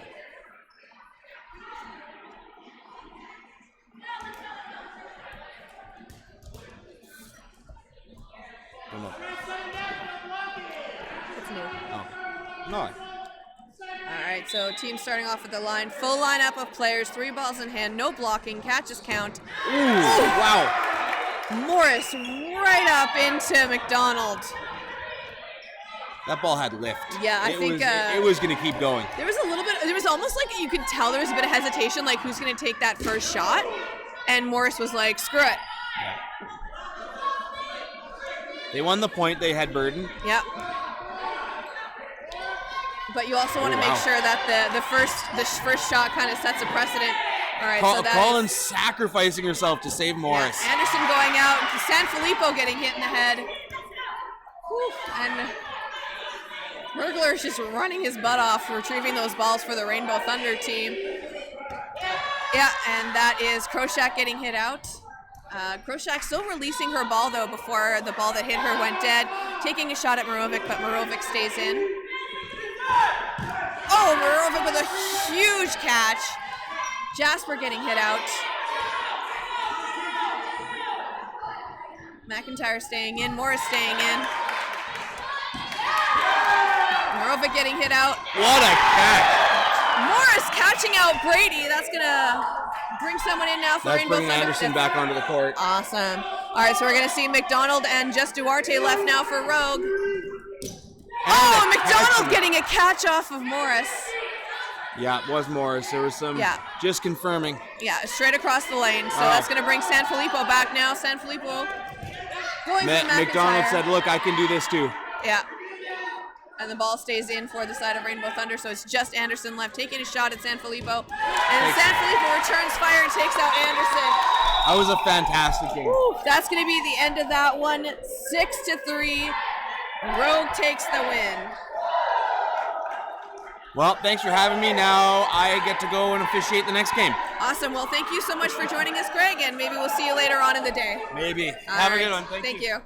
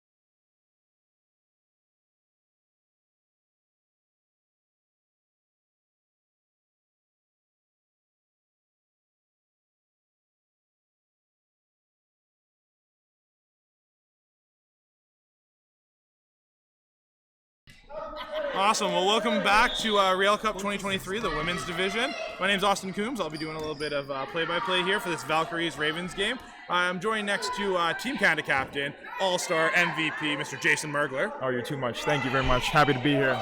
So having a good day. I know you're coaching the Rainbow Thunder team, but almost catch there by Keller. But Rainbow team did really well. I think today you guys are in second place, I think. We're in second place. Yeah. Perennial second place. There you go. It is on the jersey. It is on the jersey. This 2. Game right here, we've got Valkyries, we've got Ravens. Oh, and a big catch by Sancho. Nice catch. This game is going to be a battle for 5th place and for seeding going into the playoffs. Okay. Both these teams still, I believe, looking for their first win. Both very experienced teams. It's going to be Bird on. Oh, balls are going to be over. Ravens do not get that off in time, unfortunately. Ravens represented Manitoba last year at Nationals, doing quite well. And Valkyries has been an up-and-coming team. Really worked hard all year, and I know that they're really pushing for a spot at Nationals as well. They lost a close one. They were up 5-4 against Raleigh a couple games ago, and it went to overtime. They were up 4-1, and Raleigh came back. They rallied. Yeah, they did rally. It was a couple of clutch catches that did them in. Valkyries played a little faster than they probably would have liked looking back, but it's been really good games here all day. We got Ravens with Bird in here. There's a catch by Parr. That was all hands. Oh, yeah. Valkyries is very well known for their catching. They go 8 deep on great catchers. Ravens, very hard team to hit. Really good dodgers. Kind of 2 different styles here that'll be battling. They get small behind the ball. Oh, yeah. So we're going to have Burden on Valkyries with 4 balls. See a release from Moon and McEwen. No contact. Sancho at the counter. Takes out Collier. Gives us a 3v2 situation. Burdens on Valkyries. Oh, early here from Keller. Valkyries with 5 balls. McEwen and Moon will talk it out. 2 experienced players here. They both release. Oh, nice and that's catch by Richie with Richie. the catch. Sancho lines it up and takes Moon out. Finishes it off. He's going for that rush counter. Oh, Ravens quick. They're a really quick team. Very reminiscent of their name. I think that'll be the bane of Valkyries this game. Yes. Is the speed of Ravens. If Ravens can push the tempo, that's going to be big for them. If they try and run too many set plays, I think Valks might just catch a lot of balls here and make it tough for them. Yeah, they'll want to play a more cycle game. We got Sancho and Keller running. Oh, and that's a hit from Forrest, it looked like, on the pitch. That's right. He has 5 players for Valkyries, but Burden's on Ravens with more players. Sancho with the toss. Valkyries 4 balls here. Shager's just getting the other one.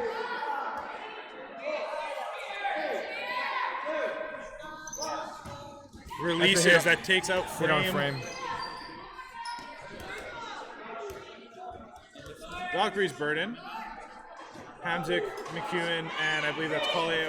No, not Collier. Oh, a dodge from Hamzik on the counter from Benjamin. Ravens looking for that 3-ball counter play. Numbers are even. Oh, dodge there from Valkyries. That would be Ravens up there. Yeah. Valkyries with the release. That one comes from Nos Laurier. The double rush counter. Benjamin releasing there, and I didn't see who else, but takes out 2 Valkyries players. Again, the speed of Ravens is going to be a big kryptonite for Valkyries. That's a hit on Moon. Comes right into the commentator's desk. I may have thrown that to the wrong side. I apologize to the Ravens shaggers here, but Benjamin with the push, good throw. That's okay. You're right at half. Yeah, you go either way. I just want to give it the team with less players there. Hamzik here, really hard player to hit. Sancho rushes. There's Benjamin. Nice low shot. Benjamin has a cannon. Yeah, Every ball she throws is going to be hard, accurate. Early timeout here from Valkyries. Coach McEwen getting the troops in order. So spring break, a little different from you. You get to coach this instead of play. Yeah, most of the time I'm just out there ball shagging, but Yeah. you know, it's nice to be like a helpful voice for the ladies. Yeah. They have a very deep team this year, Rainbow Thunder that is, and they've done really well and prepared a lot in the upcoming weeks and months to Real Cup. Yeah, I think that's one of the big changes I'm seeing at the competitive level is just more appreciation for coaching. I think traditionally we always had captains just run the team, coach the team. We figured out as we went. But now I know over half the teams here have coaches. I know at the men's last weekend, a lot of coaches participating. I think it goes around the country too. Most teams now have a full-time coach. I think it really helps the sport grow. It does. And a lot of these are like player coaches. They're not playing that specific day, or maybe they are if it's men's and women's. But a lot of the coaches are continuing to play and they're learning how to coach at the same time. I know I am really happy to see Dodgeball Canada bringing in some coaching guidelines that I know will be being brought out. And excited to get coaches trained and learn more about the game, and we can start sharing that knowledge between different communities, different provinces and such. Yeah, getting that structure in there to help kind of grow coaching around the country. So on the game here, Ravens with a counter there to take out Nas Laurie. That leaves Valkyries with Burden with 4 balls. They take 2 balls, takes out Sancho. 1 extra ball is thrown. Keller with the return. It's going to be 4 balls on Ravens. Going a little. They do love their chaos on Ravens. I do that. They step up the line. 2 outs. Yes, that looked like everyone but Benjamin through there, taking out 2 players on Valkyrie's side. Valkyries with 4 balls in hand. They step to the line. Release from the right side. A good block. Another good block there. Wow. Good hand-eye coordination. Oh.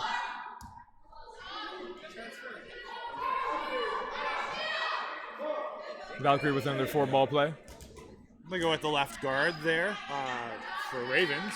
Spear. Yeah, Spear. You confused me for a second because that's also a Valkyrie play call. Yeah, I know. I confused myself for a second there. Has Hamzik with the push. They're able to recover the balls. Take another 4-ball play here. Oh, that's a good counter from, looked like Spear on the far side, but also taken out. You tend to see a lot of those counter plays where the players on the other team would come up with usually a 4-ball play, and they would get countered immediately from the players in the middle on the other side of the court. Whoa. Valkyries to the line, 4 balls. They throw 2. It's a quick release there from Keller. Hamzik falls up. Oh, and what a shag here from ball shagger for Ravens. Way to slide out for that one. I hope we caught that on camera. There's a hit there on Couette. Great and pass by Keller. Keller. Oh, snagged that one out of the air. It's going to give Ravens a 3-point lead here early on. Got about 5.5. 5.5. Big thing I think for Valkyries here is just staying positive. They've played really, really well. A lot of close games that just things haven't broken their way. Ireland was a dark horse to be in this bronze game, was my guess, because I thought that they have been playing really, really well the last few months. And but I think if they stay positive, they can definitely fight back against this Ravens team. That's a release from Keller, takes out McEwen. Raven steps up again with 3 balls in hand. Release is going to come from Keller again. Ball unfortunately rolls back to Ravens, so Valkyries can establish ball control. It is definitely part of the dodgeball game. The nets and the walls. Wow. That's a hit on Sancho. That was a nice cover. Yeah.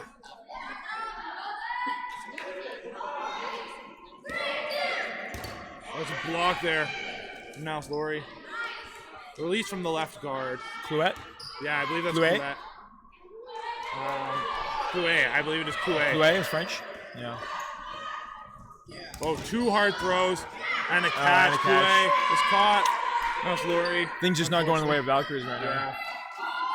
It's going to be 4 balls on the side of Ravens. They've got 5 on court.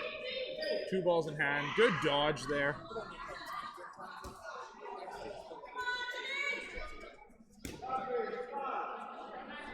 Four balls in hand. Valkyrie steps in the line.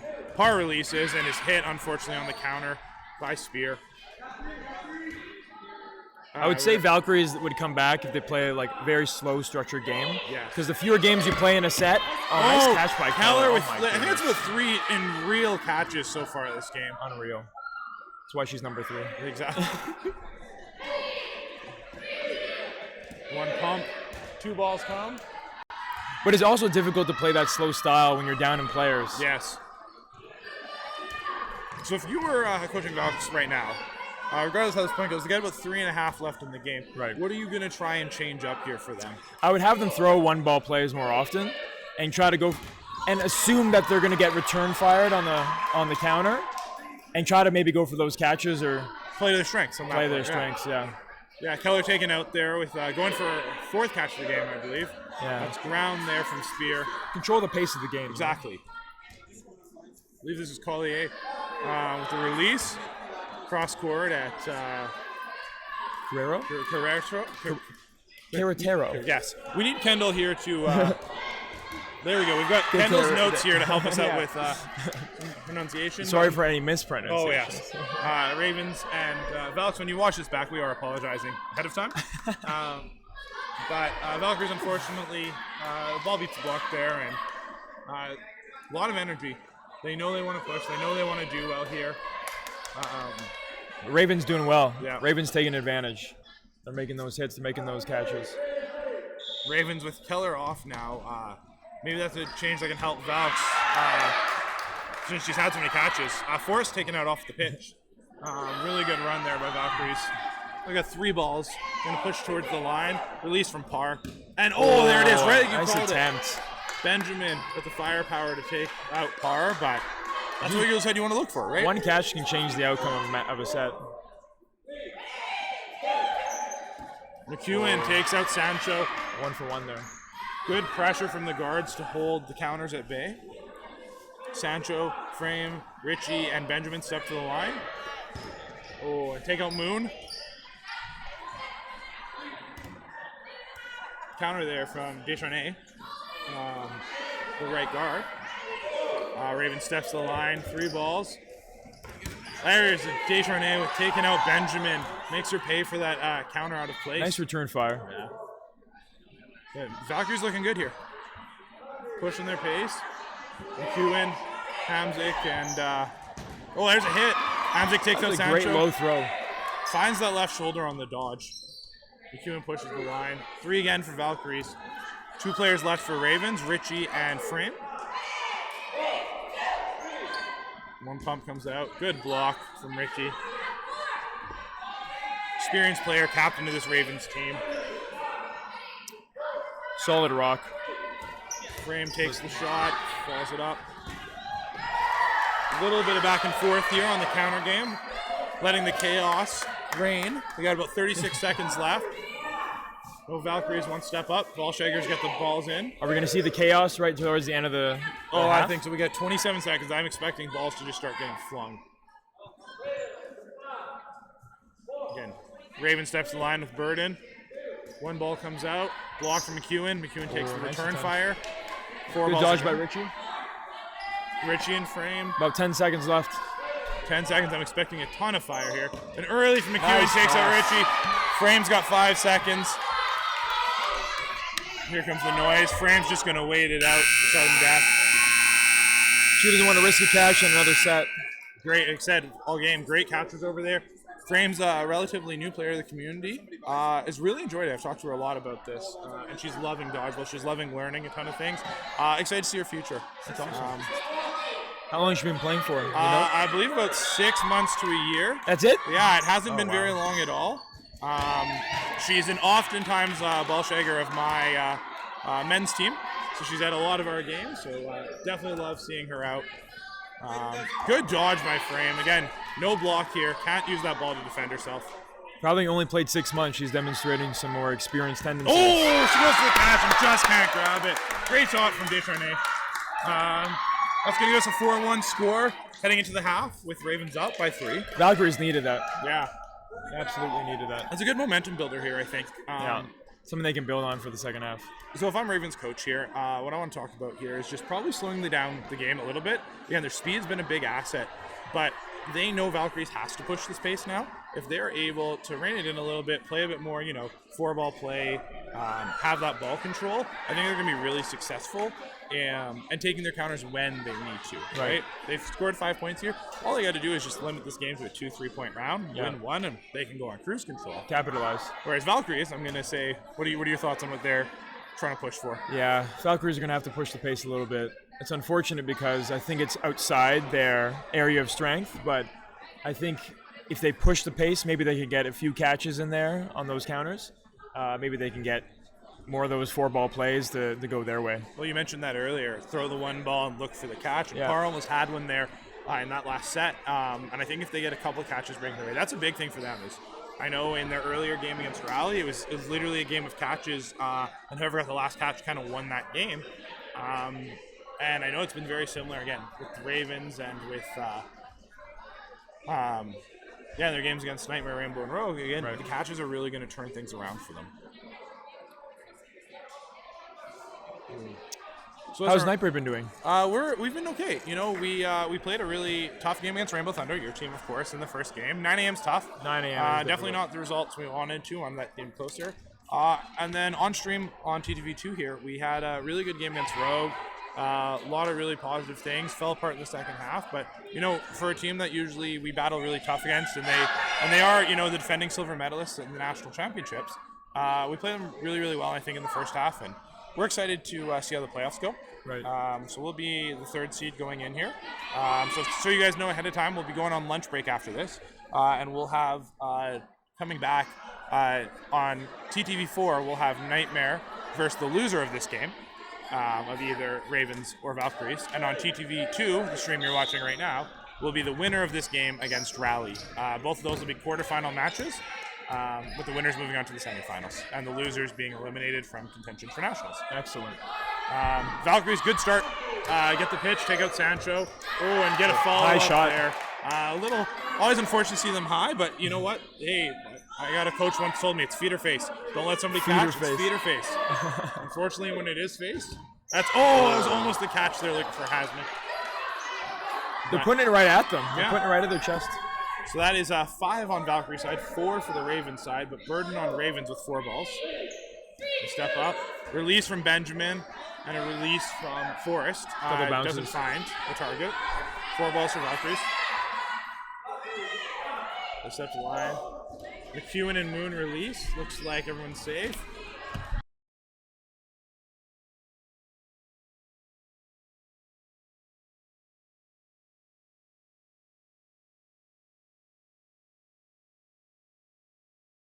Two hits here on the Valkyrie side, puts them down to 3 players. 4 still for the Raven side, but Valkyries will have burden. 7 to line is Parr, now Slory and Moon. 2 balls on, good block by Spear.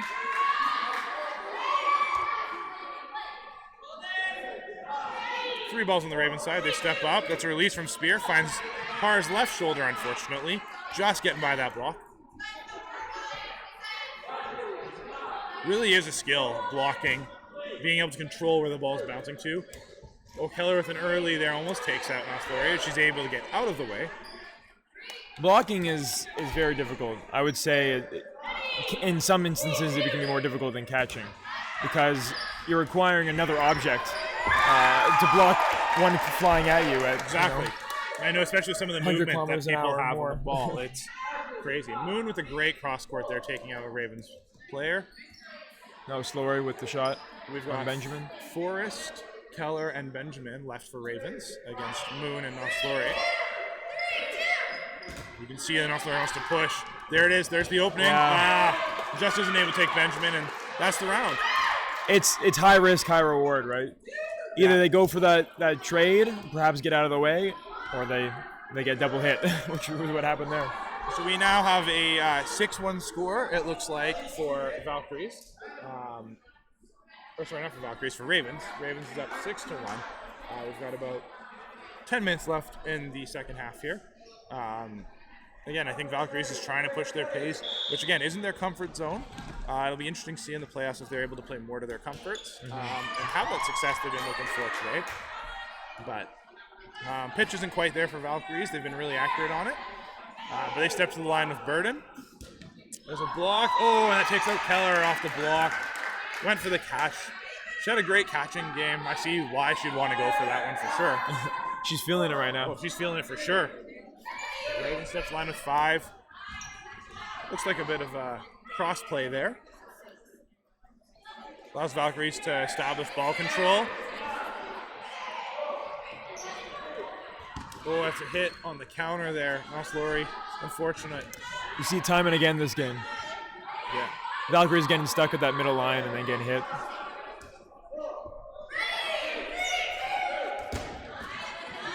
And 3 balls now on the Valkyrie side. The thing I really enjoy about Valkyries is their communication is just really strong. One of them will call out the play, everyone follows it. They all know what they're about to do. They're probably one of the most organized teams in Manitoba in that regard. There's not a lot of chaos. They're very well disciplined. Definitely something you can relate to their incredible coaching staff, McEwen and Boudreau. Good block there from Hamzik. Oh, there's another one coming in. Looks like 4 balls on the side of Valkyries here. With Descharnay, Moon, Hamzik, and Colette stepping up. There's a catch from Richie. That's going to take out Moon. 1 ball inside of Valkyries. I believe there's 6 on the court here for Ravens. Possibly 5. Oh, there's 2 on there. Hamzik with the step up. Interesting to see Valkyries. The entire team was, a few feet up from the line. Maybe it's where they feel more comfortable. Making sure they don't line out. Frame taking 2 there. One didn't look so good. Looks like it might have been in the jaw. It's always unfortunate. Oh. We try to keep our throws down as much as possible. There's a nice low throw there. That was very low. From Spear.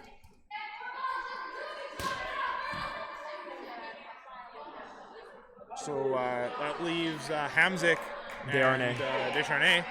The line comes out. Good blow. Oh, Keller. Good tosses, but no hit. Yeah. Keller with a good block. Ref doesn't call him out, so they're still going to stay on the court. Step to the line for Ravens. 2 balls come out. You can see that Valkyries wants to push the pace, but knows that the opposite side's wings are just staring them down, making it very difficult to take those counters. There's an early from... Great catch by Richie. Wow, I couldn't even see that one behind the ball. Just fingertips. But again, for Valkyries being the great catching team, Ravens has really put on a clinic of catching here. Oh, and there it is. Oh! I thought Richie was coming down with that one for sure. That was very close. Great. 4 balls on the Raven side. Just Descharnay left for Valkyries. So gonna have to make a big dodge here. There you go. Has 4 balls now. 2 in hand. I think she'll have to go for a catch here if she wants to bring her team back into this. There's a good block by Keller, and there's a hit. Keller's played really, really well this game. Great catches, some great hits out from that left wing position. I guess a question for you. Being from Ontario. Yes. Guards, wings, outsides, what do you call them? Wings or corners. Wings or corners. Yeah. I know here in Manitoba it's huge to call everyone guards. Guards, It's the only term I knew before I went to national. The terminology is different. Yeah. And I know you guys have something called an anchor. Okay. Which would be last what one I've in? heard the last one in. I don't even know if we have a name for that. Yeah, it's someone that's an anchor is just someone that you really trust at the end of the game that might be able to fight you back from a 1v2 or 1v3 or something like that. I know I've brought some of the terminology back to Ontario on occasion, and people look at me funny when I say it. Guards. Yeah, and they look at you like you got that prairie accent now. Yeah. Raf Pacheco there is calling a false start on Ravens. That's their first of the game. Who is that for? Ravens? Yes. Okay. Good run. Valkyrie's going to take it. Parr is going to take... Oh! Great catch by Richie. Amazing hand-eye coordination. Yeah. Sancho pops that ball up just enough for Richie to be able to find it. She caught it with 2 balls in hand. Exactly. That's a hit on McEwen. And Benjamin is caught. Benjamin is caught by Collier. Great return. That brings Parr back in off of that. unlucky first bounce. Both teams getting a good lucky bounce. That's 2 balls onto Sancho. 4 balls onto Sancho drawing in 4. You know, that's a Sancho specialty right there. The 2 of them on this team, they're extremely good at baiting balls, and they're so hard to hit. Ravens 5 balls, they step up. That's a hit on Collier. Just par getting just out of the way. It's going to be 3 balls on the side of Valkyries. Ravens still with Burden here. Oh, that's a hit from Forrest. And she is hit in return. Par wasn't quite able to grab that catch for Valkyries. 4 balls. 4 ball play Ravens. That's a hit on Ostlore from Frame and Sancho. That's going to leave Valkyries with 2 players. They've got about 4 minutes left. This is a scenario they've been in multiple times this match. There's a catch from Sancho. Wow. And unfortunately, that ends it. That ends the set. Catch hit there. A couple of really lucky bounces there for Ravens. They took advantage of them. I think that's an important part. It's not always about being lucky. Sometimes it's about taking advantage of the luck. Yeah. When the bounces come your way, to use them. That's right. Ravens are certainly capitalizing on those opportunities. Yes. But have you ever heard of puck luck before? I have. Yeah. I have. This is ball luck. Yeah. As we are both Toronto Maple Leafs fans, we don't have a lot of puck luck. No, we are not familiar with bounces going our way. Yeah. But yeah, sometimes that's all you need is the ball to bounce, a little bit of luck. Oh, there it is. There's Par with that. That is Par's specialty right there. Played on a few draft teams with her, and she's just a clutch catches when you need them. I saw her talk under breath saying finally. Yes. She knew that one was coming. Bit exasperated by it. Sancho with the bait. Getting 4 balls for Raven. See if Park can come with another clutch one right here. A 2 balls on the right guard. Blocked by Darnay. Got to push the pace a little bit. Yeah, it's a good push. 2 are coming in slowly, and it's a big gym we're in. There's a lot of balls going deep behind the curtains that you guys can't see. Yeah. Ball shakers running in. It's Collier with the throw, finds toes. Great toss. Spear. That was nice. Nice low release. Looked like almost a submarine there. Yeah, sometimes those different releases can kind of throw you off. Yeah. You don't really know what to expect. 4 balls. Sancho with the cross shot takes out Descharnay. And unlucky that the ball bounces back. So Valkyries only have 3 balls for their play. You mentioned that the loser of this particular match is in 6th seed. Yes. So differential wouldn't matter in that case? Differential doesn't matter. It's gone. As we like to say, chalk. Everyone would have 5 wins, 4 wins, 3, 2, 1 the whole way down. So there hasn't been any ties or anything that would be like that. Oh, Keller with another catch on Moon. I think that's a 4th. Yeah. 4th or 5th for sure here. Just big vacuum over on that left side. It's really dangerous to be able to throw at her. And there takes out Par. And, oh my goodness. Hamzik. A 2 for 1. Takes out Keller as she's hit as well, but only 1 ball on the side of Valkyries. McEwen and Collier, I believe, not Clouet. There's Collier, yeah. Collier just can't snag that one. That's going to leave McEwen on her own, facing 4 Ravens. Benjamin staring her down intently. They line up to play. Good dodges from McEwen. Most of the throws by Ravens have been very low. Yes. Breaking ankles. McEwen actually played on Ravens last year, I do believe, at Nationals. So very familiar with this team. Was picked up by them for the National Championships. Another release. Just takes out. Benjamin does, in fact, just get that knee. Any particular reason why she changed over to Valkyries, or was Valkyries her home team? Valkyries is her team. Okay. She played with them through the qualifiers and then was picked up. A very popular thing. I don't know if it's in other provinces as much, but a lot of teams will show up with smaller rosters and then pick up players, as we allow that here in Manitoba. But yeah, that'll lead us to an 8-1 score here for Ravens. I think Ravens definitely getting their frustrations out from a tough day. Looking for their first win here and to set themselves up for playoffs. We're going to have under a minute left here, so this will be a very quick round. 9-1 score. Very quick round. Just getting it off in time. Moon doesn't release. That's 4 balls for Alex, and now she releases. Takes out Spear. Oh, wow. Looked like Moon just screen Clouet. Not Kool-Aid. Clouet. That's 6 on Raven's side. They release. A lot of balls coming in. Richie taken out. Expecting a lot of chaos here with 15 seconds to go. 4 balls on the Valkyrie side, 10 seconds to go. Expecting a lot of releases here. That's Moon and McEwen, hard on Keller. Dodge from Valkyries, and that's going to be the game. That'll put us into no blocking, 3 balls aside. Jason, you got any strategies for no blocking you want to share? Any expertise? Besides don't get hit? Use that lateral movement as best as possible. Yeah. And try to play the game as if it's still blocking, right? Use your pump fakes as much as possible. That's a good idea. Right? You want to draw on those balls because people get antsy, right? Yeah. I definitely find there's a lot of chaos as right there a bunch of balls are released and Noslori is unfortunately taken out for Valkyries. But yeah, it definitely devolves into chaos a lot of the time here. Mm-hmm. Ravens has 4 balls. There's an early, and Parr's able to make a catch. That's what she's known for. Kind of fell into her arms. Moon takes a rip. Counter from Keller, cross court. It's going to be 5 players on the side of Valkyries with 3 balls in hand, which will give them burden. We're looking for a second win here. McEwen unloads. That's a touch on the ball from Keller. That sounded like it did touch it. Parr takes a shot as well. Leaves 1 ball in the hands of Valkyries. Oh, not quite the catch they're looking for. Good attempts. Moon goes cross court. 5 balls on the side of Ravens. 1 ball on the side of Valkyries, and there's it is from Parr. There's another catch from Parr. Great catch. There it is. That's 3 ones. She said it was about time, and now she's made a couple of clutch ones. Feeling more confident. That's all it takes. 1 leads to 2 leads to 3. I know a lot of catchers say that.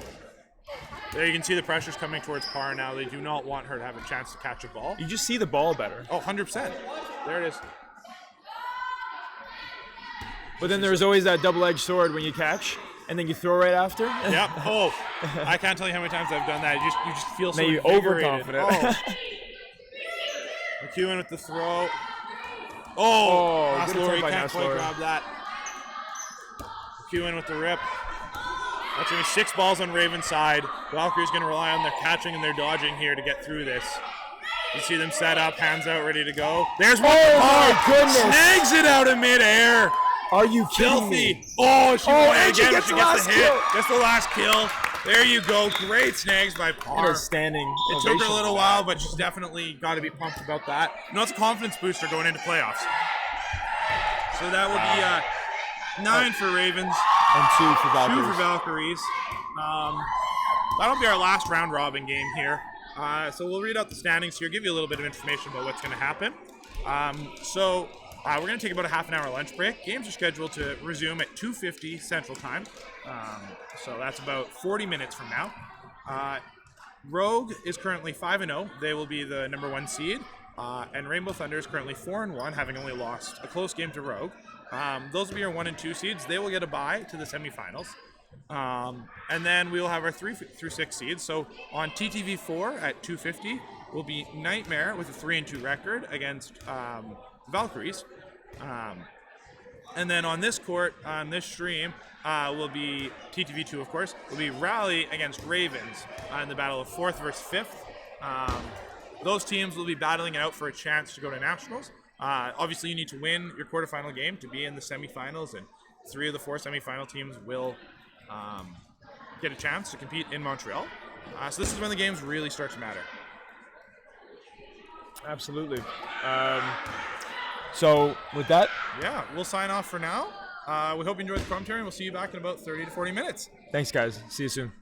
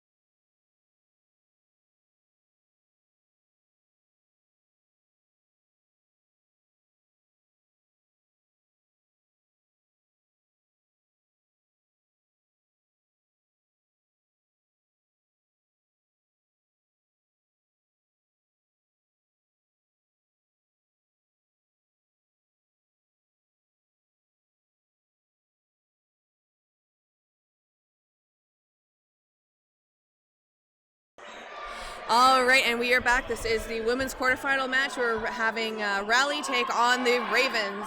Last time they faced off against each other,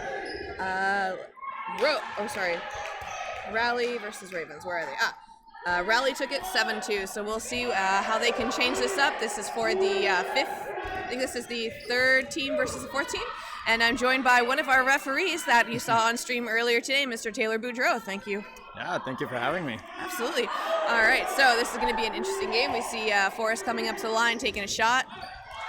Ooh, it almost looked like Richie went to catch that one, but she decided at the last minute not to. But that does give her team another ball. They have 4 people on the line right now, blocked by Sander.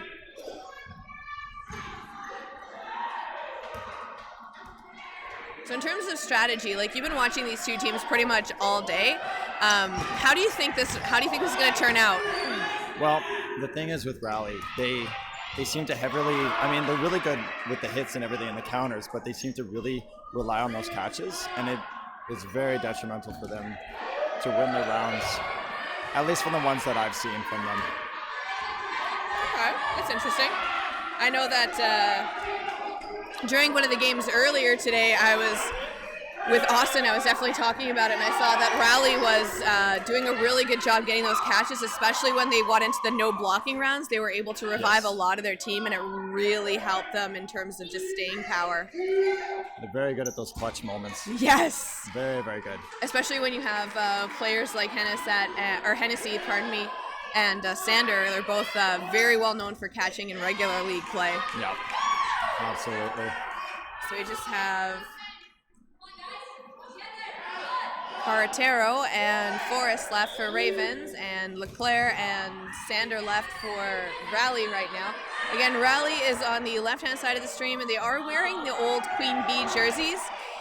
So if they make it to Provincials, their reward is new jerseys. And Sander gets hit out. Her glasses get knocked off, but luckily they stay intact. She's a tough one. Oh, yeah. She's been playing in the league for a very long time. Oh, yeah, absolutely.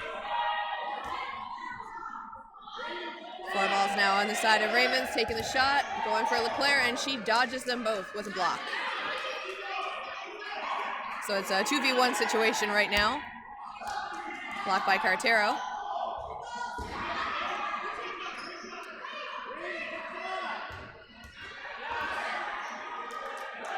Yeah, and she thought she got hit, but she's calling herself safe. We've got referee Pernitsky. Oh, and Carretero going for the catch. But she doesn't connect, so it's down to a 1v1. Making Forrest work for it.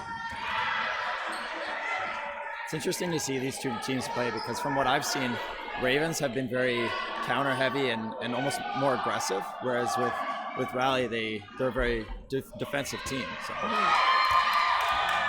slip right through there. Yep, that was a great shot by Forrest, though. Yes, very accurate. She's kind of, that's kind of her thing, is she goes for the sniper shots. Yeah. More often than not, I see her almost go for the toes a lot more often, but I guess this one just sort of snuck right through and got right up on the neck almost on her. Yeah, that would make sense.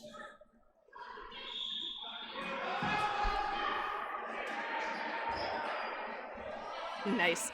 See referee Pernitsky setting up the balls, and I think that's a trick that I might have taught him way back in the day, was you place it on the line, you give it a flick of the wrist, and it stays. Just sort of lock it in place. Yeah, I don't know where or how I picked that up, but I made sure, like every other ref, I was like, I'm going to try and teach that to people so they know. Just screw it into the line, almost. I've never actually seen that before, so I'll definitely try that for next time. Good. Do it on Tuesday so our balls don't run away. All right. Ooh. So, yeah, that was Hennessy going for the catches. Married name. Sorry, the old one. Yeah, so going for the catches, but unfortunately none of them connecting. No pop-up shots that were able to be caught either. Ooh, and there's Cullen going out. Beautiful shot in the knees. I think that was by Sancho. Yeah, they're showing that aggressiveness. Yeah. Again, that's pretty much what Ravens is. If they're going to be known for it, might as well do it. Ooh. Wow. Beautiful shot in the knees from Benjamin by Pichet. Sancho almost lines out in the middle, but they managed to take out the second player from Raleigh, so she's safe. Yeah. She was definitely like skirting the line, kind of like jumping over it. Lots of fancy footwork, though. She's one of the players on Ravens I love to watch too, because no matter if she's down a couple rounds or up or whatever, she always has such a big smile on her face when she plays. I love to see that with players as well. Oh yeah, it's having fun. No hits made off of that opening rush. Now, I've noticed throughout some of the games that when O'Reilly goes out for the rush, she is usually the primary target for the release once the balls are activated. So it's nice to see her staying in a little bit longer than just a rush. And I love to see the talent from her as well. Oh yeah, you always want to see more. She's a very good all-round player. She has the history. Yes. Ooh, and Sancho almost lining up, and her team bringing her back in, but I think that was a catch. And yes. Yeah, it was a catch off O'Reilly. But the throw was so hard, it almost knocked her out. Light on the toes. Yep. All right, so we see Raleigh coming up to the line right now, taking a shot. Ooh, that takes out Spear in the knees. She blocked up, but they had two balls on her, so that second one connected. Smart play, very accurate. Ooh, Cullen almost getting a catch. It's good to see Cullen back out too. We haven't seen her in a few years because of the pandemic, because of babies, you know. Yeah, that's a good thing about, like, especially for today. You're seeing a lot of players that some haven't even played for a while, but it's nice seeing old faces. Yeah, like almost 4 years at this point.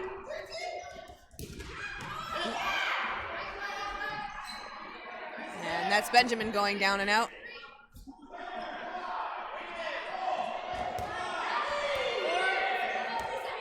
Sending one over, and Hennessy not quite getting the catch on that. It looks like it is just Shesterniak left.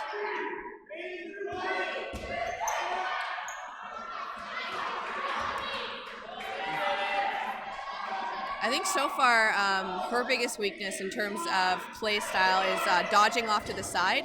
She kind of leaves her hip open, and that's where she gets hit out the most. Yeah.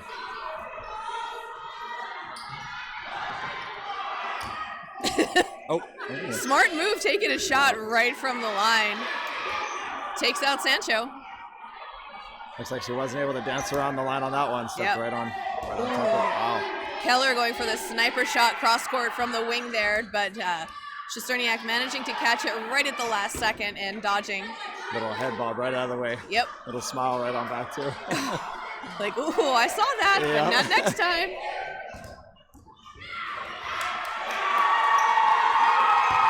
And there's the hit. Caught her on that one.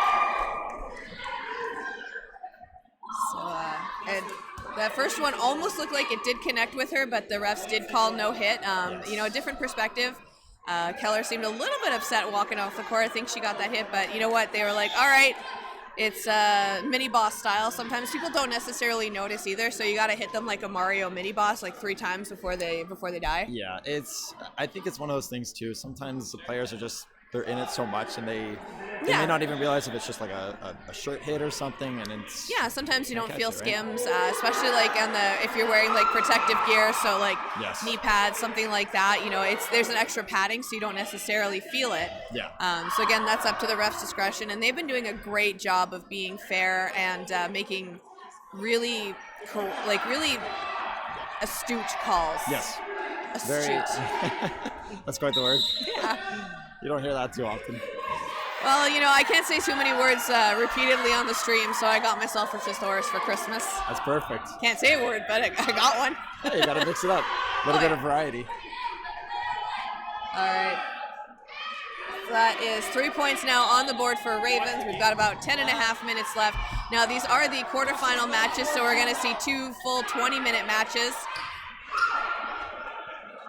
It's a little bit of a longer format, the normal format for... Yes, standard regulation play. Yes. Regulation game length, maybe? And in a way, it can sort of change teams' strategies as well. Yeah. You sort of want to slow it down a little bit sometimes. Beautiful catch by Pichet off of Keller. Unreal. Right in the breadbasket. The perfect spot.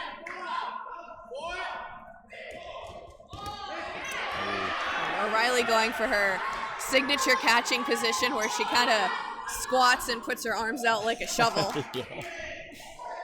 Like, I don't know many other players that do that, but it's like her signature catching style where she has her arms out and she's just like gonna shovel it in. Yeah. That works more often. Oh, absolutely. It's the same with one of the ball retrievers, John Del Tometa. Yes. He's got a very specific play style where he bounces around like a frog. Yes, that's exactly it, actually. It's very frog-like. Yes. It's very, very hard to hit, too. It's froggy style dodgeball with him. Some people have tiger style, there's snake style, but no, froggy style. It's the rare style. Yeah.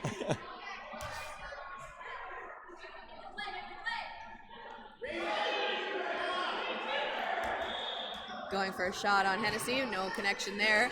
So it's just Claire and Hennessy left now on the side of Rowley, but we still have 4 players left for the side of Ravens. So Ravens are going to be really aggressive with their throws. The ref is counting them down. So it's pretty much, Sancho going for a catch, not quite making it. A lot of 1v1 exchanges because I think teams want to make sure they keep ball control, which is strategically better to do during these long games so they don't wear out their arms. Sometimes those can be tough catches to make too. If you don't time it properly, it'll drop your ball to get like the best grip on it. It's all reflexes though.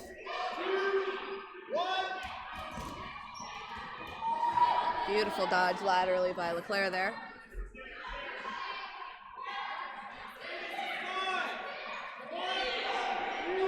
One thing too is a lot of these teams play each other a lot during regular season in Dodgeball Winnipeg. They not necessarily on their teams. They play women's competitive on Thursday. They also play mixed teams as well.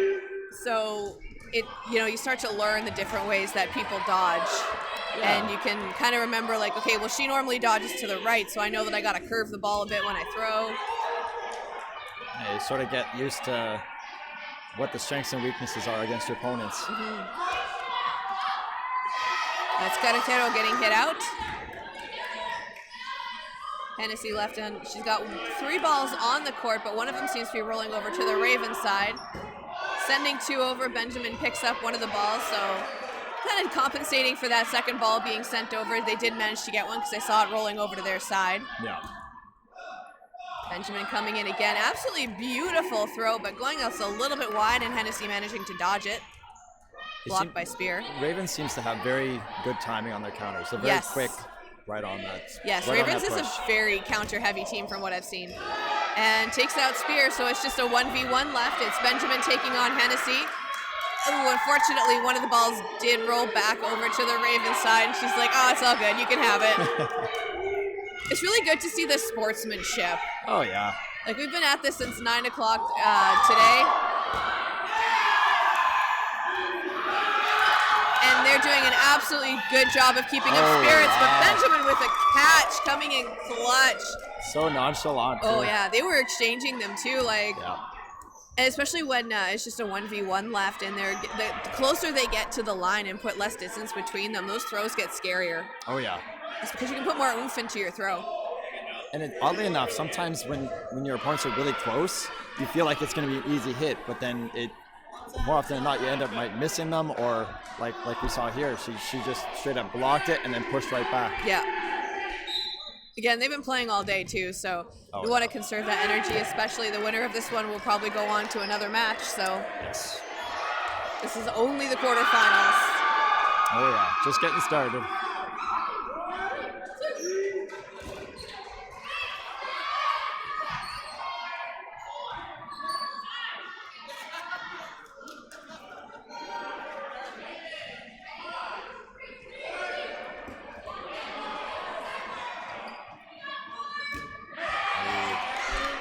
Aggressive there, but almost had the block.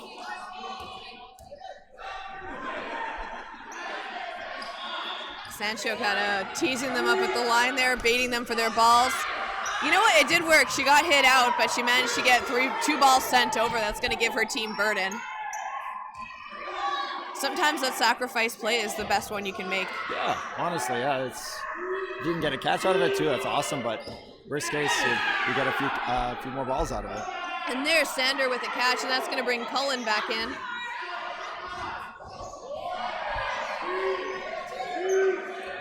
Now, Sanders is one of those catchers, like, she doesn't even break her stride when she makes a catch. Does not even hesitate, just very confidently snatch it right up. It's almost like she's wearing a vibranium armor, because she, like, just absorbs it and just pushes it right back out when she does that.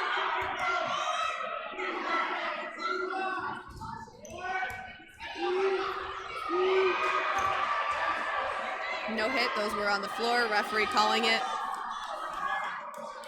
You see now 4 balls on the side of Raleigh, they're coming up to the line. So we've been telling the folks at home, if you mess up and call them Queen Bee, you gotta take a shot, but drink responsibly. Yeah. But luckily we've been correcting ourselves more often than not as the day goes on. That's tough though. I mean, especially if they all have the Queen Bee jerseys. It really is. It's tough. If there's maybe 1 or 2 that didn't, but they all have them. Oh yeah.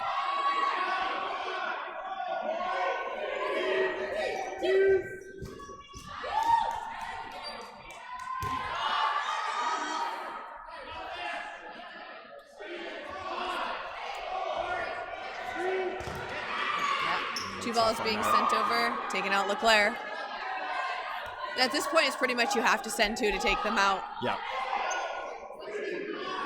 Very, very high chance that they would catch it if it's just the 1. 3 minutes left now. No points on the board yet for Raleigh. Oh, Pichet taking out Richie. She was not looking, and that was a very well calculated shot from the side of Pichet. 1 ball for the side of Raleigh, but they managed to get 2 sent over, so strategically still taking out Richie was a great move. She's she's known for her catching ability as well. Oh, definitely.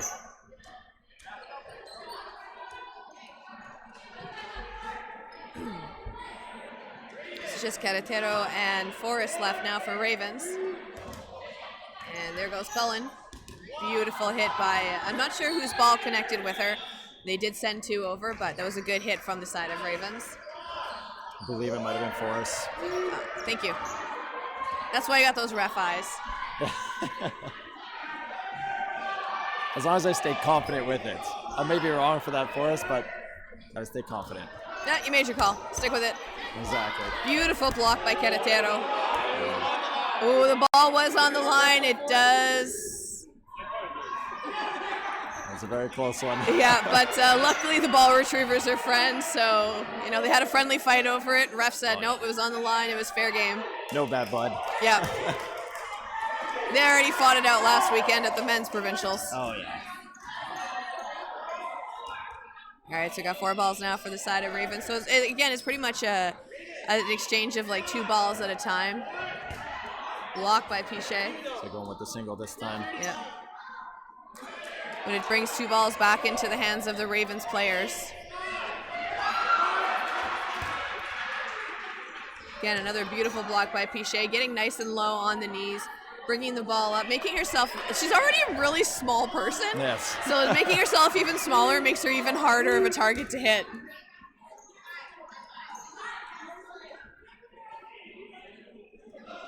All right, so we can see 5 balls now on the side of Ravens. Couple pump fakes. Oh, what a Pichet pass. with a catch off Forrest. Absolutely.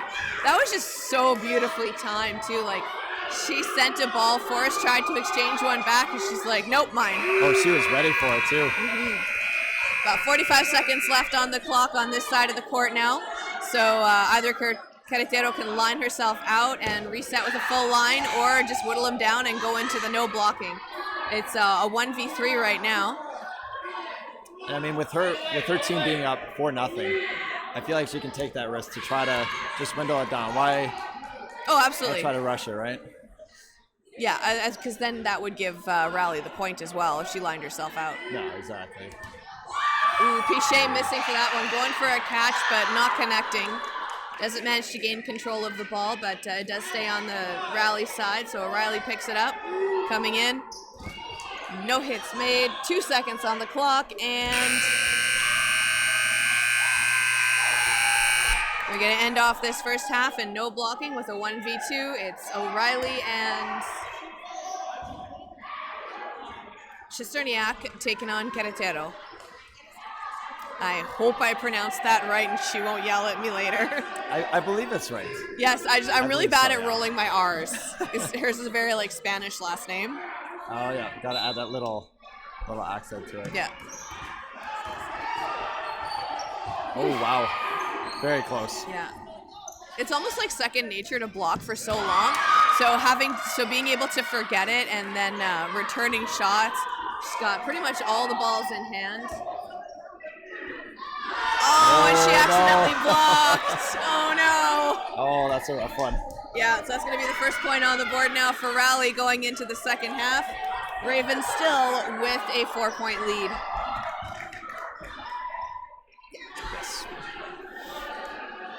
So in terms of strategy, what do you think the teams are going to be changing up for the second half, Taylor?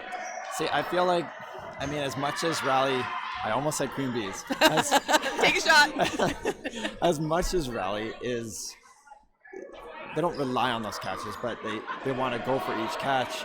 I feel like they might need to play a little bit safer just so they can survive a little bit longer. Yeah. And it might drag the rounds on a little bit longer, but at least this way they can stay on the court longer, survive longer, and then maybe even hit their shots more often so they can try to climb back up and make it a little bit closer of a game.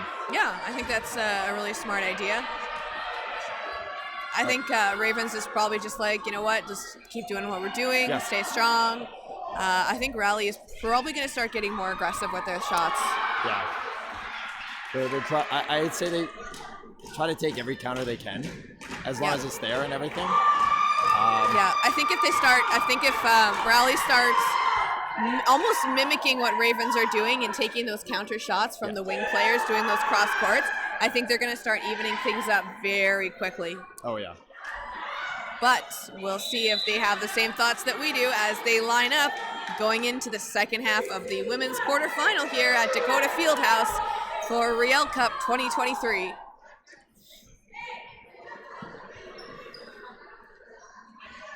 You got to find that nice balance of, or Raleigh, they have to find that nice balance of taking their time, but also at the same time not wasting it. Yes. Just be aggressive, but at the right times. Yes.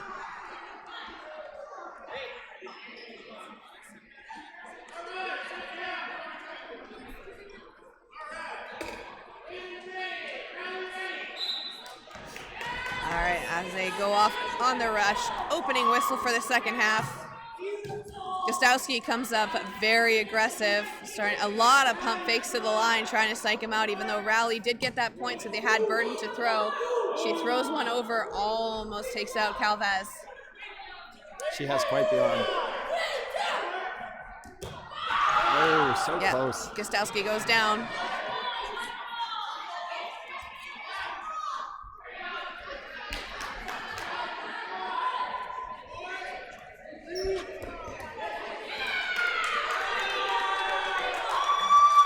That's Forrest taken out.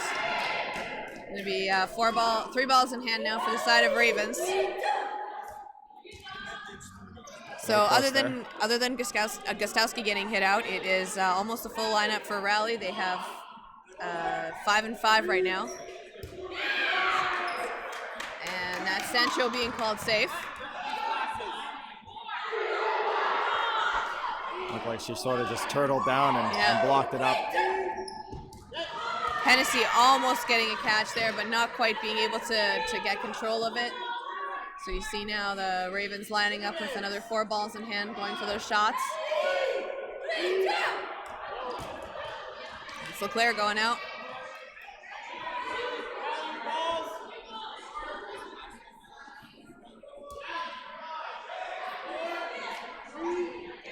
So Ravens slowly whittling down the Raleigh team. Nice little counter there by Pichet. Yeah. She was ready for that one. And that takes out Benjamin. Beautiful shot by Sancho right into the knees on Cullen. That's going to take it down to 2 players now for the side of Raleigh. That was like the perfect spot to hit her too. Oh yeah. Very accurate on that one. Almost looked like a drop shot. Yeah. Sander with a block, and Sancho managing to stay in off that counter. Oh, that's a tough one. Yeah, Sander going down. She got nice and low, but she wasn't able to laterally dodge out of the way of that one because she was really close to the corner. Pichet dodging both of those balls being sent over, going right in between Calvez and Richie.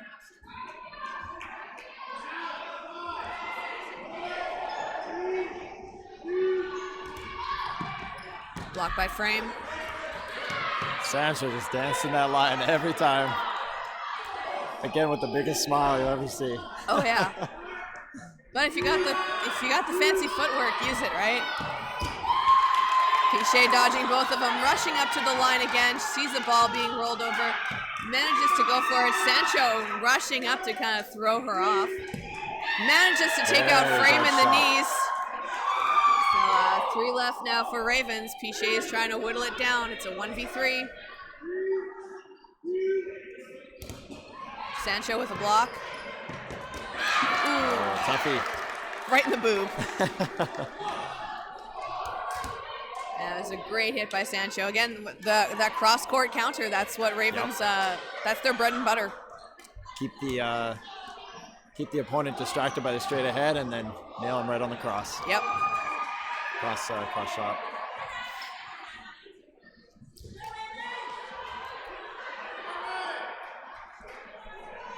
So Ravens really confident now with the second half. They got the first point in the first set off of this one.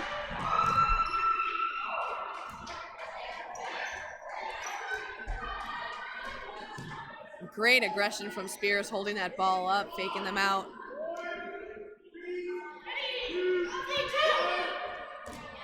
Just one ball being sent over, and that was Forrest in the center. Both of the wings managing to retain their balls. However, the burden's going to be on Rally with 4 balls in hand.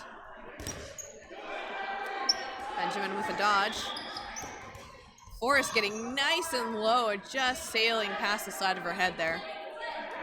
Probably felt the wind on that one. Oh, yeah. Oh, that was a close call. O'Reilly getting hit out. I don't think she was expecting that one to go as low as it did. No, it almost looked like it was going to go into that bread basket, but just went a little bit lower. Yeah. Right between the legs.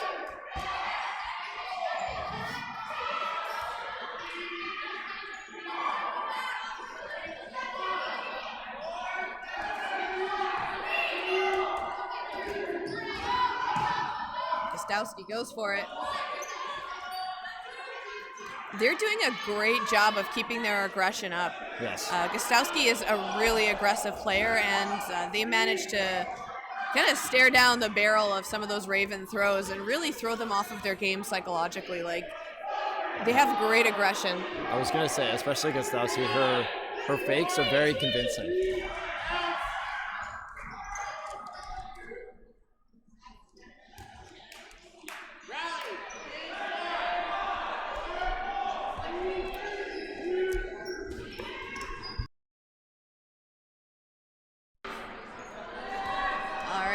Now they still have their full line on the court. They have 3 balls in hand, discussing their target. Oh no, 4 balls in hand, sorry. Ooh, Cullen and Gostowski going for a catch, and I think that catch was good. They're just confirming who the catch was off of. That was a tough one. It sort of, my view got a little bit blocked there, but yeah. It sounded like a catch, and it sort of looked like one, but I'm not too sure if maybe there was a disarm. Yeah, I think the first ball hit, and the second ball was the catch, but they will need to determine if the first ball was on the ground before the catch was completed. I think that's what might have happened. So it was a catch, but they did get hit, so the catch does count. So they do have a player returning, but Gostowski was eliminated. That was a nice attempt. Yeah. O'Reilly was sitting in the box waiting for that return. She came back on. The refs had to pause the game just to confirm that was a hit catch. Hennessy going for a catch and not quite connecting with it. Those can be iffy ones. especially if you're almost reaching for it, but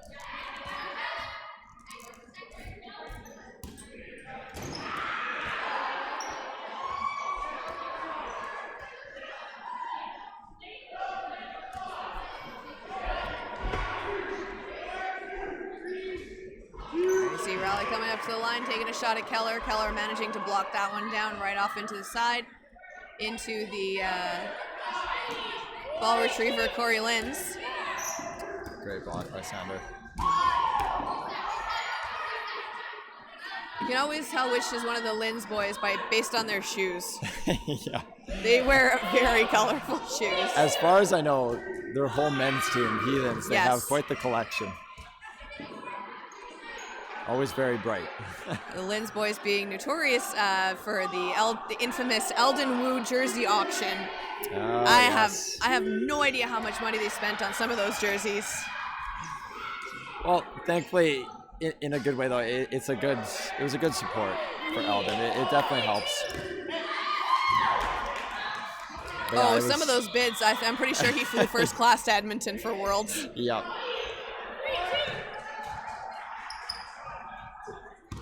Ooh, beautiful shot by O'Reilly, cross court right into the chest on Sancho. Even from the back of the court too. Oh yeah, O'Reilly is a powerhouse thrower. She's a veteran of the game as well. Oh yeah, absolutely. And it's definitely showing. If Matt Klaczewski is the Dodge father, then Natasha O'Reilly is the Dodge mother. Oh, that's perfect. That's perfect. Yeah, I know I'm repeating myself. I said it earlier on the stream, but you just can't get enough of just the positivity and the development and the inclusion and just the overall attitude that comes off of her. It's just so positive. Yeah. Never really seen any negativity.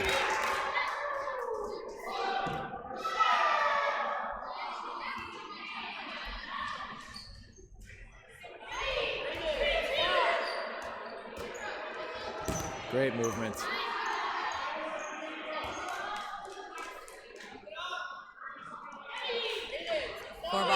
3 balls.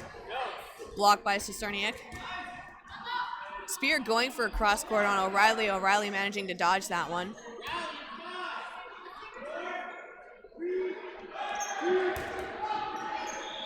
Going for Spear. Spear managing to dodge both of those shots. About 10 minutes left on the game clock right now. Ravens still leading with 5 points.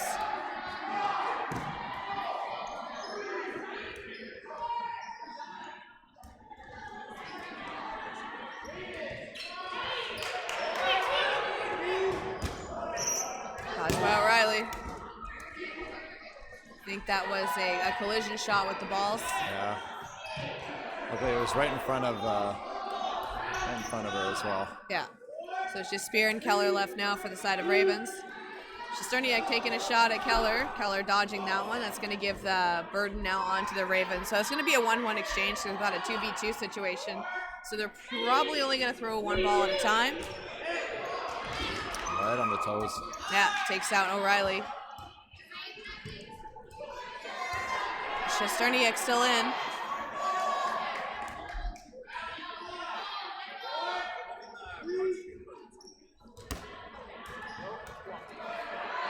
Quick on the block, ready for those counters.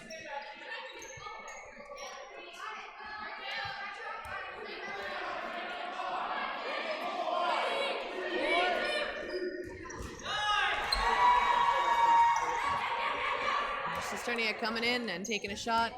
Spear getting nice and low and dodging that one, going over her head. Blocked by Keller.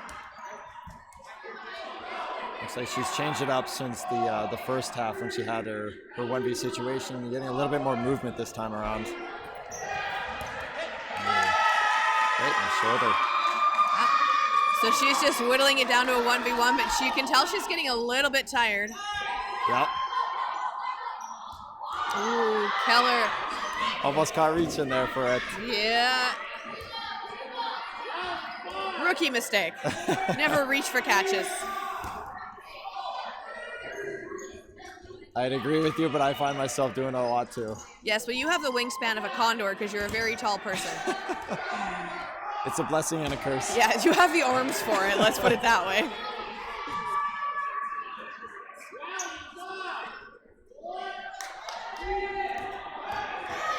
Almost at the feet. She's definitely aiming low. I think they're both getting a little bit tired right now. Oh yeah, you can definitely see it. And with the holding 2 balls, like Keller is pretty much in prime position right now. I don't think any of those shots are going to be getting her unless they catch her off guard. Oh! That was a sniper shot by Keller. You know what? Even Shesterniak was like, you know what? I'm going to applaud that. Like, Yep. well done. Hard not to. Oh, yeah, She, Keller was in the zone on that one. Mm-hmm. I think she was just kind of like, all right, I'm tired. Let's end this. Yep. It's almost like she could read, she could hear what we were saying on the stream. She's like, all right, if that's what they're going to say, then fine. Bam. Yep. Throw Also that them. ball. 7.5 minutes now. So it's 6 points for Ravens. Rally's still with 1 point. It's definitely not impossible, but it's still a little bit of a hill to climb now for Rally. Yeah. Gostowski with a beautiful block right off of the opening rush, managing to bait a ball for their team. Galvez getting hit out, dodging sideways, but not quite far enough.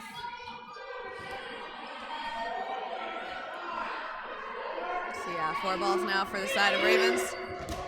Going for Pichet. Gostowski gets hit out. So she was a little bit behind Pichet and then got caught in the crossfire there. Benjamin getting taken out in the knees. She seems to be a big target for Rally. They seem to want to get her out really quick. Yep. She's a veteran player. She's been doing it a long time. O'Reilly going out. Spear getting out. There's those counters coming from Rally now. Ravens was not expecting it, and that did a great job for them taking their team members out. It's down to 3. Ravens with 4 balls in hand, going for Cullen. Cullen blocks. And that ball being rolled right back onto the side of Ravens. So Ravens are going to have Burden again just after throwing.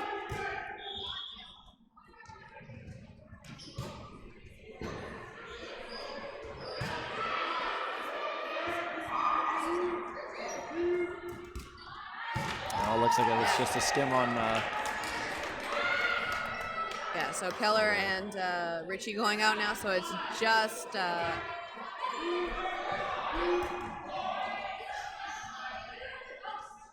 it's just Frame left. Yes, Frame, thank you. I kept wanting to say Forrest, and I'm like, Yeah. nope, wrong redhead. Wrong redhead. Where's the roster? They're definitely very similar. I confused them earlier today on the stream as well, so hopefully they'll forgive me. I feel like it happens fairly often. Yeah. Yeah, and that was a beautiful shot by Cullen. Frame going up to block, but it just passed her ball and skims her on the shoulder. Timeout for Ravens. So Rally gets another point on the board. We've got 5 minutes left on the game clock, but there is a 4-point differential. Credit to Ravens. It's a very smart decision to call a timeout now. Yeah. Because it's been a while since Rally has gotten a point. The moment that they get 1 point, they call a timeout, try to stop any sort of momentum that Rally can gain from that. Very smart call. Yeah, I didn't even think of that. Puts the... Good insight. Thank you, Taylor. Yeah, of course. I did not realize that, like, it was a strategic move as well. I mean, that's what I'm thinking it might be, unless it's just something completely different. Maybe they just want a little bit of a rest. I mean, it still takes the momentum off of Rally, though. Yeah, regardless, yeah. Yeah, just kind of like, all right, guys, maybe you need to tone it down, play a longer game, just stop giving away the balls, like, hang on to them, just focus on your blocking. Especially because they know a lot of the players on Rally can catch them out. Oh, yeah. Like, Ravens thrives off the counters, but Rally thrives off the catches. Yes, definitely. More the defensive versus the offensive on Ravens. Which is why the teams are so evenly matched in terms of skill. Yes.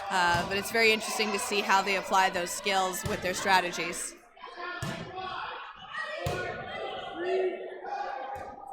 Right through the center, no hit made. Yeah, at this point in the game, if I'm Ravens, just try to, even with 4 balls, try to throw the 1. Yep. Ooh, that's O'Reilly going out. Bit of a spin dodge from Forrest. She manages to stay in.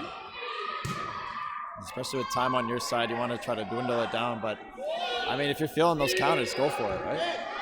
It's a shot on Gostowski, taking them out in the foot. Raven still with Burden. They're controlling the game at this point now.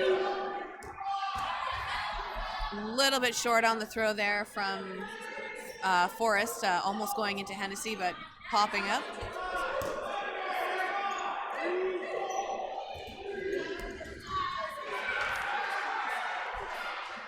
So far, it seems like that timeout definitely is working out for them. Yeah, sped up their momentum a bit. Ooh, Sancho getting hit out off of going for a catch. Forrest sneaking up to the line, going for the ball. Doesn't get it. She almost looked like she wanted to reach for it, and yeah. I think Ref Pernitsky would have been like, nope, that ball goes over to the other team. She definitely eyed it out. Yeah, once you're eliminated, you cannot touch anything on the court. Yeah, and also get sent right back to the other side. Yep. I have done that many a time reffing and gotten very dirty looks from players who didn't understand that that's actually a rule. It's tempting for some of those players to do it, especially when it's like right in front of you. It's almost like muscle memory to want to sweep the balls for your team. Yep.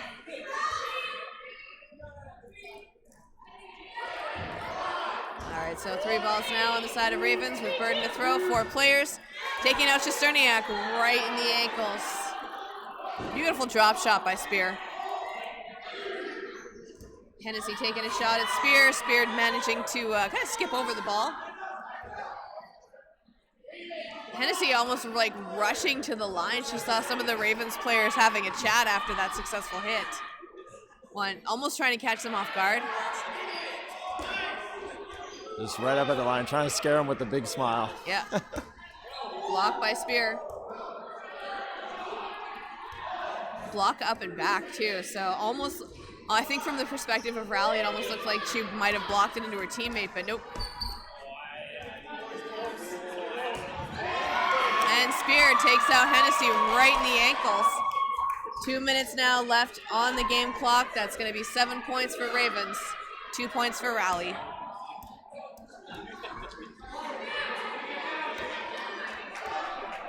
At this point, I've never personally seen it. I don't know if it's possible to climb back from this with 2 minutes, but it would have to be very, very quick rounds. They'd have to have very fast rounds, just like throw.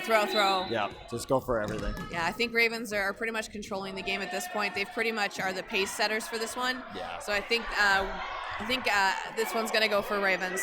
So we're gonna see them in the semifinals. Yeah, looks like it. Catch by Cullen! Great Oh my gosh, pop fly! The awareness. Yeah. Just right in front of her. Oh yeah, thank you. She's a vet, she's a pro. She's been around this game for a while. Oh yeah. Sancho going after Cullen. Cullen managing to dodge while on the retreat.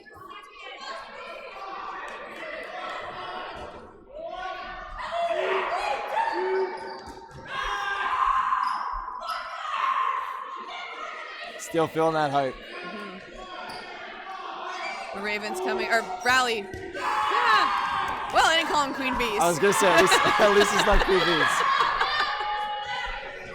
There's a lot of R names in the competitive women's tournament. Oh, We've so got many. Rainbow Thunder, Rogue, Rally, Ravens. Like, I think four out of the 6 teams. yes, the only 2 differences are Valkyries and Nightmare.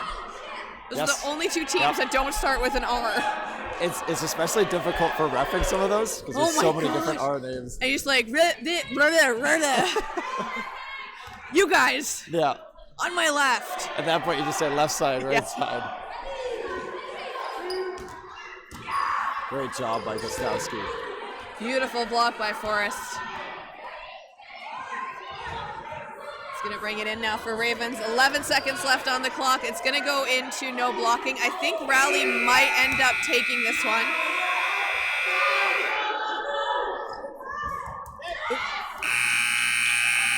There we go. So the buzzer, I think the buzzer went for the other side. Yep. So the hit doesn't count. We're not gonna go into no blocking. I think they're just gonna call the game because this is elimination. So yeah. Ravens is going to take this one with 7 points to 2.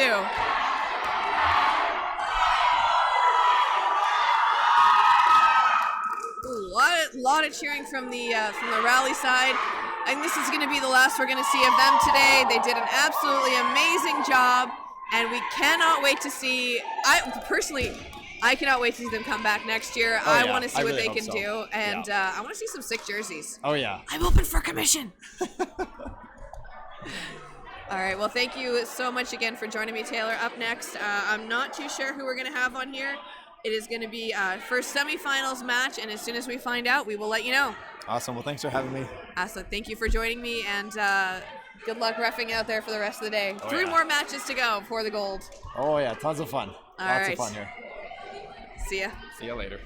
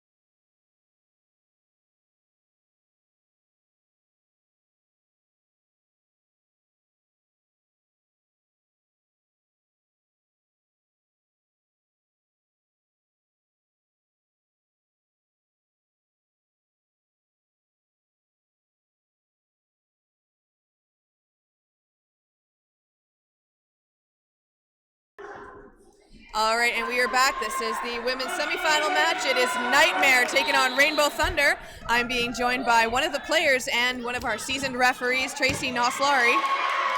Hello, first time commentating, so hopefully I don't screw anything up. Fingers crossed, but there's first time for everything, so don't worry. So it looks like Aaron getting hit out. Yeah, this is going to be a really intense game. Nightmare just took on Valkyries. They kind of slaughtered you a little bit. They did. But they're a very good team, very organized. A lot of the players have been playing together for a long time, so.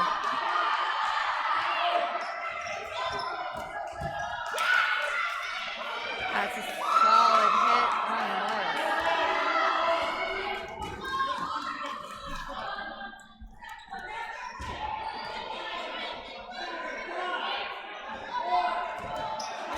I have a lot of faith in Valkyries. I can't wait to see what you guys do next year, and you're only going to get better. Yeah, and you know what? Did a lot better this year compared to last year. Oh, yeah. So we've got nothing to complain about. You guys are an absolute unit as a team. You work so well together. Yeah, it's definitely something we've been working on. But when we're playing in teams like Nightmare and Rainbow Thunder, you know, a lot of, like, Nightmare's a new name, but not necessarily a new team. And Rainbow Thunder's been around forever, right? Yeah, so a lot of seasoned vets on both sides. Yeah, exactly, right? So we've got a lot of players that are newer to dodgeball. So yeah, so we're getting there. Absolutely. We're very proud of what we did this weekend. So Taylor going for a shot off the wing on Mingo and managing to take her out in the feet. Now we're going to see Thorkelson and flat left. Oh. Very nice block there. Made sure to get their hands clear. Mm-hmm. So it's Clausen first and Ewell left. Ewell with a catch. Nope. Oh, no. Nope. Ref's calling it a hit. Yeah, referee Ferris calling that one a hit, so I could have gone either way. Yeah. Clausen getting taken out in the legs.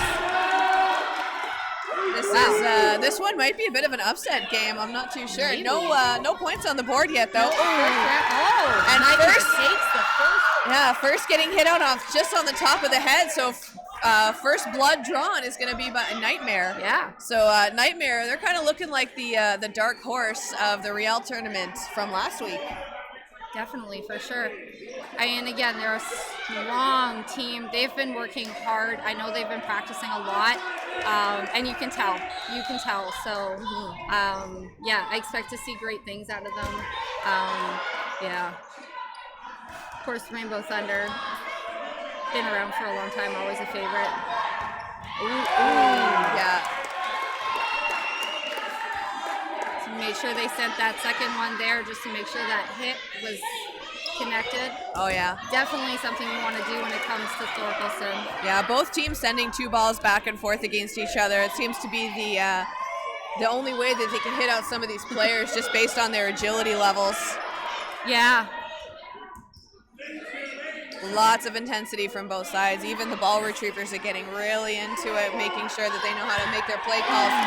Shala going for a dodge, getting hit out in the hips. Anderson with a block, staying in. First getting eliminated. Rainbow Thunder with Burden. Oh, that's a shot on Mingo. They managed to get the ball and keep it for a flat. Rainbow sending a clear message here. Mm-hmm. No, I might be messing it up. There is one player on the Nightmare side, and one of them is Wozni and one of them is Flet, but they look very similar, and I've been getting them confused all day. So if I am wrong, I do apologize. There's two of them wearing the same flat jersey too. Yeah, I think they had some last-minute additions. So yeah, they had to use their extra jersey stock. Yeah. So it does get a little confusing. Yeah, so I think it's Wozni in the Thorkelson jersey sitting on the sides for Nightmare, and that's Flat that just got hit out. Flat that got hit out. Yeah. All right, it looks like it's Nightmare with Burden. We're also staring through a net right now, too. Does obscure the vision a little. Yeah, that was a shot on Kroshak. She's retreating from the back line of the court. So it's Antoine and Aaron left now for the side of Nightmare, but they are both very formidable players. Aaron with a block. Definitely two veterans on the Nightmare side, and two veterans that have played together for a long time. It's a hit on Antoine there with just a side shot on the legs as she was going down to dodge. Yeah. Aaron going for a shot on Morris, going a little bit wide, but Morris still going for that block. Now it's Rainbow's Burden players. Yeah. All right. Oh, yeah. It's a pop up and hit her right in the face off of that block. So that's going to be now first point on the board for Rainbow Thunder. We got a tie game. Yeah, I think it's going to be There's gonna be a lot of early prediction just based on skill level between these two teams. It's going to be like a point for point exchange. Yeah. I have a feeling at some point one of the teams is going to get some extra steam and just widen that a bit.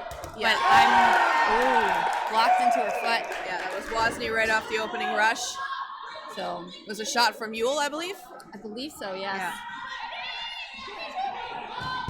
Oh, and that's Collins going down. Well, not going down, but getting eliminated. Well, she went down to try and dodge it. So she's okay, folks. There's been a lot of close doubles. Yes. This weekend. I don't know how many times the refs have had to clarify just one hit. Yeah. All weekend. It's been crazy. Yeah, we saw earlier on the stream it was a game of Rally taking on Rogue. Okay. Rally blocked into their teammates at least 3 times in one half. Like they were really getting some doubles. Yeah. Unfortunate. Yeah, they were unfortunate. Definitely hugging the back line based on the aggression coming off of Rogue, though, because Rally scored the first point in that game. So Rogue got mad. They were out for blood. Yeah. They definitely do not like it when they're behind. You scored on us. That's not going to happen again. Yeah, no. Oh, okay. That's how it's going to be? Let's go. Pretty much. Yes. I think I was calling during the second half of the game when they started scoring more points and just widening that gap, very concentrated mob hits. Ooh. And that's Antoine going out. Yeah, all right, went for the block, didn't quite make it. Yeah, so it's 2 players left for Nightmare. Oh, and there's it's Flat and Aaron going out. So Aaron calling their hit. I love that. Very calculated attack by Rainbow Thunder, but they've got Coach Kevin Harder on it. Again, they've got the thing with Rainbow Thunder is not only have they been playing together a really long time as a team, but they have Amanda First, and she is one of the most well-known strategists in terms of play calls in the league. Yeah. I remember, I think she went on a trip somewhere and was playing cloth dodgeball in, I think it was Malaysia, and she came back and she was making play calls based on chess moves. Oh, wow. Yeah, so she really just to throw people off, but she knows what she's doing. Well, I mean, anybody who was watching Nationals, Team Canada, the mixed foam, Kevin Harder and Amanda First were... Yes, that was Worlds. Oh, Worlds, yes. No, you're right. Yes, that was Worlds. Yes, Team Canada. So you're dealing with a team that's got a lot of that knowledge, a lot of that strategy. Yeah. So Nightmare coming up to the line, taking a shot, and that's a hit on Yule. But a lot of energy coming from the Rainbow Thunder side. They managed to get that ball over. Yeah, I mean they're always high energy team. Yes, definitely. Beautiful block by Morris. Again, Morris, that gold medalist from the mixed foam squad. So we see the refs just stopping for a minute. They need to have a little bit of a chat. That's one of the good things about the communication between the refs that we're seeing this weekend. Yeah. Is a lot of very accurate calls being made. A lot of great communication between the referees too to make sure they have consistency in what they call, and there's not any discrepancies between what they both saw. Ball's dead on impact, no hit. The refs we've had this weekend have been absolutely wonderful. Yes. And very understandable too.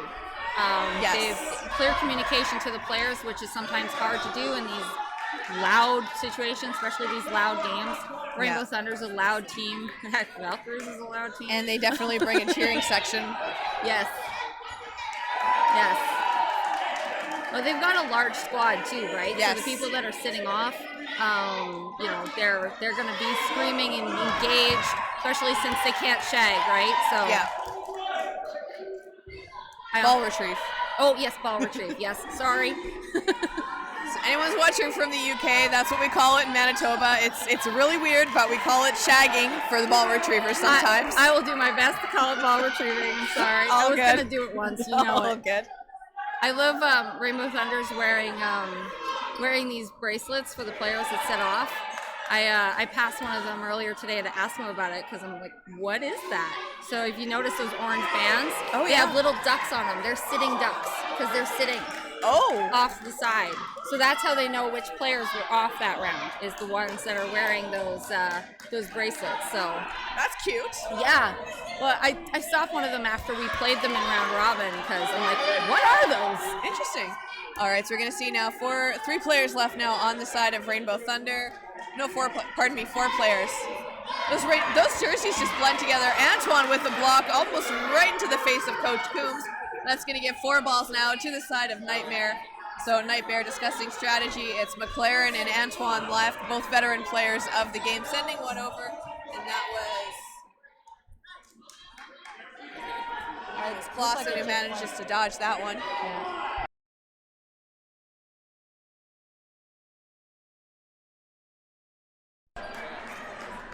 All right, so still got 4 players now left on the side of Rainbow Thunder. We do have a ball retriever kind of obscuring our... Catch by Clausen!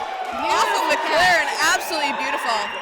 Clausen is a player coming in from a softball background. If you look on the Rainbow Thunder jerseys, her individual unicorn actually has a baseball hat on and holding a softball. Wait, they have individual unicorns on their jerseys? Yes, they do. I've never noticed that. Yeah, each of their jerseys. So their jerseys have a pattern on them. Right. And there's an individual unicorn based on the personalities of all the Rainbow Thunder players. And they debuted them at Nationals in 2022. Oh. Yeah. That is very cool. I like that. So I know Morris is wearing a shirt with a Canada flag on it, playing for Team Canada, and she's doing a windmill throw. We've got first, her unicorn is wearing some rainbow socks, and the dodgeball in her hand says "Go" because she is the organizer of the Go tournaments as well as her the Growing Opportunities charity. Collins, I believe, has 2 beer mugs in her hands, wearing her beer socks, which she's infamous for. Oh, that's amazing. All right, take care. Have fun at work. Okay, so one of our producers just had to go to work, so I was just saying goodbye to her. Anderson is she's an actor, and she does a lot with that community. So she's got she's holding a camera on her unicorn. Oh. Yeah. If you take a look at the jerseys later, you'll be able to see all of the individual unicorns and guess who's who. Okay, cool. Yeah. That's super neat. I like that. I was the one that actually drew those for them. I did know that. Yes. Yes. All right, so taking a look here now, we've got Rainbow Thunder leading 3 points to 1, but I think Rowley's going to keep trying to close up that gap. Nightmare, sorry. I didn't call them Queen Bees at least. All right, so we see now 4 balls on the side of Nightmare, coming up to the line to take a shot. Beautiful block by Tapper. Morris stays in as well. We see McIntyre? Maybe? I'm not too sure. I will have to double check the pronunciation of that one. I spelled McIntyre. Yeah. All right, so we see them coming up to the line now. Taking a shot. They're taking Thorkelson out. Just whittling down the line of Nightmare players right now. I love the honesty on both of these sides. Like, these are 2 teams that you almost never have to worry about them not calling their hits. Oh, yeah. So, which is, like, both these teams have great spirit. Like, excellent spirit. Antoine getting hit out in the foot. You see Tapper jumping for joy off of that one. So just down to 3 players now, but Rainbow Thunder still almost with their full line on the court. I I think they do have the full line on the court still. They do. Yeah, there's no one standing in the box off to the side.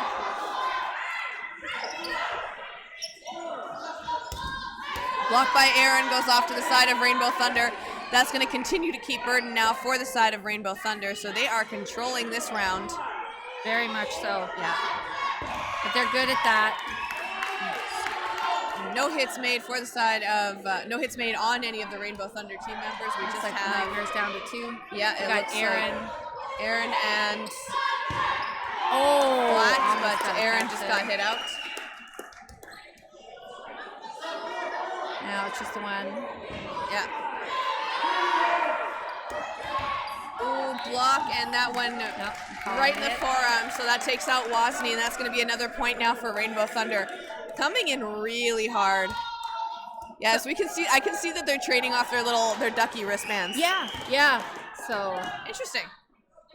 I would not have noticed that if you hadn't pointed it out. And you know what? The only reason I noticed it is just like they've never worn those orange bands, and I was passing one of them in the hallway, and I'm like, "Why are you wearing that?" I think it was. I think that's adorable. Morris, I was talking to.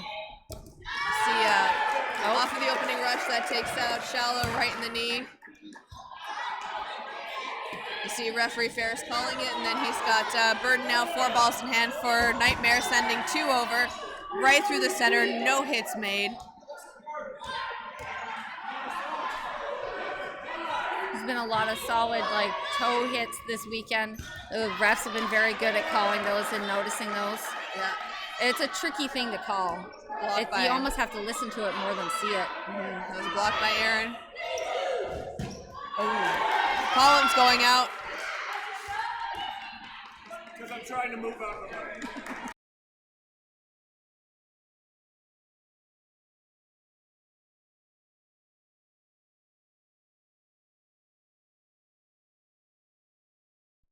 All right, now so we see Nightmare coming up to the line, 4 balls in hand, taking a shot, and that's going to take first out. We got 4 balls on the Rainbow side. So we've got 4 players now on the side of Rainbow Thunder, and that's a shot on Aaron. That's again referee Ferris calling that on the ankles.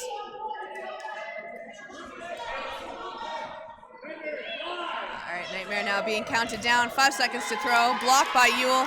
Manages to get that 3rd ball for her team. That's going to give Burden now to the side of Rainbow Thunder. Coming up to the line to take a shot. Blocked by Thorkelson. And that's a hit on Clausen. Can hear the screaming on the side of Nightmare from Duchamp on the sidelines. No hits. All right, Nightmare now with ball control. I believe they have 2 balls in hand for each of the players. Oh, Ewell fumbling a catch. That was quite the windmill. So Nightmare managing to get ball control, so they are leading this round. Throwing 2 right across the center, 1 at Tapper and 1 at McIntyre.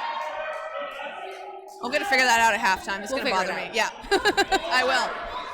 All right, 3 players left now for the side of Nightmare. Throwing one over, no hits made. Again, only the ball retrievers in the pennies are able to touch the ball, so all of Rainbow Thunder kind of has to scoot out of the way. Block down and pop up onto McLaren. McLaren manages to sweep the ball for her team. That's going to give them advantage. No shots made, sending one right into the back curtain. That's going to put 4 balls in the hands of Rainbow Thunder. Going to come up to the line. Going for McLaren, going a little bit wide there. Just releasing 1, making sure that Nightmare can't throw too many at them. Yeah, we've got about 2 minutes and 40 seconds left on the clock in the first half. Rainbow Thunder, 4 points. Nightmare with 1 point. Thorkelson with a clean block. Tapper getting hit out. It's McIntyre now. Yep. McLaren with a block.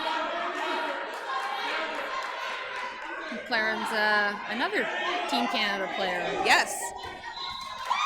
I think she went for Team Canada Women's Foam in 2018 to Mexico. Was it 2018? I thought it was 2019. It could be 2019. Oh, there we go. Nightmare getting that second point. That's going to be one in the books for Nightmare, so that's going to close the gap with only a 2-point differential now. 1:50 left on that game clock now, so I think this is the round that might go into no blocking. With the length of the round so far, I would say that's likely. Yeah, both these teams are very evenly matched. A lot of aggression, but also playing very smart because after this, they will have to play another game. So they want to make sure that they stay nice and fresh. Yeah. Well, they've got to play another game, and I guess these are semifinals, right? Yes, so, potentially 2 more games. No, 1 more game. 1 more game. So this one plays for gold, I guess. Yeah, well, whoever wins will play for gold, and whoever loses will play for bronze. So, and we're gonna see both of those games coming up very shortly on the stream. Ooh. So we just heard the buzzer on the other side.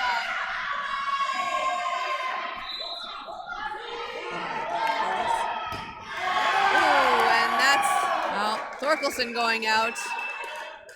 Rainbow Thunder definitely wants to keep control of this game. They do not want to give them any more wiggle room. Yeah, it's a 3v5 right now. First getting eliminated. It's definitely one of those things is because a lot of these players have been playing in the league for a good number of years. Big block by Aaron. That you kind of notice they're able to read each other's tells. Like they know each other so well. So McLaren has played with pretty much everyone on the side of Rainbow Thunder almost, so she's able to know what's going to be a hit to take them out. Same thing with a lot of the players from Rainbow Thunder with Shala and Aaron as well, and vice versa.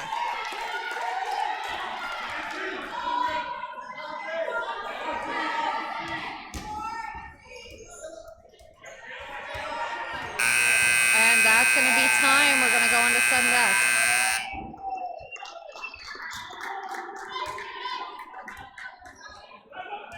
All right, so that's the end of time. We're going to go into no blocking now.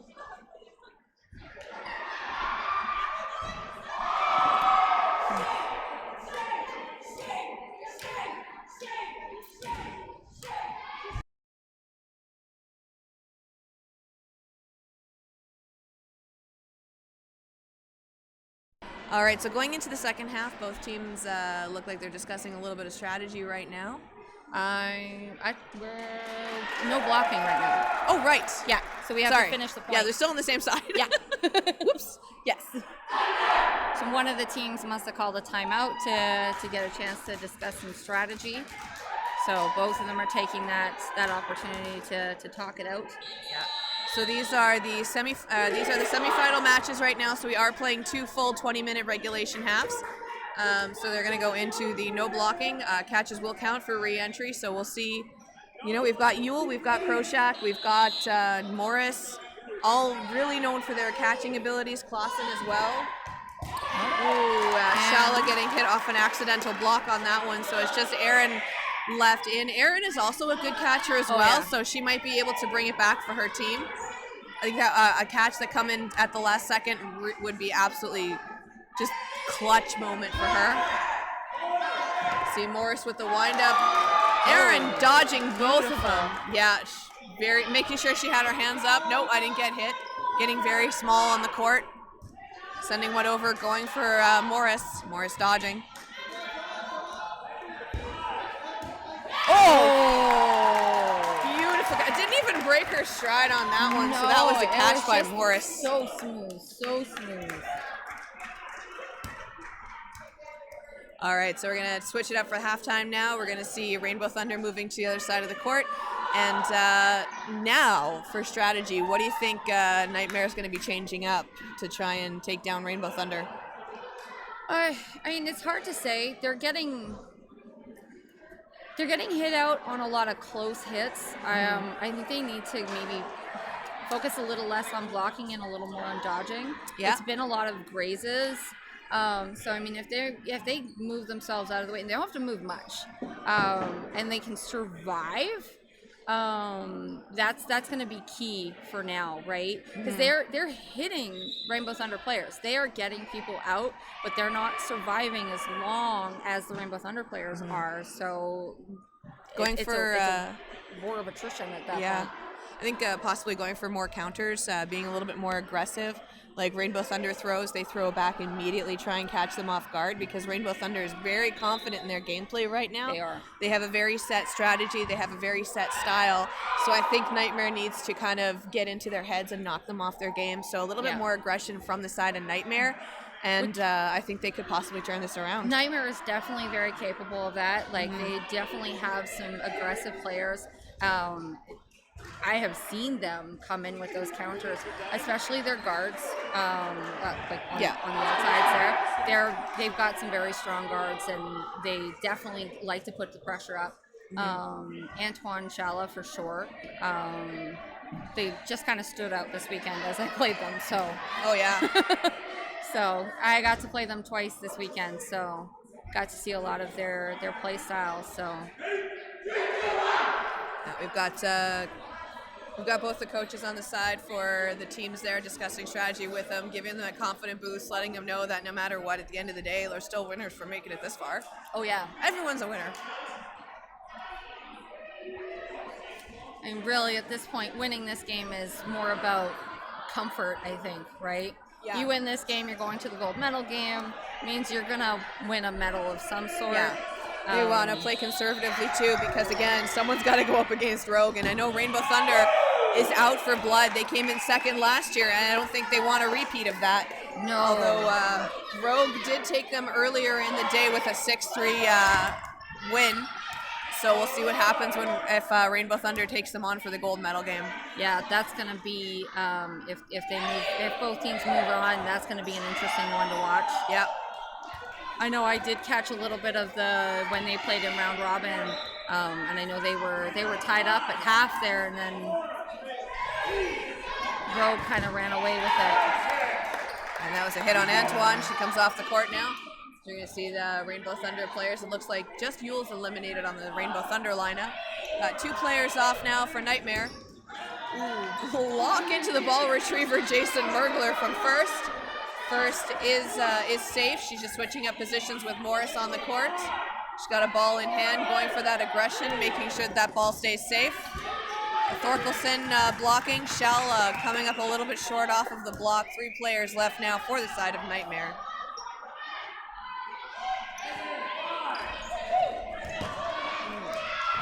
Hit on first.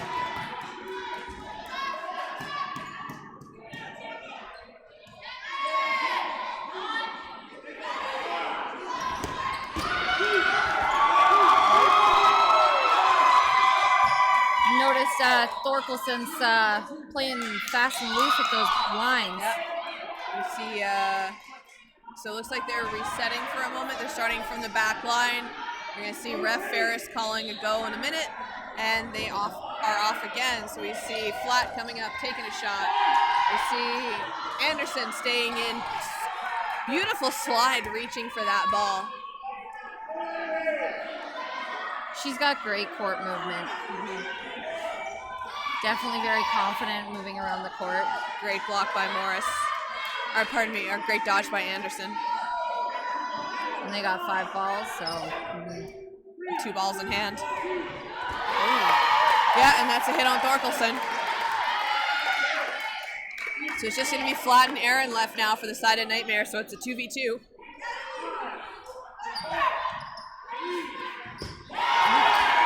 Perfectly coordinated shots from Anderson and Morris. Like, they just did that in unison. It was amazing to see.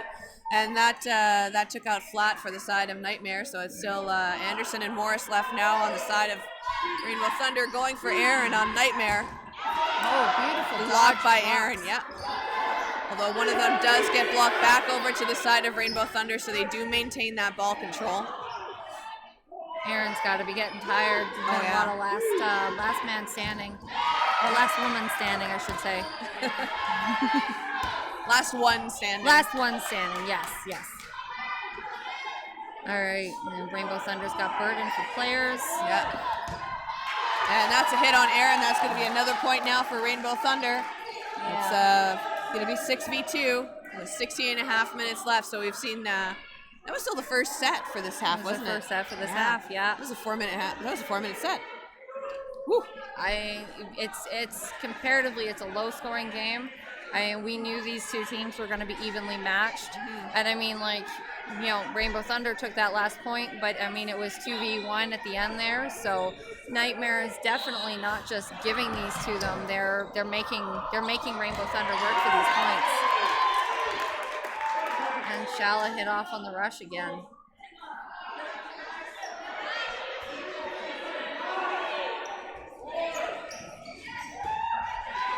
All right. Nightmare thrown wide. I think they're getting tired.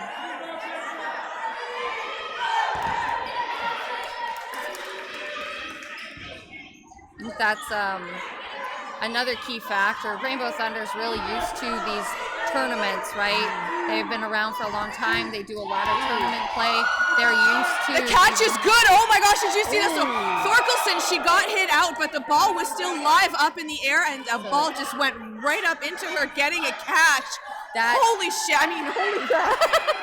That's an excellent play by Thorkelson, not letting... She wasn't even expecting that second one as a catch. Like, she was bent down and just boom, right in there.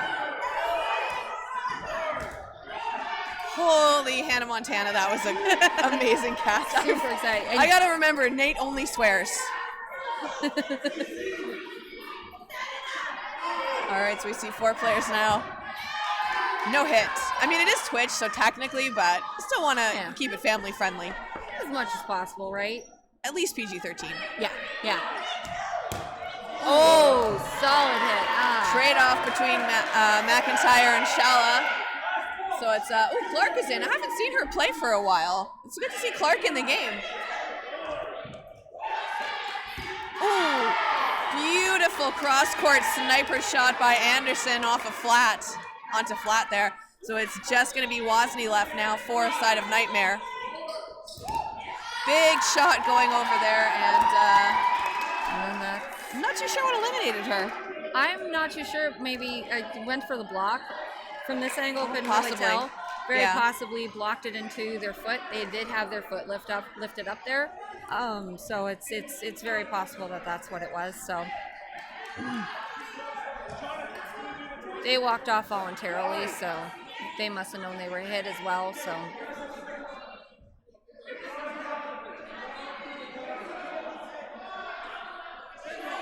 That means 7 for Rainbow Thunder, 2 for Nightmare.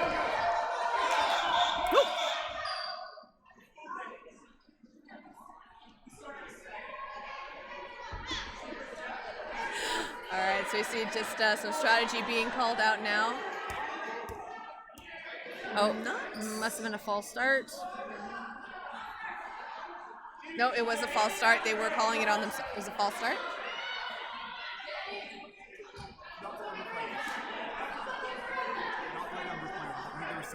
Oh, okay. So they had an extra player on court. So the sitting Ducks. Oh, wow. So that hit on Wozni there. But it goes up just past Antoine. Antoine manages to stay in. So we just heard from one of the ball retrievers that Rainbow Thunder started with too many players on the court. So it's a hit from Mingo there and a catch on first. It's like a little bit of confusion there with what happened, and we see some raw emotions coming out from the side of Nightmare. And that's a hit on Thorkelson. So that's going to be another point now for Rainbow Thunder. That's going to bring it up to 8, taking 8 versus 2. 12 and a half minutes left in the game, and Nightmare is now calling a timeout. Yeah. Trying to recenter themselves. Just over 12 minutes left. They've got time, but... Yeah, I think Nightmare might have seen a couple things happen, and they weren't 100% about it. Again, we do have to defer to the referees' calls. It is a very thankless job, and we do appreciate what they do. But again, it's the referee's discretion, and we got to leave it up to them, and we trust that they make the best calls possible. Yeah. It's definitely not an easy job. I was reffing the men last weekend, and it's definitely thankless, but you do the best that you can. So and you got to make the calls as you see them, right? So, Yeah, absolutely. you know, if you see something that looks like a hit to you, you got to call that hit.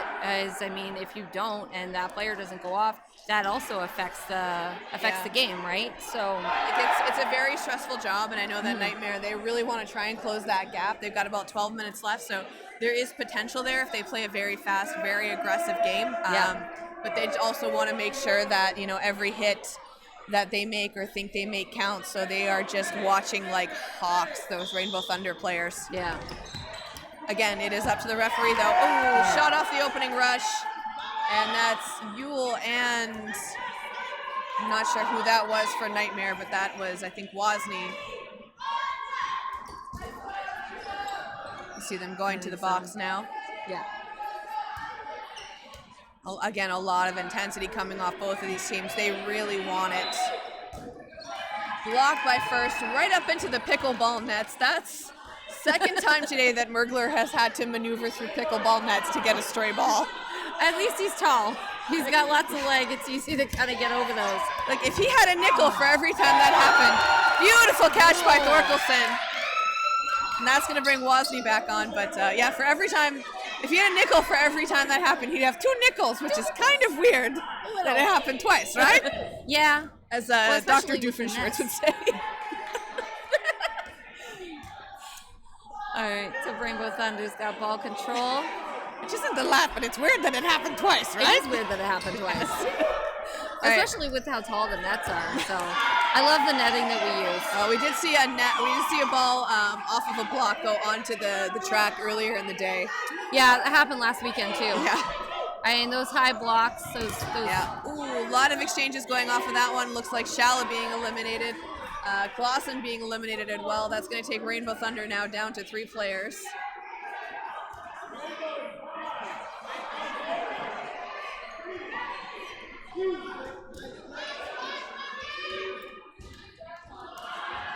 It'll be interesting to see what Nightmare does now. Nightmare throwing in between Collins and First, not connecting with any of them, taking a very, it was a very coordinated effort. That was an exchange.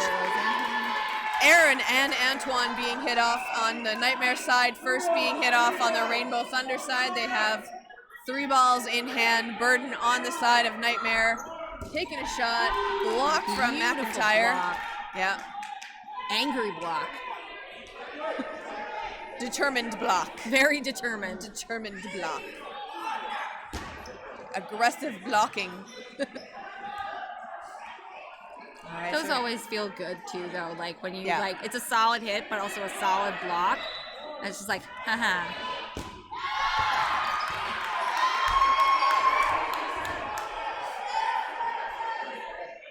So Rainbow Thunder managing to control these past couple of throws. 4 balls each on their side of the court. Torkelson being hit out, but Collins being hit out at well. That's going to take it down to a 1v1 now. We've got Wozni left in against McIntyre. Holding 2 balls and holding 3 balls and throwing 2. You saving that one for a block. McIntyre goes in with the block, getting her to send 1 ball over. Looks like line out. Yeah. On the back line. Oh, shucks. Yeah. That's a tough way to lose a point. Yeah. Yeah. Again, it's, you know what? It's that back line. Like, a lot of players are very used to playing in the co-ed division where it's the standard WDBF setup where it's like the 30-foot line. Yeah. And so you lose, you know, you kind of wonder about that court awareness. You become hyper aware of the lines. It almost makes your movements a little hesitant sometimes because women play on a shorter line, which I think is BS, to be honest. I'm with you there. There's like, I kind of understand the logic, but at the same time, it's just like so many of the competitive women play mixed. And it's the standard line, so it's just like if the women can play on those lines in mixed, why not in why is it that when we get a just competitive women's team together where it's all like women identifying players, you have to make the line shorter? It seems really biased. And hopefully some of these policies will change in the coming years. I know we did shorten the line but I want to see it getting shorter. They did shorten, and I was very happy to see Yes. that when the new rules came out. It was like, okay, so they are listening to us, not entirely, but somebody is listening. I know I've mentioned it a few times, but I will never not stop mentioning it until it's the same across the board. The consistency just works better overall for training. Yeah. Especially now that we do have mixed divisions at Worlds. Oh, yeah. Just making the court the same size is just better overall for training. Yeah. No, for sure. All right, Nightmare's got a bit of an advantage with the lines with that black line. There's a bit of a visual aid Yeah, on there. that side, it looks like they have a bit more of a warning line for them, so it makes it easier to not line out. Flat does get hit out, though. So it's just Mingo and Aaron left now on the side of Nightmare. They have 4 balls. They're going to have Burden to throw. 3 players left on the side of Rainbow Thunder. No, pardon me. Yeah, 3 players left. Those jerseys are so interchangeable. I almost forget some people are on the sidelines. That might be why they have their sitting ducks. Yeah, maybe. I love those things. They're so bright and orange, and they're very Rainbow Thunder. I think I saw one of the Linz brothers wearing shoes that color once. Going for a shot on Mingo. Mingo managing to dodge that one. That gives her another ball. That's going to be 4 balls now for the side of Nightmare. We've got 6.5 minutes. Tapper managing to laterally dodge that one. That's going to give Rainbow Thunder their 3rd ball with Burden to throw right now. I think we're going to see these teams start to slow down a little bit at this stage. Yeah, I think this one might end up going to Rainbow Thunder just because there's only 6 minutes left. Again, you know, I'm obviously cheering for both sides. Really love to see Nightmare have a TSN turning point, though. All right. Burden's back on the side of Nightmare.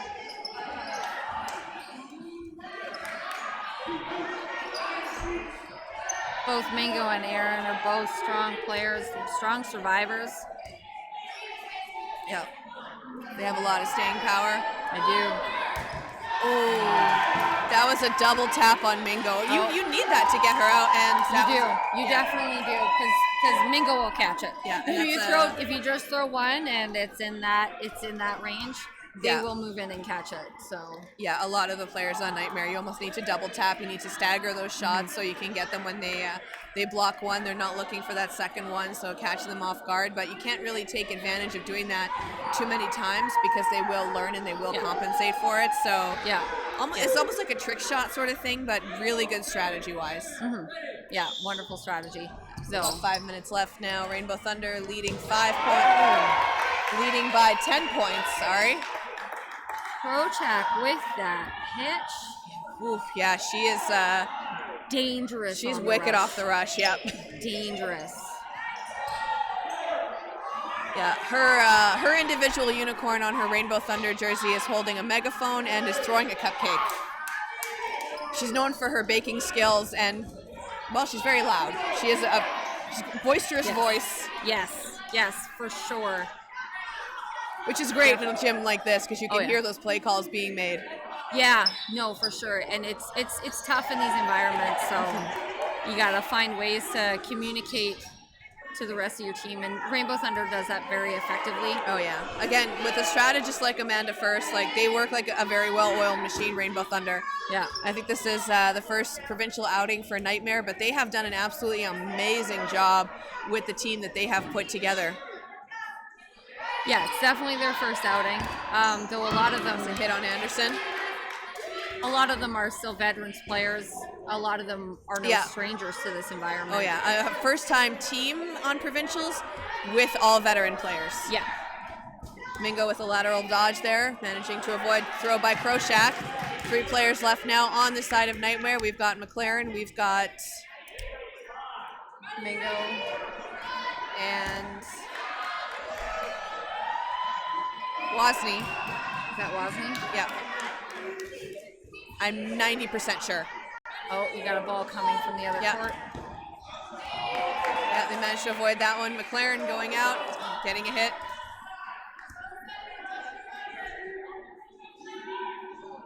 Got 5 balls on their side, so lots of control. No, that's flat on the Nightmare court. Oh, is that flat? Yeah. Well, I know there's two of them wearing a flat jersey, so is Wozni wearing a Wozny's wearing a Thorkelson jersey. Thorkelson jersey? Okay. Yeah. So that is flat. But, yeah, they both have the pigtail braids, so it's been throwing me off. I should be fired.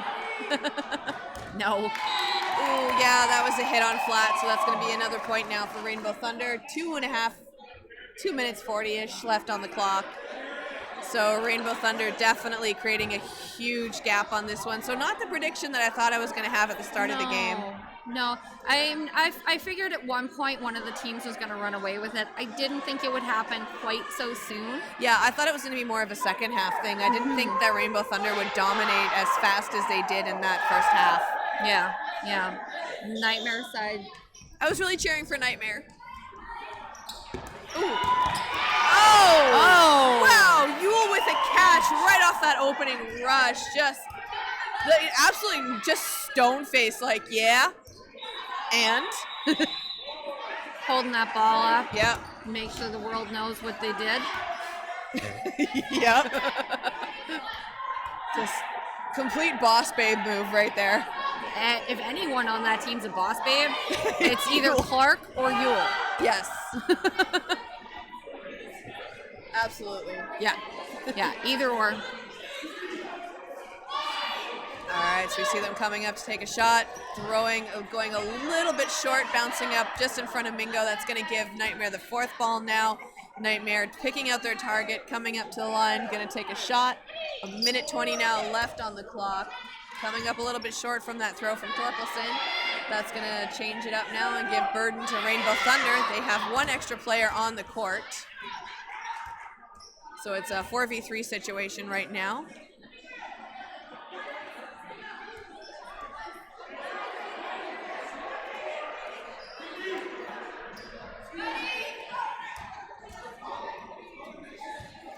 And back. Another low bounce off of Mingo, but she stays in. Those are the right types of throws to be making. Yeah. You'd rather throw it into the ground than... Ooh, and that was Antoine taking out Tapper. That's down to 3 now, so it's a 3v3 situation for Nightmare versus Rainbow Thunder. With 33 seconds left on the game clock in the semifinals match for the Women's 2023 Real Cup.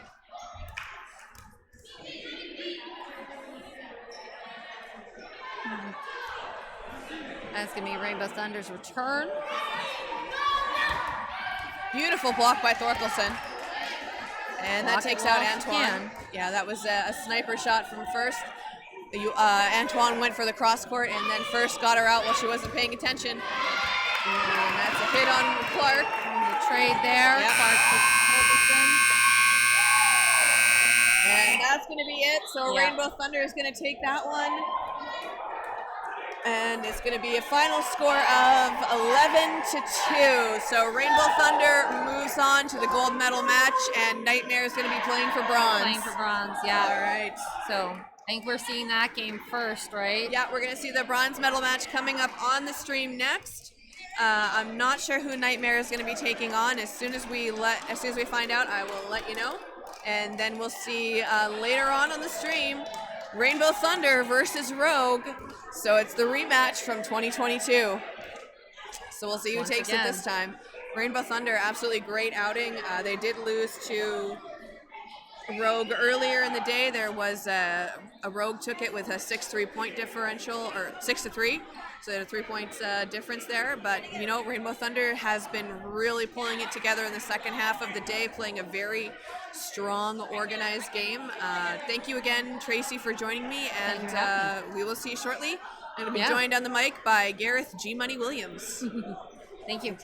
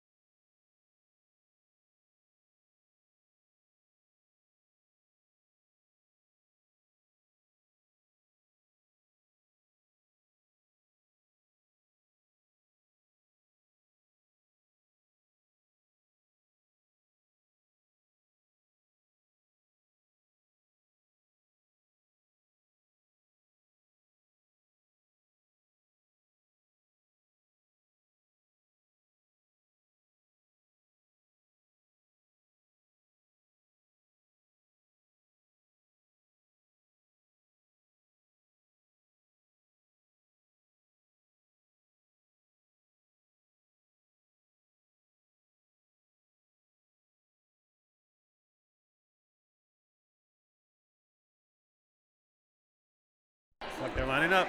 Yeah, so we are getting ready to start off with the bronze medal match. It is Ravens taking on Nightmare.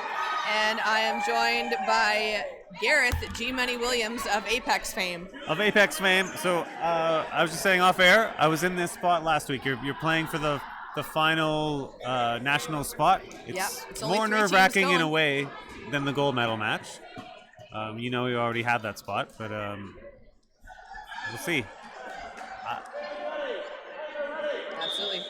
And they are off, so on that opening rush, no one shot being exchanged by Sancho going over to the side of Nightmare, but no hits made. That's going to give Nightmare the advantage now. They have Burden to throw. It's improvement on last game from Nightmare. They were losing a player off the rush pretty much every round against Rainbow Thunder, so that'll help them. Yeah, Rainbow Thunder had their number.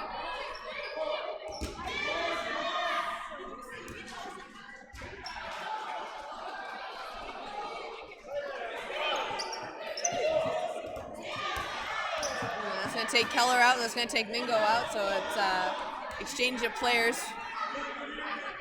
Both teams have been playing really hard all day, so they're probably a little bit tired, but they still got to give a college effort. Beautiful pop, but catch by Julie McLaren. And she's telling the crowd to shush. She's too humble. The humblest. Lightning didn't strike twice on that one, though. Well, that's what she does. Yeah, but She's she still Julie, got that she catch. catches you. Oh, she's had some amazing catches all day today. That's blocked by Spear. Looks like she stays in. She looked a little confused on that one, but she stays alive, so it's going to be 3 players still left for the side of Ravens. Blocked by Sancho, going up, staying on the side of Ravens. That's going to be 3 balls for them now. Nightmare still with almost their full line. Taking a shot right through the middle at Richie. Richie managing to dodge that one. Sending it over now. Picking their targets. Richie's going to take the shot. Oh, and they take out Thorkelson, but they also take out Richie, so it's a 1-1 exchange. Always a good trade if you're up players. Yeah, Nightmare with 4 players still left on their side of the court. And that's... Yeah, still safe.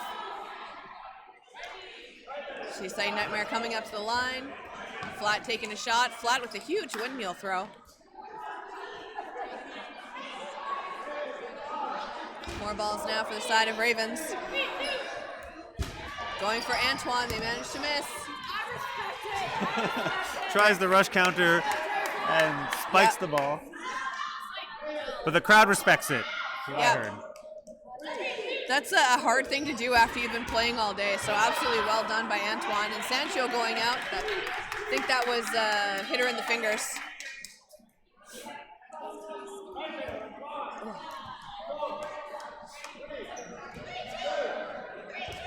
Ooh, nice hit. And that takes out Spear. That's going to be the first point now on the board. 17 minutes into this first half, Nightmare draws first blood. I don't know if the mic picked that up. The crowd, led by Natasha O'Reilly, trying to get a Nightmare chant going, and they hung her out to dry.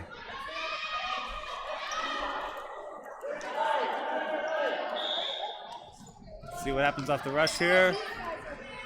Both teams decide to hold. Sometimes a good plan. Good throw to... Oh, Shala. The coach likes that.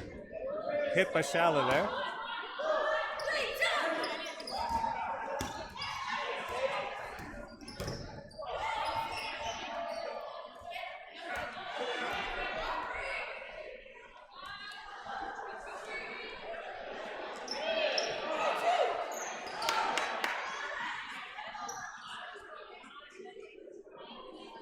Good call there by our head ref, Taylor Bootylicious Boudreau. He wanted me to mention him. Not an easy job reffing these tournaments. Let's see, last ball on the Nightmare side. Let's see what they do with it. Ooh, catch there by Richie. That's not ideal for the Nightmare. So now they're down to 1 ball again. And player couldn't. Can I pass you 2 things? Yeah. Thanks. All right, so Ravens now, so 5 people left on their side of the court.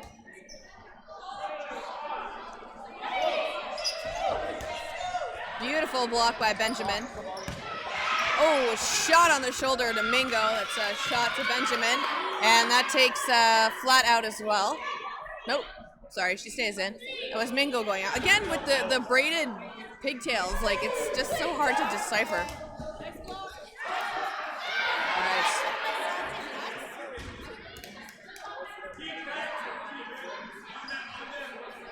We've got 3 players left now for the side of Nightmare versus 5 players on the side of Ravens. Oh, beautiful block pop-up catch by Thorkelson. That's going to bring Aaron back on for Nightmare now. So Nightmare turning it around, bringing back some of their players with those beautiful catch, again, with that beautiful catch by Thorkelson. Oh, unfortunately, she wasn't able to dodge that one, so she gets hit out. Real back and forth round. Yeah. Again, these teams are very evenly matched, and both teams have been playing their hardest and have done so well today. Richie managing to dodge laterally. She stays in.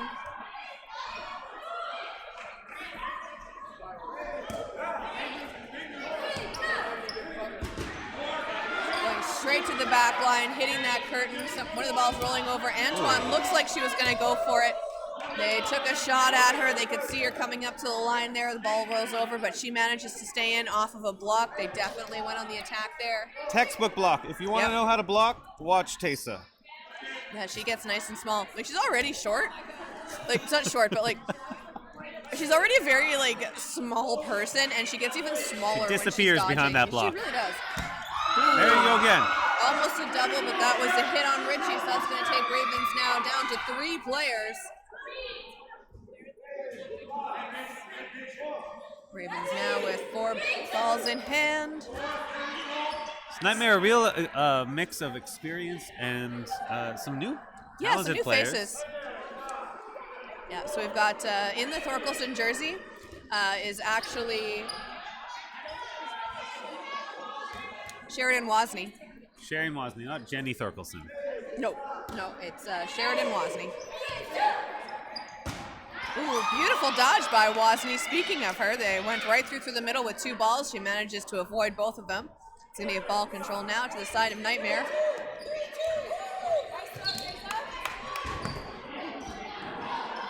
So as a new player, Yep. a tournament like this, absolutely terrifying. Yep. Balls are coming at you from angles that you're not used to. I think nice. that's going to take Sancho out.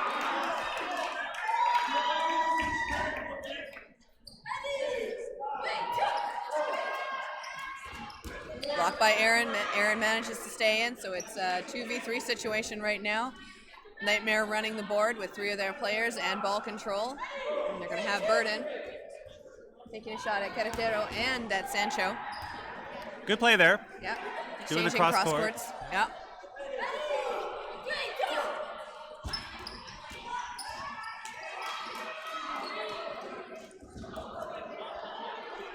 That's Wozni managing to stay in. It looked like she lost her footing a little bit, but she didn't line out.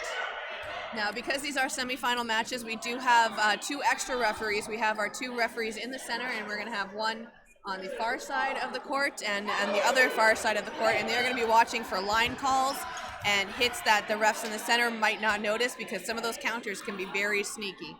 I'll tell you this, you won't get much past Taylor Boudreau. No. Clean block by Carretero. It's going to be 4 balls now for the side of Ravens.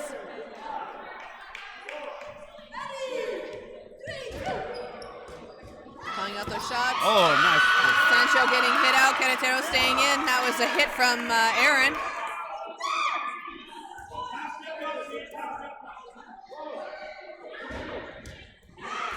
Oh, great rush there by Antoine. Carretero, she does manage to get. So Carretero takes out Wozni, but someone gets her off of the counter. In the business, we call that pendulum. You It swung both ways. right? The player on the far side of the court, they can cheat up and get ready for that counter, while the player locks the other player. Oh, that makes sense.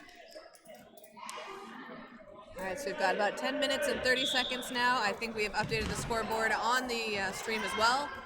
Ooh, nice dodge. Nightmare leading 2 points right now. Ravens with 0. So kind of long matches with only 2 points on the board. We've already eliminated half of the time remaining in the first half here. That last round was real back and forth. yeah. Lots of catches. Ooh, and that was tap. Sancho getting hit out. At this point in the tournament, arms are tiring. You're going to see more counters from further away, which is... yeah, a lot of block-heavy plays.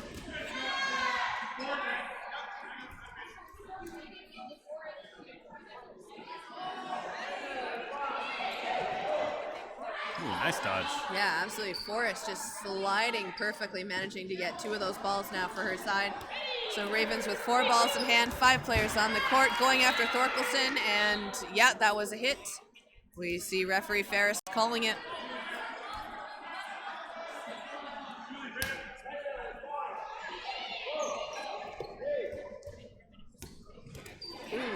Balls flying all over the place and none connecting.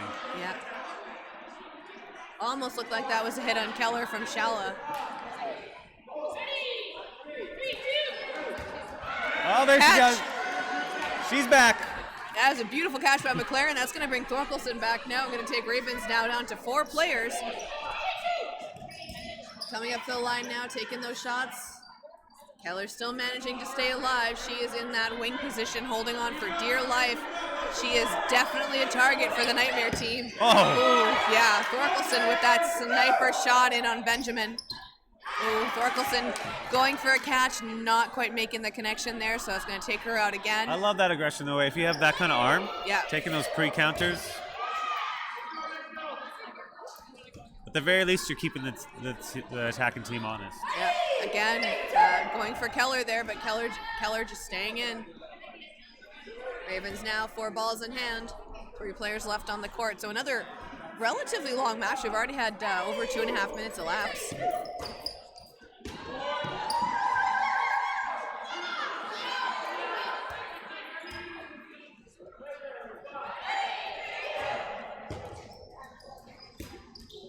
Beautiful block by Keller, taking out Shala right in the feet. Ravens coming up to the line. Forrest trying to bait some of those throws, trying to get that last ball off of No. Oh! That's literally the last thing you should do. Never throw at Julie alone.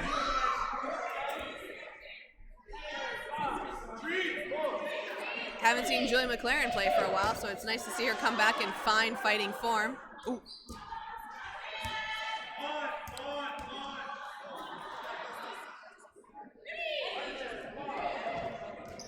Going after Sancho. Sancho dodging laterally, and that was flat, blocking down.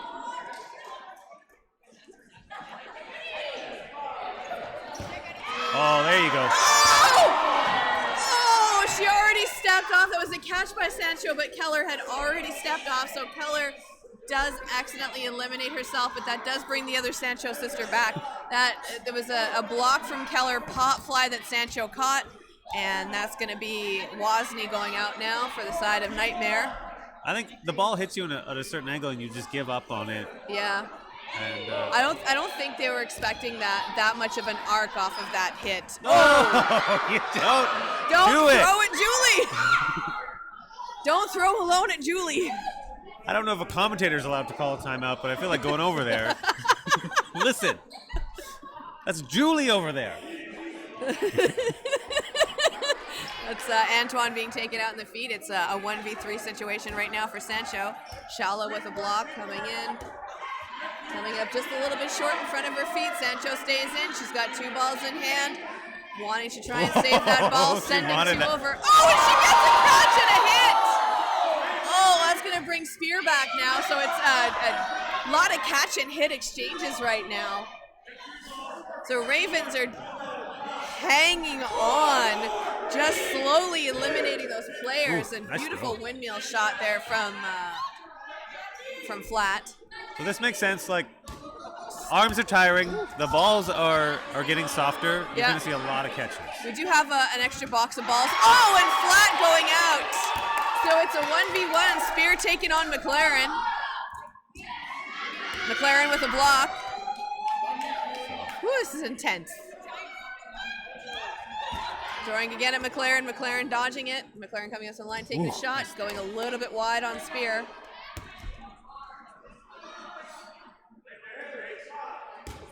Blocked by McLaren. Not her first rodeo. Right in the feet. Drop shot from McLaren. Taking out Spear in the feet. That's another point now. 5 minutes left. Nightmare 3-0. Woo! It's getting intense. I don't care how long you've taken off from dodgeball, you don't lose the kind of class that Julie McLaren has. No, Julie is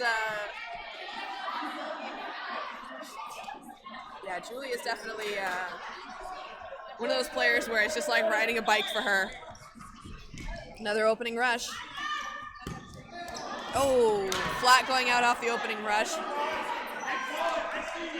Bouchard with an absolutely beautiful dive. Super athlete. Managing to get that ball back for Nightmare. Looks like none of the throws landing on those 2 shots being sent at the Nightmare players. They still managed to maintain their lineup with 5 players on the court. Ravens with also 5 players on the court right now. Thorkelson with the block. Catch! I think that was a catch from Benjamin. Bringing Spear back on the court now. That's the risk of those backline counters. Yep. You're making it a lot easier to get out on Richie. Yeah. So, Richie being eliminated. And Sancho, it looks like. Yeah, I think they kind of walked into each other. That might have been a double. No hits.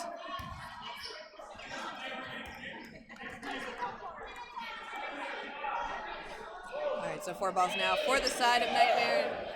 Taking shots at Keller. Keller dodging both of them.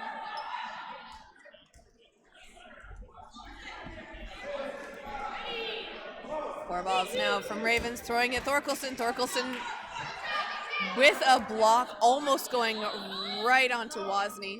And timeout now being called for Nightmare.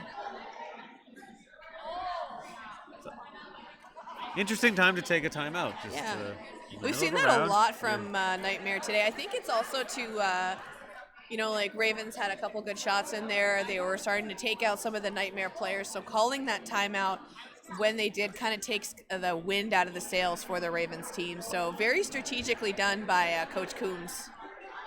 Coach Coombs. Yeah. I do like that. Often teams don't use their timeouts, and like what? Yeah, like you have the It's time. there. Your arms are getting tired, and I don't think they roll over into the second half. So use it or lose it, right? Right, like so many things in life. Pretty much. You see the ball retrievers have their own little huddle going. Let's see what they bring. To the You rest should of do the some game. bad lip readings during the half. So we've got Shala, Aaron, Wozni, and Thorkelson left for the Nightmare side. We have Keller, Benjamin, Carretero, and Spear for Ravens. Burden on Nightmare, coming up, taking a shot, throwing to Keller, Keller dodging. Sending 2 of those balls over, so that's going to give burden now to the side of the Ravens players. Lateral dodge from Aaron. Shala getting nice and small. No. Shala got Keller there. On the good. Exchange. Well, not good. She got her out, but good shot. Good exchange. Yeah, those two are having quite a battle. Just Yes. really locked in on each other. Yeah, they're. I think what the term is throwing in your lane. So both players have been in the wings for a while on this during this set. So they've just been throwing straight at each other. And there's Thorkelson with another one of those pre-counters. So right now, Nightmare, with 3 points. We've got 2.5 minutes left. Based on the length of these rounds, this might go into no blocking. We might see these 2 players get eliminated. However, Benjamin and Carretero, they are players with staying power. And Benjamin taking out Shala. Giving Nightmare a bit of a taste of their own medicine there. Yeah, this could be the first point on the board for the Ravens. And with a key time. Key time to win a round. They're right back in it. Absolutely. Thorkelson with a nice low block off to the side. That's going to give ball control now to Nightmare. The ball retriever a little bit worried about stepping on the women's line because it does throw players off Benjamin going out. So it's just Querétaro left. I think you're supposed to roll the R when you say her name, but I can't do it. That very well either. Querétaro. Oh, whoops. Commentator's curse. Yeah. That's my bad. I asked her earlier in the day, and she said Querétaro. Oh. So I do have it spelled phonetically on my cheat sheet if you need it.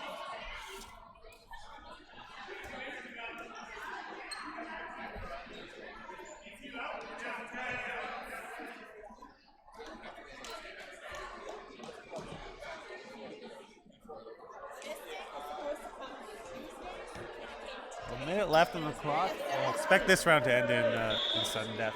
So we've got 1 minute left now. Nightmare 4 points on the board. Mingo taking a shot, and that's going to eliminate Sancho. Thorkelson and Antoine being taken out, though.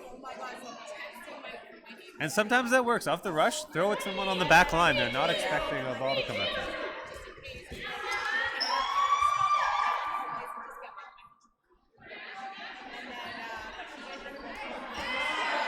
Ooh. Ravens down to their last ball. Yeah, 30 seconds on the board now. Ravens playing it nice and slow. Taking out Spear. Oh! And Richie. Heads up play by Shala there. Yeah. So Ravens coming up, getting ready to take a shot. You can hear them counting. Oh, and that's going to take out Wozni. You can hear that buzzer in about 5 seconds. Could get kind of scrambly here. Ooh. Shot on Querétaro. And Forrest managing to dodge that right at the last second. Ooh, nail biter. I tell you what. So we're going to go into no blocking right now. We've got Shala, Flat, and Mingo left on the side of Nightmare. We've got Keller and Forrest for Ravens.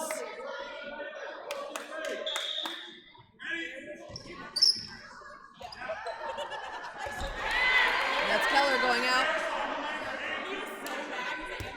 Here, Coach Coombs saying pressure, pressure. And that's going to take out Mingo. So Forrest now left against two players on Nightmare. Oh! And that's Flat missing the catch, fumbling it when she wants to bring it in. So Forrest takes her out. So 1v1 against Shala. Shala gets the catch! Okay, so we're going to see them switch sides at the half. We're going to go into that with 5 points for Nightmare. Ravens. I don't know if that was the idea. Ooh. Throw away your last ball because you know you're going to make the catch. Or yeah, Ravens have yet to get on the board today during this the bronze medal game. But if Nightmare can win 5 rounds in a half, then so can Ravens. Oh, absolutely. This seems to be the right-hand side of the stream seems to be the luckier side for some of the teams today, so we'll see what happens with Ravens now that they've switched it up.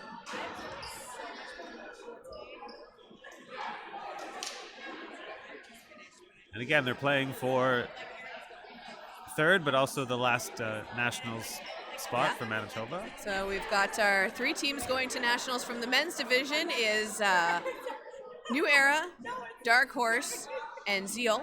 And from the women's division, we'll find out shortly. We know the two of them. It's going to be Rainbow Thunder and Rogue, but we don't know in which order it's going to be. And going for third place right now, it's either going to be Nightmare or Ravens. Again, we got 20 minutes in the second half. And who gets their hands on this beautiful trophy that's right next to me that Ooh. I feel like just running away with it. Pretty. A lot of Monstars on this. Yeah. I don't think it's been updated since COVID.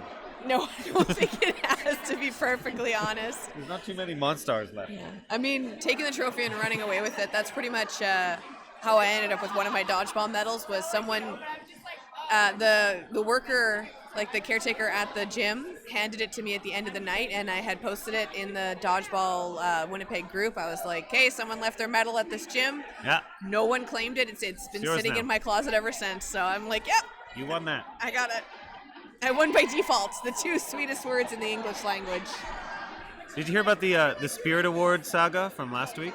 No. So, I believe I should have won. I saw so many people vote for me Okay. I think what happened was I split the vote against myself. Some people put G Money, some people put Gareth. I'm not saying Mike Bailey doesn't deserve to be Mr. Spirit. Anyone who's met him knows. He's got a lot of spirit. But yeah, I don't know. Don't be surprised if there's an investigation. Maybe I'll call that My Pillows guy to look into it. Oh my God. I don't know how I lost. So many people were like, "Hey, I'm voting for you." It was supposed to be a joke, and I don't know what happened. All right, so what do you think Ravens are going to change up in terms of strategy for the second half? I think they're going to throw off the rush, and maybe get more ball control. They were throwing a lot of backline counters. It wasn't really working for them. And don't throw at Julie. Yeah, don't throw alone at Julie. Right. Ooh, Well, yeah. Sancho going for that throw off the opening rush. Not shows taking what I out know. anyone from Nightmare, but they do manage to take out Forrest. It's just very organized attacks from Nightmare.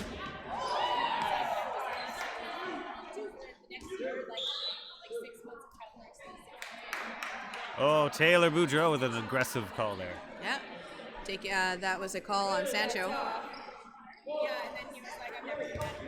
Ooh, that was a toe shot at Shala. So she gingerly kind of skipped off the court there. And we see them coming up. Ravens coming up to the line. Ooh, Benjamin almost getting an accidental catch. Like she had thrown. I don't think she was expecting that ball to hit her, but she turns it around. She managed to grab it, but she does fumble it. So no catch made. And that's McLaren going out. You see this more and more in dodgeball. That last ball, it's getting thrown. Yeah. You might as well. Carretero manages to save that ball coming into the court that the ball retriever wasn't able to get. That's going to give them 4. And it's Calvez managing to stay in. Calvez? I think so. Okay. She didn't play in the first half, so No, she maybe didn't. that's one thing they've changed. Thorkelson going for blood on Carretero there. Very impressive arm, Thorkelson. Yes. Powerhouse shot. Oh! Holding 2 balls, and she wanted to go for the catch, but couldn't quite connect it. That was the throw from Wozni. And yeah, that was Calvez turning off to the side and getting hit out. And I'm getting heckled here on commentary. I'm getting booed. I think they want, I don't know what they want. I think they want more literary references. Yeah? More literary references on the stream? Yeah. I was saying Boo Earns. So, Keelan Sanfilippo, in very good, very relaxed mood Yeah. ahead of her gold medal game. Her team's very confident. We see the peanut gallery commenting from the stands, yelling out "Nevermore" because we got Nightmare versus Raven, so it's a very Poe-esque matchup. There's a movie that just came out about Edgar Allan Poe, right? Ooh, I gotta watch that. It's on Netflix. But watch this first. Yes. Ooh. Yeah, Flat going down. Flat going. That's her name? Flat? Flat. Oh. F-L-A-T-T. It's a perfect dodgeball name. You want to get flat on those ones.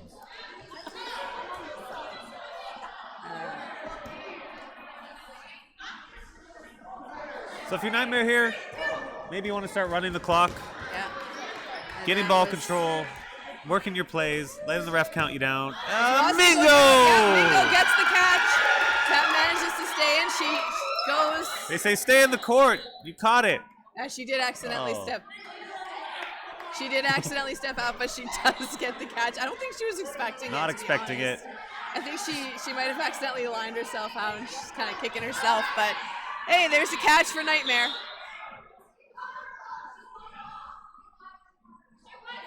Okay, so we do see the call just being double checked with the referee team from the side of the Ravens players. The catch is good though. She did have 2 points of contact in the court when she caught it. So we see the ref saying, all right, start him up.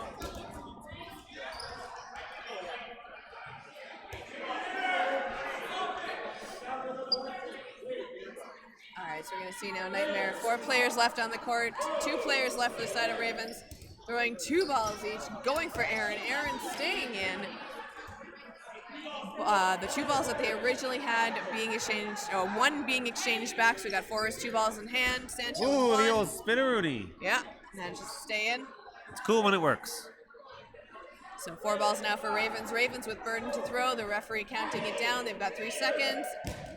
And both blocks from the wings there. That was Antoine and Aaron. Both players on the side of Ravens throwing straight down their lanes. Big wind-up shot from Flat. 3 balls in hand, so Nightmare has burden to throw again. Not sure about these backline pre-counters. If you're down players, you want to get ball control at least. Yeah, playing a little bit reserved. I think they're just trying to make sure that they stay alive as much as possible. We got about 14 and a half minutes now left in the second half. Sancho going out and Forrest nice getting hit by on the Aaron. legs. Yeah, Toe tapper. that was. All right. So 7 points now. So Ravens still no points on the board, almost turning into a shutout game. I really want to see Raven get on there. Like I don't necessarily know if they're going to be able to win it, but I want to see Raven scoring some points, getting on that board. Want to finish the tournament on a high note. A high note. I want to see both teams finish on a high note. So we've got the referees and the team captains and the coaches talking it out right now. You hear the stands cheering for Ravens. They want to see a close game. Yeah. All right, referee saying this is not a timeout, That's so enough. don't take advantage of it. Line them up. What is there to talk about? They're already planning their trip to Montreal, maybe? So 14 and a half minutes now left on the timer. Starting up again on that rush. Ravens. It's a very deliberate rush there. Yeah. Nightmare a bit more controlled off that opening rush, taking their time on it. Smack off the back curtain. That was a hard throw from the side of Nightmare. Ravens now with 4 balls in hand. Mingo managing to stay in. She looked a little scared. She was like, oh my God, no. But no, it didn't hit her. I think it was, do I accidentally block my face or do I just hope for the best? And that Richie stays in. She slides, almost lines out, but she manages to keep herself alive. So both teams still with their full lines right now. Duchamp dodging laterally. And this suits Nightmare. Like they can just run the clock a bit, stay alive. Absolutely.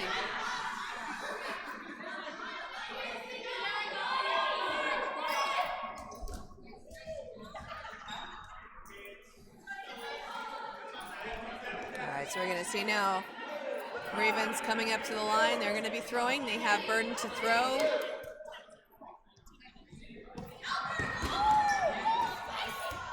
That's spear going out.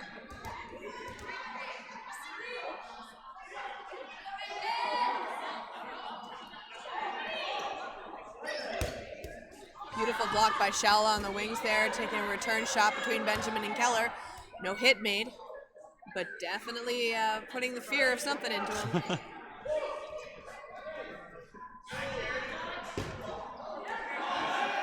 Catch from Bouchard on the lines there. He's one of the ball retrievers. Like I said, super athlete. Yep. Look, he's even wearing a cape. Uh-oh. That's Carretero going out. I think that was a face shot. They are legal, but boy, do they sting.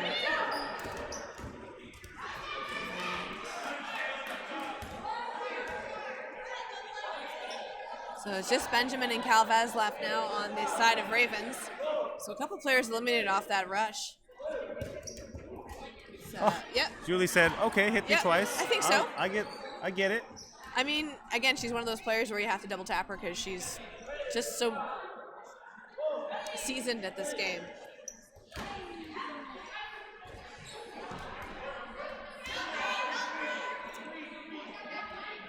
So it's like an ominous sort of murmur through the crowd right now. Everyone's just watching it. I think there's like an air of inevitability. Oh, why did I try to say that word? Inevitability? Yeah, that's it. Okay. And anticipation of Yeah. a very spicy final match coming up. That too, yeah. We've got 11 and a half minutes now left on the game clock. Nightmare, 7 points. Taking a shot, no hit. Oh, nice follow-up by Yeah, that Thorkelson. second one definitely got Benjamin. And we see the ball retrievers now working hard because it's just Calvez left, and they have Burden to throw right now. Oh! Grips. Yeah, with a little bit of a high shot there, so kind of got a nice arc on it, and that was just snatched out of mid-air by Mingo. Referee Boudreau looking towards the commentary booth. I think he wants me to mention him again. He's thirsty like that. I love the way he counts. Doesn't he count me great? On the stream earlier too. Yeah, he mentioned. He did a great job. So what about his count? Yeah, the way he counts as a referee. Okay. His hand position, I approve of it. Yeah, definitely working, getting more consistency across the board for referees with their hand signals and with the way that they count, making it easier for players to see, especially when it gets in a loud gym like this. It's a bit quiet in here now, but expect the final to be very loud. Yeah. And as a referee, you basically have to scream at the top of your lungs. Yeah, my voice is already starting to go, oh, it's Querétaro being hit out in the ankles. That was a pop. That was a drop shot. Not sure who from the I think it was Nightmare Erin. side. Okay. Yeah. She's dealing in this game. Another veteran player. Yep, so that's flat going out now for the side of Nightmare. First player to be eliminated from that side. So both sides just whittling down 1v1. Looks like Wozni lost a little bit of her footing there, but she manages to stay in. Ball retriever giving another one to Antoine now. They're coming up to the line. Throwing and Richie going for a catch, not quite connecting it, and rolling off of the court. Although I couldn't see through the ball retriever because he's standing right in front of me. Thank you. He's fine. He heard me. Oops. He wants to be on TV too. I used my scary voice by accident. Blocked by Keller.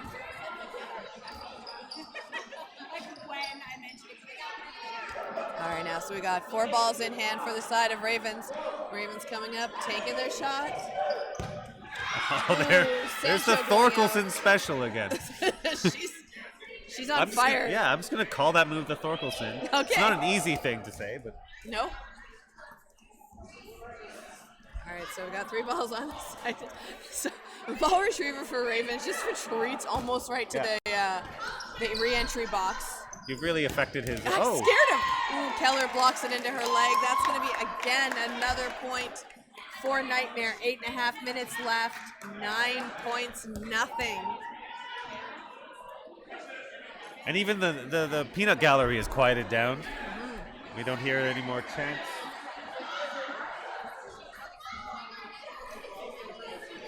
And Nightmare already thinking about all the bagels they're going to bring me back from Montreal.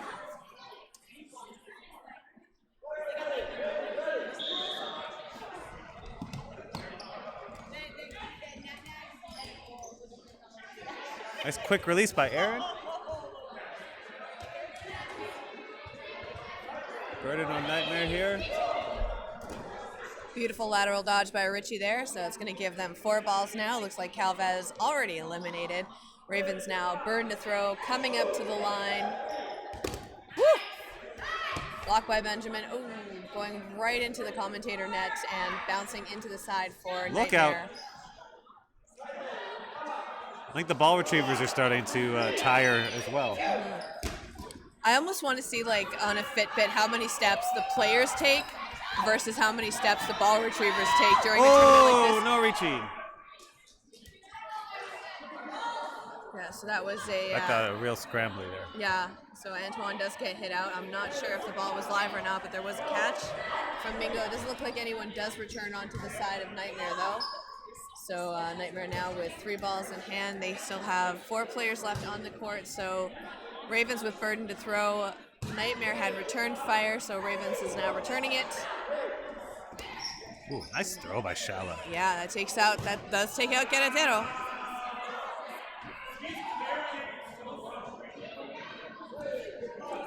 To your earlier point, I would say that a ball retriever probably gets more steps than a player. It's exhausting, especially to work in that back line, and people scream at you all day. Yeah. They're in the heat of the battle. Fitbit, sponsor Dodgeball. Beautiful block by Frame. No, that was Forrest.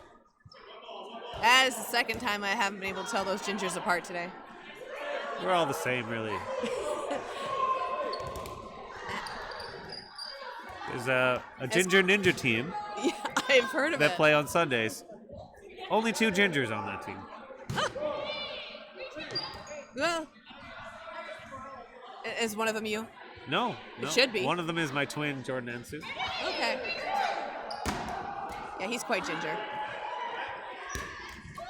Beautiful dodge by Sancho, just going straight down. The smiliest player of all time. Oh, I know. She's got a great attitude when she's on the court.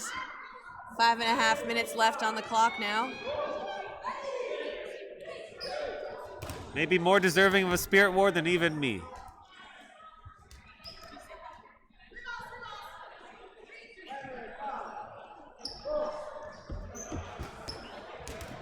Oh, nice one-handed block. Gets down.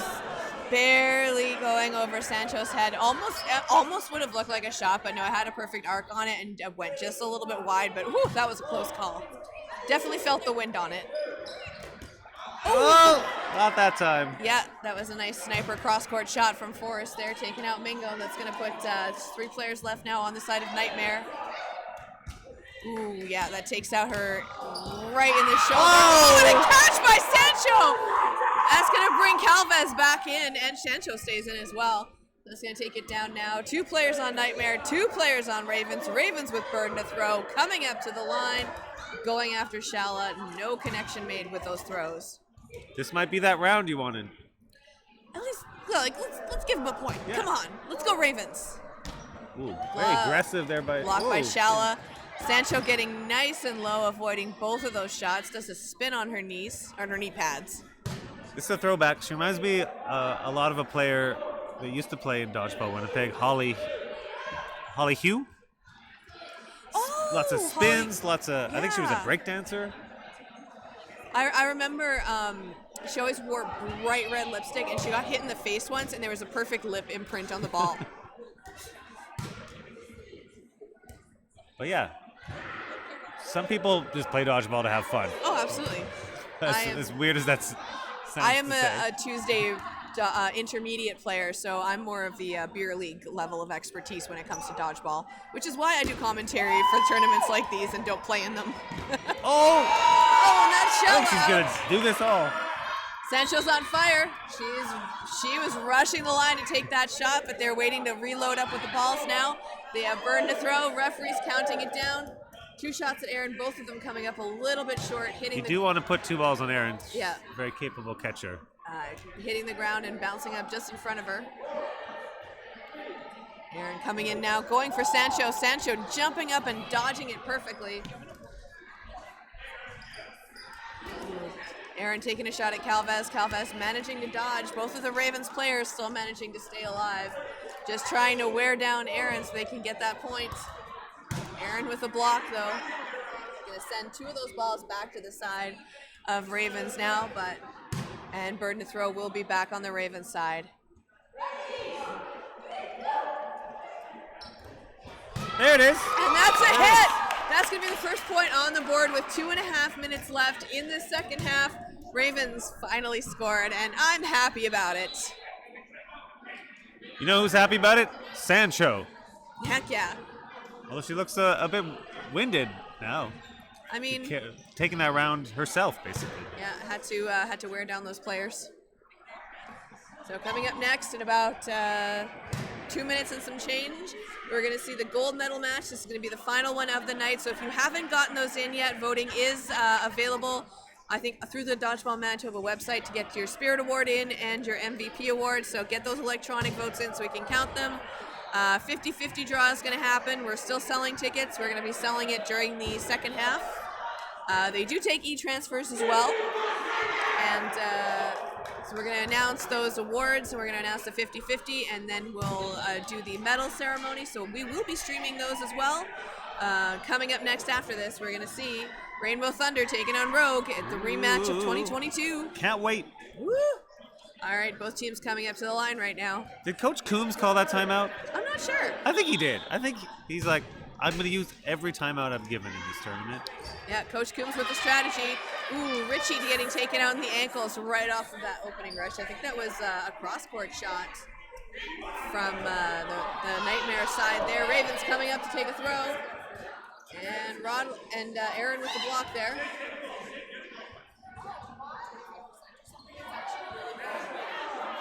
I think we have Kaju on the court. We do. She is on the roster. Again, being very careful about her play style. I know she had a concussion for a while there, so coming in for the last couple rounds, but playing it safe. And Forrest stays in. Referee Ferris calling it no hit. Referee Boudreau agreeing with him. 4 balls now for the side of Ravens. Minute 30 left on the clock.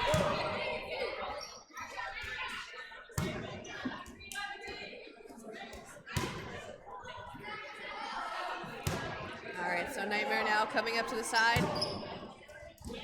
Ooh, and that's going to take out Keller. So 4 balls now. Pardon me, 5 balls for the side of Ravens. Got just less than a minute on the clock now. Oh! Whoa. Erin with a beautiful catch. Not even breaking her stride on that one. Yeah, whoa. I agree with the crowd there. Just whoa. It's a nice dodge there from Calvez. So we see the 50 seconds left on the clock now, so this one's almost over. Nightmare is going to walk away with this one. Kaju getting hit out. And, Doesn't seem that upset about no, it. she saunters off. She's very happy about it. Oh, I'm on the wrong side. Whoopsie. Oh, and a line out from Calvez, just going over that sideline. So it's just Forrest left now for the side of the Ravens. Thorkelson coming up, squaring off against her. Nice block by Aaron. Yeah, blocked by Forrest off of that throw from Thorkelson. They're just going to stay alive. 4 balls now for Ravens, taking a shot again at Aaron. And Thorkelson hitting Forrest out. You've been Thorkelson. That is the end of that game. There's about 5 seconds left on the clock, but not enough time and too much of a point difference. So we're not going to see no blocking for this one. So Nightmare takes the 3rd place spot for Montreal later this year. Well deserved. Great performance by them. All right, so coming up very shortly on the stream, Gareth is going to be with me.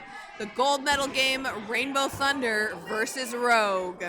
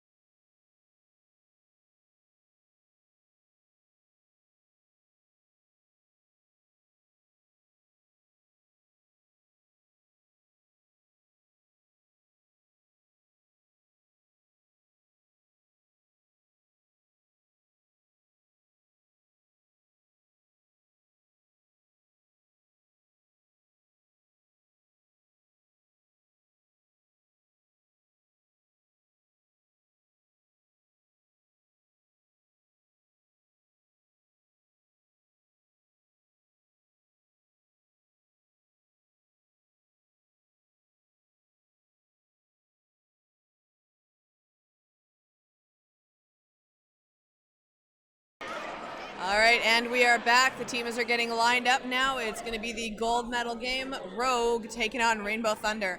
Rainbow Thunder coming in second place last year at their provincial qualifier. Rogue coming in first. Rogue, it's just an absolute powerhouse of a team, but Rainbow Thunder, they have got the strategy behind them. They have Amanda First, who helped lead the team for the mixed foam division for Team Canada to gold this past year in Edmonton at the World Competition, which is the first time we've actually seen mixed competitive teams making their debut on the world stage. Yeah, and I couldn't think of a better person to coach that team. Yeah. The greatest dodgeball mind I remember in Manitoba, at least, maybe the country. I remember she took some time off from the regular league, did some traveling, and was in Malaysia and learned some strategy from Malaysian cloth teams, and came back and was doing play calls based off of chess maneuvers. Yes, chess maneuvers. Had a team called Chess Club for a while. Yes, Yep. that was the team. I wasn't smart enough to last on that team. I just taught myself how to play chess this past year, so if that makes you feel any better. And also on Rainbow Thunder, JC Morris, member of that gold medal team. And Taylor Yule. And on the other side of the court, gold medalist Katie Brady. Women's foam. Team Throws Canada. a foam ball like A bullet. Yeah, a bullet. That's it. Like just an absolutely cannonball shot. Scares me in the commentary booth sometimes with some of the fakes. Yes. It just never seems to tire either. So we'll see. She's she basically runs off of Rage and Red Bull or Monster, I think. Maybe Monster will sponsor our stream. At least sponsor Katie Brady. Yeah. But she basically runs off of Rage energy drinks. So I did watch a bit of the stream earlier, and is it Duarte? Yes, Duarte. She is a new addition to the Rogue team. Played a hell of a Celine, game against Nightmare. Yeah. Just dodging, catching, hitting. Celine Ferris is out right now. She is on maternity leave from Rogue. All right, I need to refill my water bottle very quickly. I just noticed that it wasn't full, so Gareth. You got to hydrate. Vamp it up. So you're stuck with me. I'm going to do play-by-play, something I don't excel at. But the action is going to be there before your eyes. So we got the power of Rogue against the guile of Rainbow Thunder, and I think this one's too close to call. Again, in any sport, momentum, emotion play a huge role. So we'll see.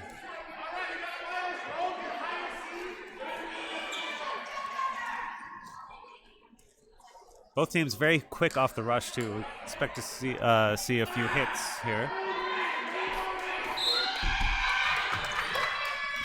Huge opening rush. An exchange between Kroshak and Sanch. Sanch is eliminated, as well as Sanch. Whew. These are going to be a lot of throws made, a lot very quickly, very aggressive from both sides. This is the loudest this gym is going to get today. Woo! And that's Saracen going out. Rainbow Thunder make a lot of noise. Oh, yeah.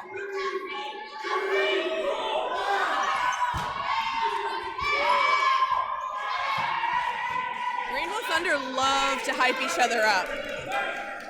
And you see the consequence there of that noise. Rogue nearly getting counted out. Block by Morovic down. Another block by Morovic.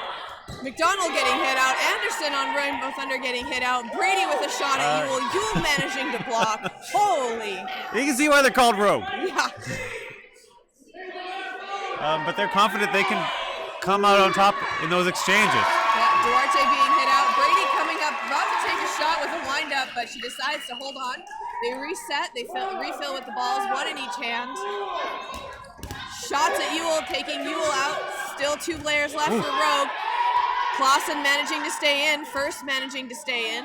So it's a 2v2 situation right now. Rainbow Thunder with Burden. First calling the shot, coming up to the line.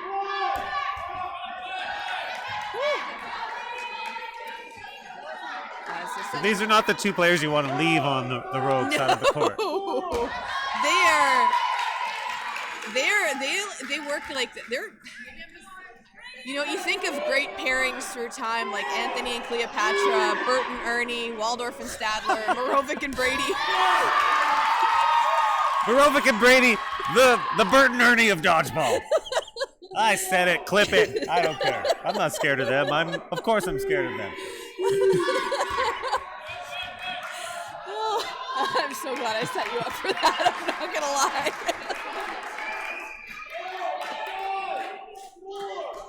Morovic with a shot at first, just going wide at first. She was going up for a block, sliding down on the knee pads. So this is shoelace. So they do pause the clock for shoelaces. Safety first, because tripping and falling on a hard floor like this, there is a concrete base underneath the wood floor, and we don't want to see any injuries happen. You can ask Jesse Copit about that. Yeah, he decided to test how hard the floor was with his head at the Go tournament. You were there for that, didn't you? Yes. Blocked by Morovic, throwing it. Brady throwing it first. Clausen taking out Morovic. Clausen going for Brady, just coming up a little bit short. Going for Clausen, missing. That return fire from Brady. Clausen coming up midway on the court, trying to retrieve that ball. They want to reload, get as many balls in hand as possible. Refs counting down, they need to throw soon. Throwing at Brady, coming up a little bit short. Brady returning fire, going at first, taking her out, and that takes out Clausen. Whoa, all right, so first point on the board. That one's going to Rogue, but Rainbow Thunder is rallying. They've got a lot of positive attitude coming on. They got some new players on their team this year, so we will see what happens. That's in the indication of what the game's going to be like. It's going to be wild. Oh, it's going to be a high energy game. Like we're going to be on the edge of our seats for the majority of this game. Oh, false start. That's a false start on Rogue. That's their first warning.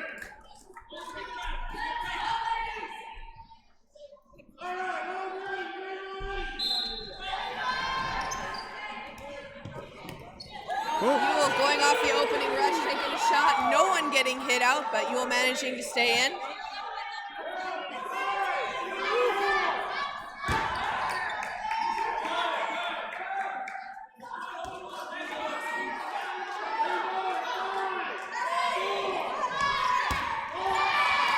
By Morris. Ewell takes out Morovic in the knees as she jumps for the dodge there. So good idea to have that delay. So when the guard charges up like Morovic did there, that second ball connects. And Rogue returns fire at Ewell for taking out their teammate. So she now gets eliminated, goes towards that back line. She needs to re-enter from the box though. Rainbow Thunder coming up to the line. Morris with the windmill throw. Missing the catch. McDonald getting hit. No, that was Sanch getting hit. McDonald staying in.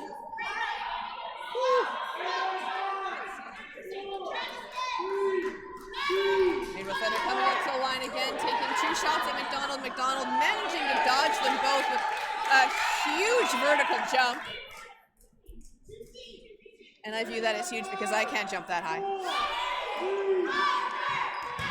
Clausen taking a shot at Brady, just missing. Taking a return shot at Clausen. Clausen with a vertical jump backwards, missing that return fire. Rainbow Thunder now controlling the ball control. They've got players. Oh, nice follow-up by Clausen. Yeah, absolutely. You got to get up pretty early in the morning to pull the wool over. I'm mixing my metaphors. Anyway, San Filippo was ready. Ooh, and two shots on Anderson. Again, a lot of double taps needed to take out these Rainbow Thunder players, but Rogue very strategic with their throws. You'd almost think they were trained assassins. McDonald with a huge block up. That's those two shots thrown at her afterwards. That takes her out. We got a lot of balls on the side of Rogue, though. Yeah, Two big arms. And just Brady now left on the court. Throwing at Collins. Collins managing to stay in. See a lot of intensity coming up on this one. 13 minutes now left in this first half, so half the time has elapsed. We've only got 1 point on the board so far. These teams are just going to be going back and forth with the amount of skill on each side. Just Brady left now for the side of Rogue. Blocked by Brady. Rainbow Thunder's gonna get their ball back. She is a hard blocker too. Like, she blocked that ball right back. Take it back. I don't want it. Don't need it. Yeah, throwing up again. Ball going off to the other court. Brady with a shot, no hit. Throwing it first dodging both of those, being called safe. So there's 3 still players left on the side of Rainbow Thunder. I think we lost. Oh, yeah. Here the refs counting it down. Rainbow Thunder needs to throw. They need to take those shots at Brady. Brady stays safe, throws at Collins. Collins dodges them. Whew. Rainbow needing to throw now. 5 seconds left. Taking a shot at Brady. Brady dodging, blocking both of those balls. Blocking up. She was going for a catch. She didn't make it. Rainbow Thunder scores their first point. 12 minutes left in the first half. We've seen that a few times this game, that long delay, the follow-up, catching Rogue out. They're prone to charge the line. They're a very aggressive team. And that's, again, kind of a chess move. Let's see if they're able to adjust.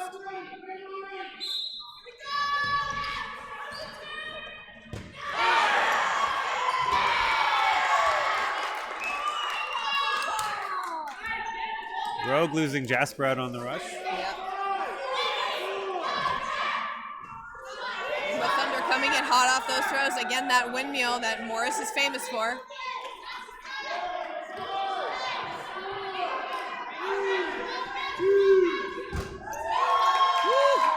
Managing to go, threading the needle basically between the players, but Rainbow Thunder managing to dodge those throws. Going to take Saracen out. They still got Duarte, Brady, Morovic, and Sanfilippo left on the side of Rogue. Rainbow Thunder still 6 players in. They've got their full line block. Hard block by First, and she sends it over to Morris. Morris takes up that wing position. You see what First is doing here? She's protecting Morris. Yep. Ooh, and that's a hit on the ankles. Ooh, and that's a hit from cross-court Sanfilippo taking out Anderson. So that's... we lost Brady in the exchange. Yes, we that's did. Huge. Yeah, that's definitely one thing is both of these teams are very much like, if you hit my player out, I will hit your player out.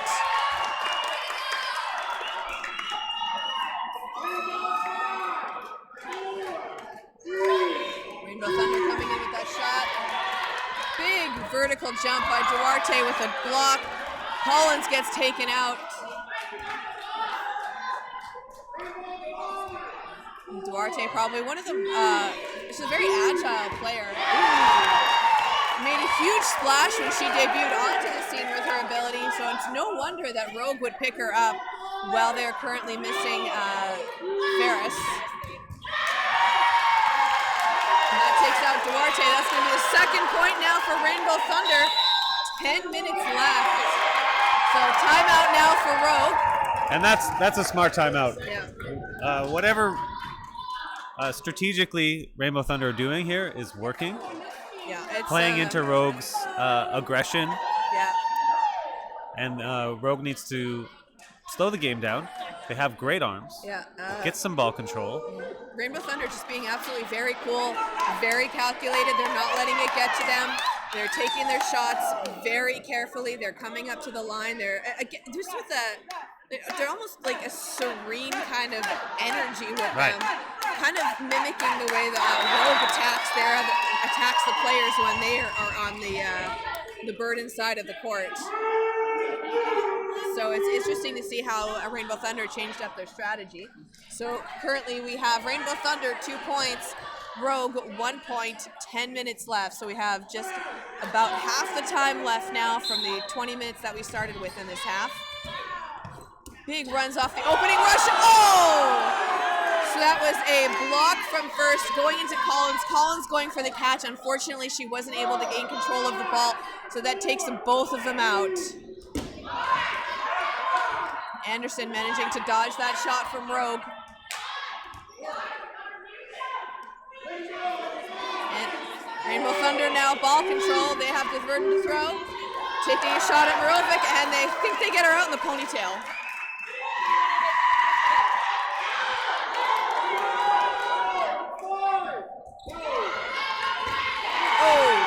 And that was Clausen taking out Sanfilippo in the knees. Absolutely beautiful attack from them. That's going to take Rogue down to 4 players now. Rainbow Thunder still with 4. And they take Brady out. She was going for a block, and they pop her in the head. Rogue down to 3 players now. Rogue taking a shot between Anderson and Ewell. Anderson dodging it. That's going to get another ball over to the Rainbow Thunder side. Rainbow Thunder with ball control now. They have burden to throw. Saracen with a beautiful block off to the side. That's going to give a second ball now in the hands of Sanch. Oh, there you go. Catch by Saracen. That's going to bring Marovic back in. Absolutely beautiful drop catch by her. Now taking a shot at Anderson. Anderson dodging that. Absolute game changer there. Yeah, 4 balls now for Rainbow Thunder. Rainbow Thunder with burden to throw against 4 Rogue players. And that takes out Sanch. Anderson dodging that return throw.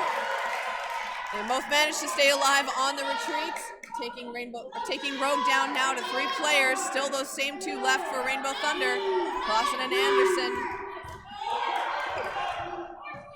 Clausen getting nice and low, dodging back. Clausen's really impressed me so far this match. Oh, absolutely. Like, dodging, the rush off the... Beautiful block by Anderson just now.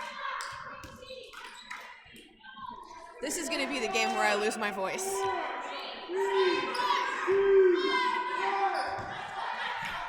Vertical jump by Marovic.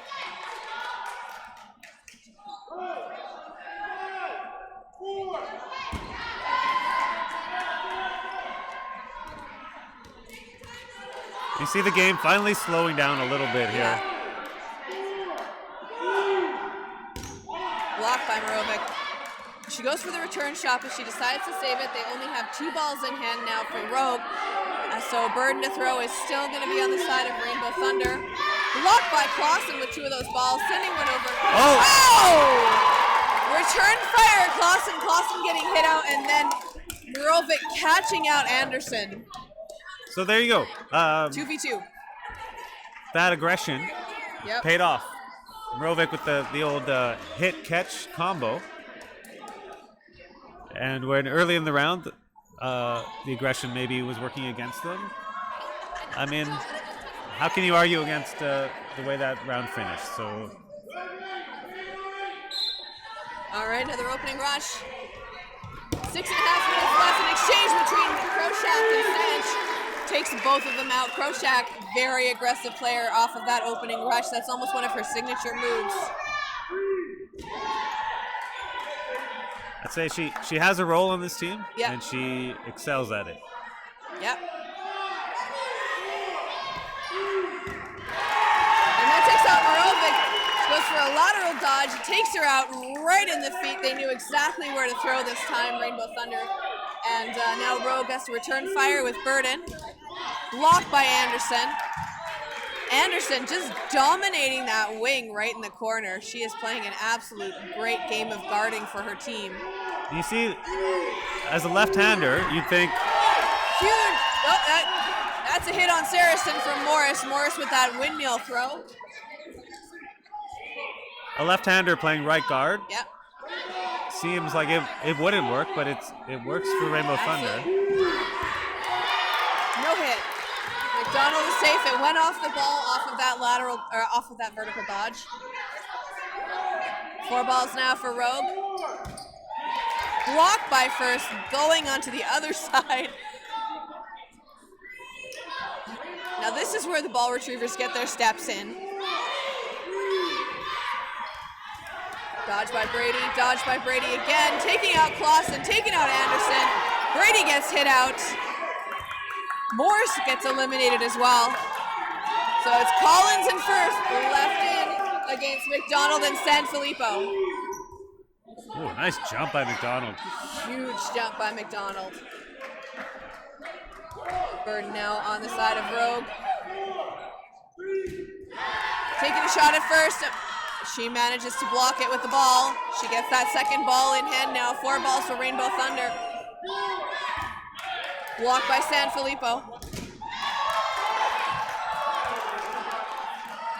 Blocked by Collins, and first manages to stay in. Again, very aggressive by Rogue. Down to 1 ball now. Oh, that second one takes out McDonald in the knees. Amanda first takes that shot. So it's just Ghislaine Sanfilippo left now on the side of Rogue.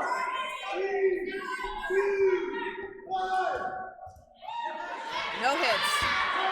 No hits. Blocked by Sanfilippo. Taking a shot at first. First blocks. Sends that ball over to Collins. Collins now has a ball in hand.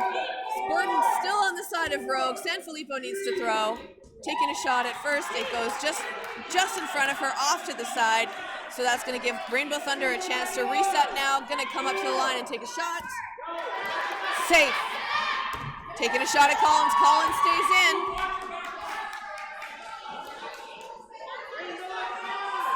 Three balls now for the side of Rainbow Thunder with more. And they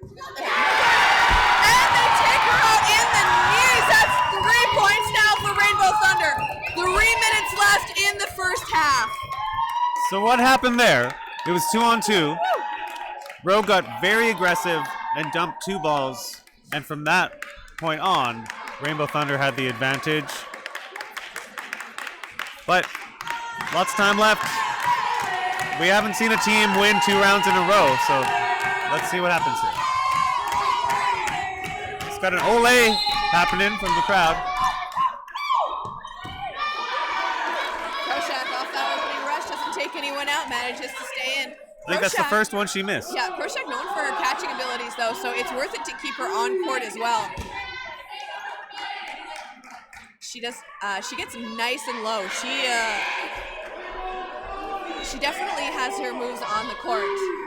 Going for Morovic. Morovic manages to stay in. Going for a catch from Kroshak. Pops off of Kroshak. Catch by Andy McIntyre. New addition to the Rainbow Thunder team. The stands are just erupting with cheers right now. Nearly ended up in each other's arms there. Yeah, Morris going for a shot on Saracen. Rainbow Thunder going in for the shot. Huge pop-up. Oh, wow. On McDonald. That's going to bring Brady back in. What composure there. That ball went really high. Oh my God. I almost thought that went like into the vents on the ceiling. That was a huge pop-up. Blocked by Kroshak. She's playing in the wing now. So just 3 balls now for Rainbow Thunder. They have 5 players still in. Going into the curtain. Rainbow Thunder Rogue retains their full line on the court now after that catch by McDonald.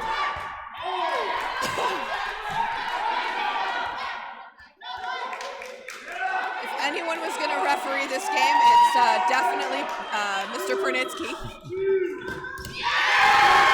Oh, wow.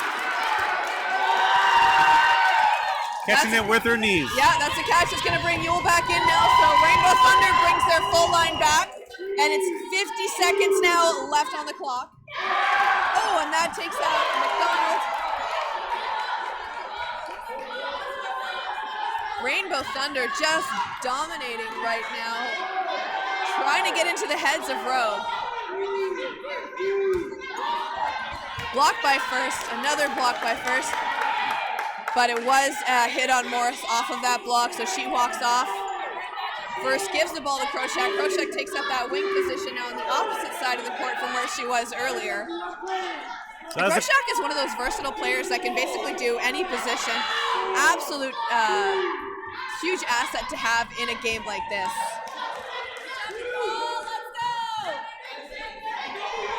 13 seconds now left before we go into no blocking. Sorry. Things could get real scrambled here in these last few seconds. Oh, wow. catch made. Catch right at the buzzer. And referee calling it good. And then Brady making sure that a ball, yeah, it did hit her, so she does walk off. So they're going to reset now, and it's going to be no blocking. It's Yule and Kroshak. And first versus Saracen. I can't call this. Morovik, We got Sanch, and Jasper. two very capable catchers on the Rainbow Thunder side. I think Rainbow Thunder might get a catch. I think Yule might pull it off. Oh! Yeah, Kroshak not managing to get that catch. I think Yule might pull off a catch during this, though. Sanch going.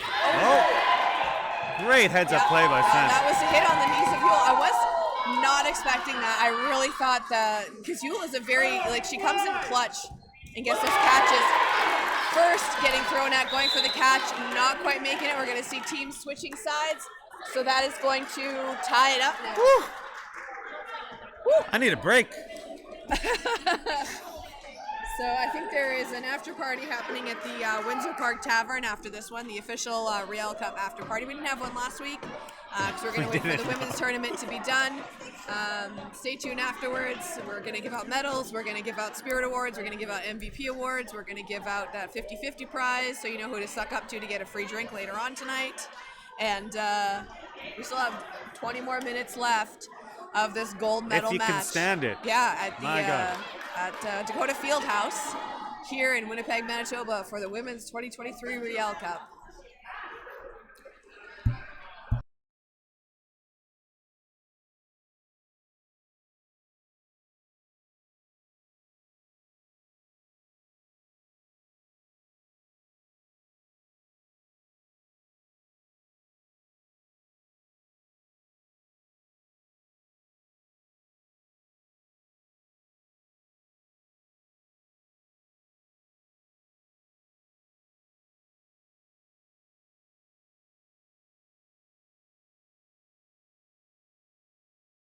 So in terms of strategy going into the second half, Rainbow Thunder absolutely killing it. They are just very calm, very cool, very collected. They're getting in the heads of Rogue right now. So what do you think Rogue is going to do to change up their strategy? I think if I was the coach, I'd say we got two monster arms in Morovik and Brady. Let's get ball control. Let's use 4-ball plays. And let's not get caught rushing the line, because we've seen 4 or 5 times Rainbow Thunder have that delayed throw coming from the middle. It's often been Clausen taking it. Yep. You're almost charging right into a trap. You are. Yeah, So, Clausen has been coming in MVP. so what worked against the other teams this tournament might not work against Rainbow Thunder because they have a play and a counter play for everything you can throw at them. So I can't call this one.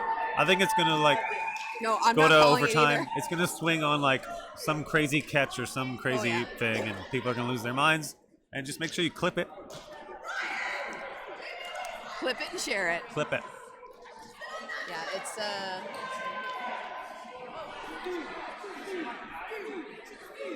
Again, both of these teams have qualified for nationals, but it's just they want they this. want the medal, they want the trophy. Rainbow Thunder coming up short last year. They want this, maybe more than Rogue. Yep. We'll see. I know Rogue wants to defend their title, but Rainbow Thunder wants to steal it from them. Rogue has been dominating the women's competitive circuit in Manitoba, so Rainbow Thunder wants to be the one to dethrone them, and they are off on that rush. Clausen just absolutely rushing in. Oh, Kroshak fumbles off of the opening rush. She was going to go for that catch. Wow. Morris getting hit out by Brady. Yeah, so Kroshak, she went to grab that ball off of the opening rush. First with a catch, that's going to bring Kroshak back in. But so Kroshak ends up accidentally sending that ball onto the opposite side. Rogue taking advantage of that confusion and taking Kroshak out. But also very importantly, taking Morris out. Yeah. Yeah, she is definitely one of the high target players for the Rogue side. Rogue coming in, taking a shot at Yule, taking her out. You got to put 2 on Yule. Yep. She'll catch you. That's 3 left now for Rainbow Thunder. So very much doing exactly what you mentioned strategy-wise. Collins getting hit out. So it's Kroshak and Clausen left now for Rainbow Thunder. Coming up to the line. Going for Mirovic, she dodges. And there you see, she held the ball where in the first half, she might have released that. Yeah, because they wanted to give that third ball over to Brady so Brady could rush the line with Mirovic.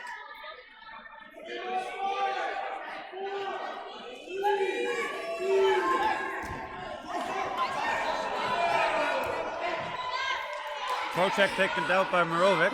I think that was Coach Kopet taking a ball somewhere he shouldn't have, and He's fine. He just needs to walk it off. He's a young man. Walk it off. Have a nice bath later. Yep. Beautiful block by Clausen. Taking out Saracen.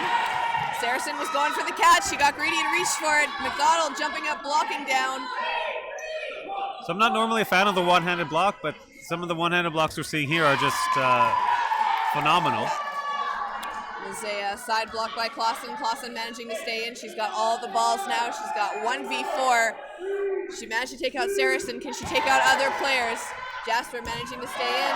Clausen blocking that ball nice and high over her. She's safe. Don't think she needed to throw that ball there. Brady with a wind-up. Will Brady throw it, or is she going to wait for Clausen to take a shot? Ooh.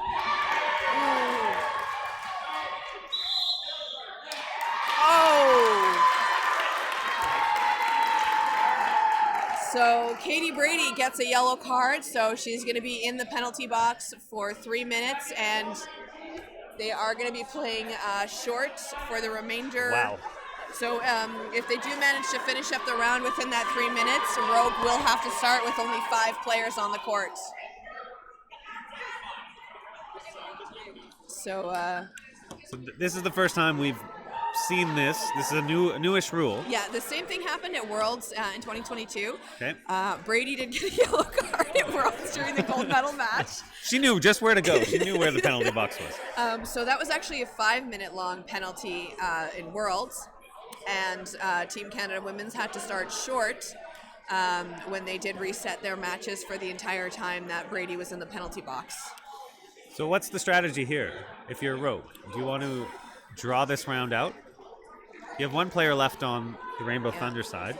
I think, Clausen has amazing staying power, so she knows exactly how to bait those Rogue players, but I think Rogue is going to come out a little bit more aggressively now. It looks like, Rogue had a really good talk, and we've got Coach Kopet having a chat with head coach Brunitsky there. And both teams saying, yeah, it is a penalty, you got to stay in. We hear a lot of chanting in the crowds now, so they're going to reset at the line. Coach Kopet giving them a little bit of I don't know that she's currently in the penalty box. She's standing on a bench. Well, yes, but players are re-entering from the opposite side of the court. They do have a box they have to stand in to remember their player order. So, I guess standing on the bench is the penalty. It's almost like she's on display like a prisoner in the mid-ages. Like. Ooh, Clausen taking a shot at McDonald. McDonald blocking. So not a complete disaster for Rogue because they were up players, but still kind of a free hit here for Clausen. Yeah. So Clausen, if she can whittle them down, taking a shot at McDonald. McDonald managing to avoid that one.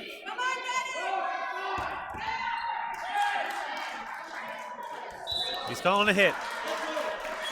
Yeah. So, yes, Rogue won the round, but advantage Rainbow Thunder now for this next round. So, every chance they'll tie it right back up. Yep. So Rainbow Thunder gets to start with their full line of 6 players. And you might as well be aggressive here. Rogue will start with only 5 players on the court because of that yellow card for Brady. Brady is in the box for 3 minutes. In the box on the bench. Brady is in penalty. Well, I mean, at least she doesn't have to sit in one of the ball boxes. Yeah, right. So Rainbow Thunder coming up off that opening rush, going for Duarte. Wow. Duarte managing to block nice and low. Make yourself very small, getting nice and flat on the court.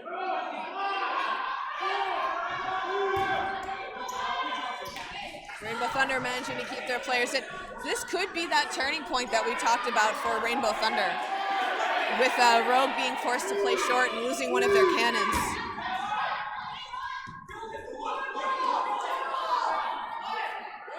Coach Kopit saying, kill this clock for Katie. Low block by Saracen, managing to stay in, passes it off to the wing. Morovic gets the ball. Now, if the time ends balls now. in the middle of the round, what happens? Blocked by First.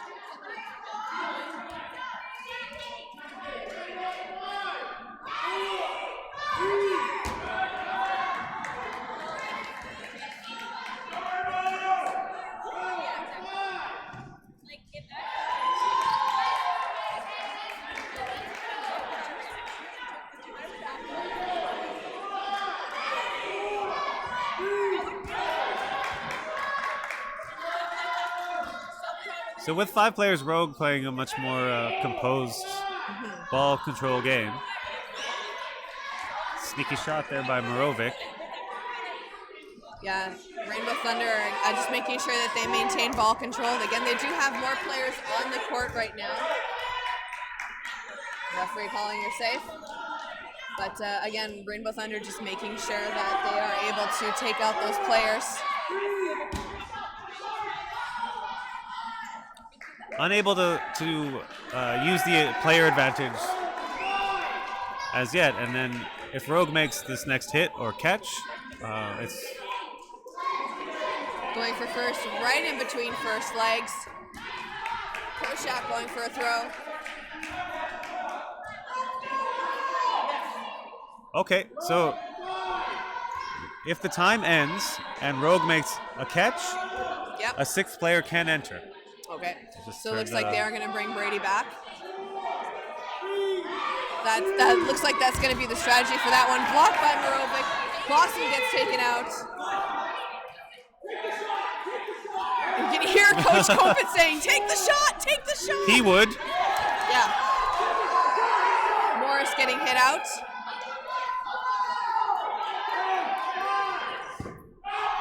And it's going up for Ewell.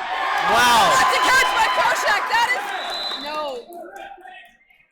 So it was not a catch. I think Ewell didn't have 2 points of contact on the court when she flipped it. She was over the line, so the catch does not count. But it was a great heads-up play anyway. Yeah, absolutely.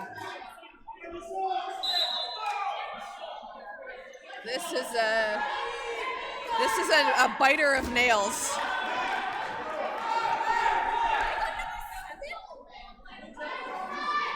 Rogue now 4 balls in hand, 5 players still on the court. And that takes out Kroshak. Rogue just trying to kill that penalty timer right now for that 3 minutes that Brady is stuck.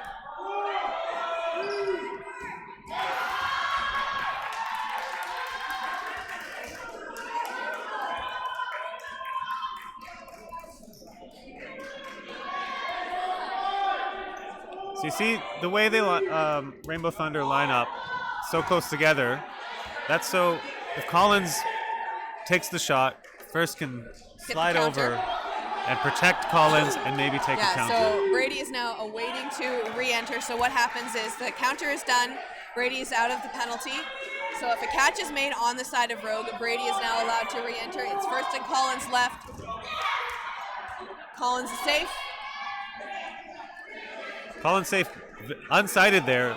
Yeah. Got a bit lucky. I think she's got good peripherals. I think she saw that coming. Yes. So we've got 11 and a half minutes left now. Rogue is 1 point in the lead. Only 1 point difference though for the 4v3 right now. And that's a hit on First. And then what does this do to Rainbow Thunder's morale? Oh, That's nice a hit hit on by Sanch from Collins. She's got all the balls. Catch, Collins, catch. Catch, Collins, catch. Ooh, beautiful shot taken out. McDonald coming up right to the line. And that's a hit on Collins. So that's huge. Yeah. That's huge. To win the round, Yeah, that's going to put down a player. 2-point difference now. So Rainbow Thunder just trailing behind now. So Rainbow Thunder takes that 5th point in the game. We still have 10 minutes left Lots of now time. on the game clock. So again, very, very like shortly timed match right now. You know, they're both are just playing to their strength. They know what they're doing. Kroshak going for that throw right off the opening rush. Like, that's what she's been doing pretty much all game, and it has been working for Rainbow Thunder. Going in for the throw on Morris. Morris getting low and dodging it.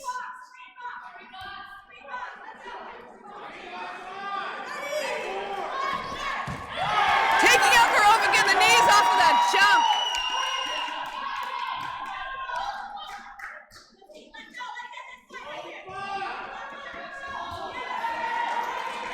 Yep, coming up short, so Morris stays in. Hit the floor right in front of her. Wow. Blocked by Morris right into the stands. That throw by Ewell had the biggest dip I've ever seen. Just landed right on her Sanchez's footstep. That's Duarte going out. This one looks like it might go in the favor of Rainbow Thunder. Here the ref counting it down. 2 seconds to throw. Taking a shot at McDonald. McDonald jumping and managing to avoid that. Just Saracen, Brady, and McDonald left on the side of Rogue now. Rainbow Thunder with all 6 players, pardon me.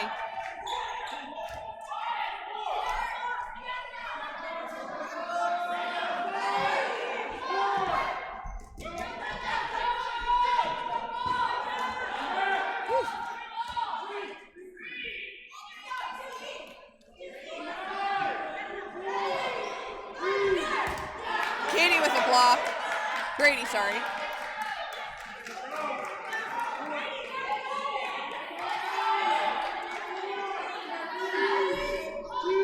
Referee counting it down, sending one over by Collins, going straight through between McDonald and Saracen. It's going to give Rogue 4 balls, taking a shot, popping right up, taking Kroshak out, taking Morris out. Oh, she got Morris there. Yeah. Yeah. I think Kroshak was first, though. McDonald dodging both of those. Being called safe by the ref, so McDonald stays in. She fishes 2 balls over for her team. Rogue has Burden to throw now. They have more balls. Going for Ewell. Ewell dodging it. We've seen this round. It's Ewell that's getting the hits, so Yeah. with a deep team like Rainbow Thunder, you focus on one player. Yeah. Going for Brady. Brady managing to block it just off the tip of her ball.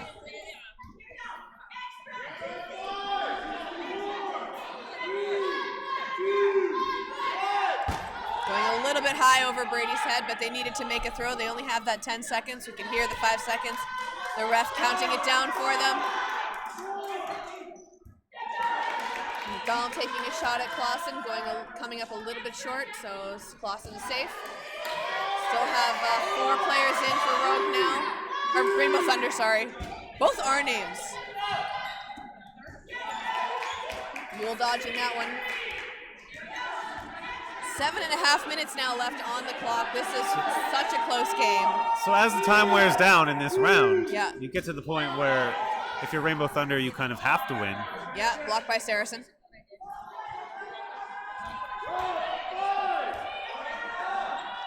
Coming up in front of Collins. Collins is safe. Rainbow Thunder, Burden to throw now, coming up to the line. Staying safe. Ooh, takes a shot at Ewell and hits her out. Risky throw, but if you're Katie Brady, go for it.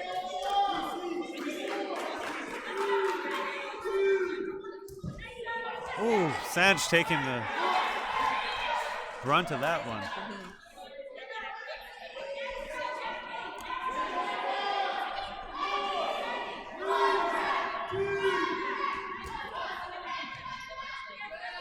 All right, so Rainbow Thunder still retains 4 balls. They have control right now. Just whittling down those Rainbow Thunder players. McIntyre manages to stay in. 3 balls now for Rainbow Thunder. Rainbow Thunder returning fire on Rogue. Clausen taking a shot at it. Nice. Hitting around the knees. McIntyre getting hit out. Clausen getting hit out. Just Collins left against Saracen and Brady. These balls are absolutely covered in chalk. Everyone is covered in chalk.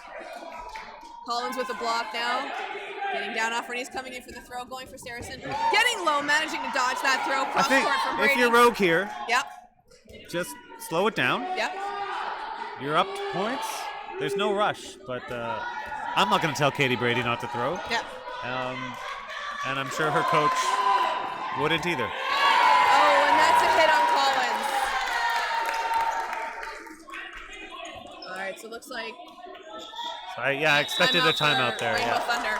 All right, I am going to go see what that call was on Brady. Sure. We have the chat asking, so I'm going to go get some answers. I'm sure she said, "Oh, fiddlesticks," and yeah.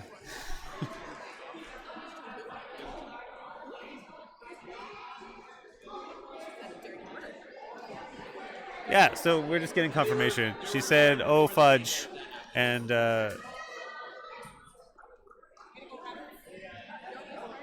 maybe some colorful language was used. Again, that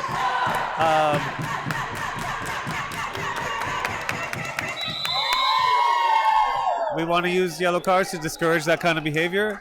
Oh, it didn't end up. I don't think that got caught on the mic. Eric, watch your language. Oh, because I said fiddlesticks. Oh, okay. Yeah. Well, that is not what Katie told the other team. Brady used a slightly more colorful word that starts with F, and that's what the yellow card was for.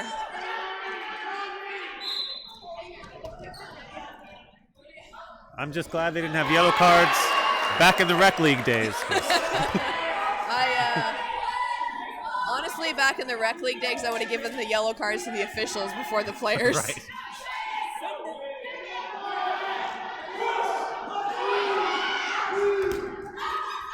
Oh.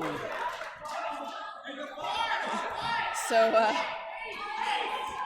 not a word out of Brady's mouth for this next little bit. 4.5 minutes now left on the clock. 6 points to 3 for Rogue. They are in the lead right now. You see Rainbow Thunder having to get very aggressive there, and it didn't pay off. The time is not on their side.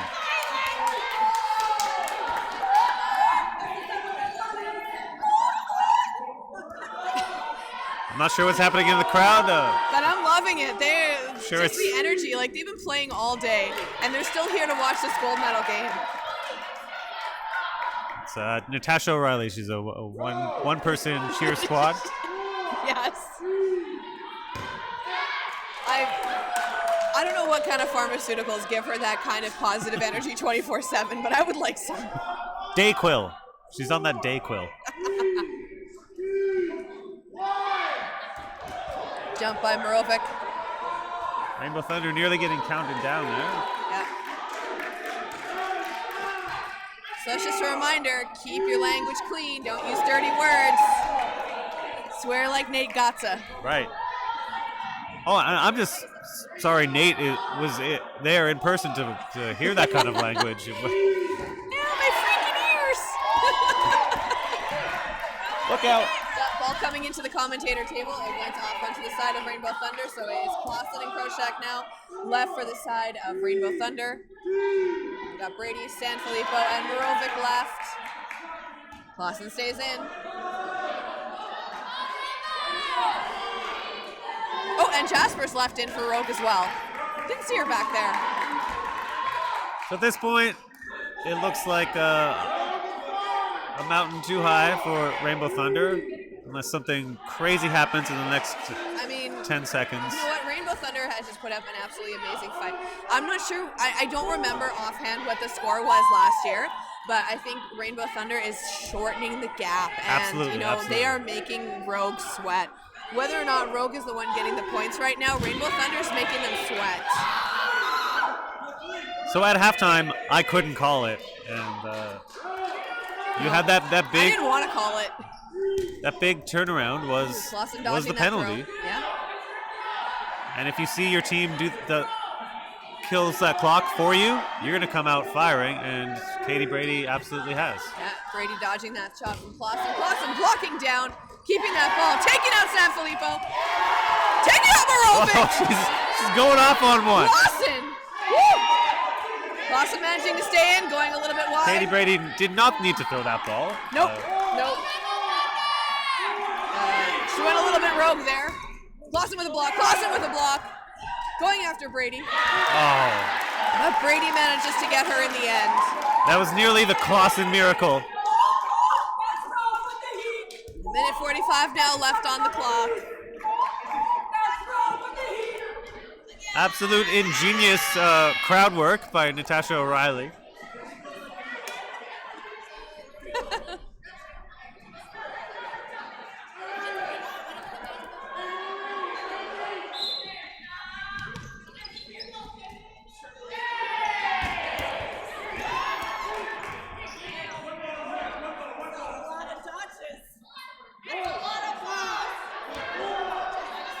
So we've got just a minute 5 left on. Oh! Clark going for the catch. Not Clark getting seeing it. her. Sanfilippo getting a huge catch. That's my coach. That's my coach. Clip it. 50 seconds now left on the clock. Just counting it Oof. down. Oh, Crochet getting hit out in the knees by Brady. She is just murder in her eyes right now. Going after Collins. That Taking out her. time on the bench. She said I didn't get enough throws. Clausen takes out McDonald though. Absolutely well done by Clausen. She is just the. Clausen has amazing staying power. Clausen takes out Sanfilippo. Ooh. Coming in a little bit short off of Clausen. Clausen managing to stay in. 20 seconds now left on this game clock. Takes her out. So And I guess that's it. 3 whistles. That's the end of the game. Rogue takes home the gold a second year in a row now. 8-3. In a rogue. Yeah, so Rogue and Rainbow Thunder and Nightmare are going to Montreal in that order. And they're all going to bring me bagels. Are the bagels good in Montreal? Oh, they're the best. They boil them and then they cook them over an open flame. I've never been to Montreal, so I'm very excited to follow the Manitoba teams, to give great commentary, to join up with Ben and some of the other great commentators we've seen in previous years at competitions. This is going to be the end of the night for Manitoba. We'll still probably bring you the announcements for MVP and Spirit Awards, and we'll probably do the medals. And so stay tuned for that. But that is going to be myself, Kendall Stelmack, signing off for the night. And I was joined by Mr. Gareth G. Money Williams. It's been an absolute pleasure. Absolutely. This was absolutely awesome. Again, a huge thank you to Dakota Fieldhouse for hosting the event, to Dodgeball Manitoba for putting this together, for Dodgeball Winnipeg with their donations, for all of the volunteers, all of the organizers, all of the referees, and the production team. So you at home were able to watch that from the comfort of your couch. So stay tuned. We will be giving out the medals. Thanks again for joining us.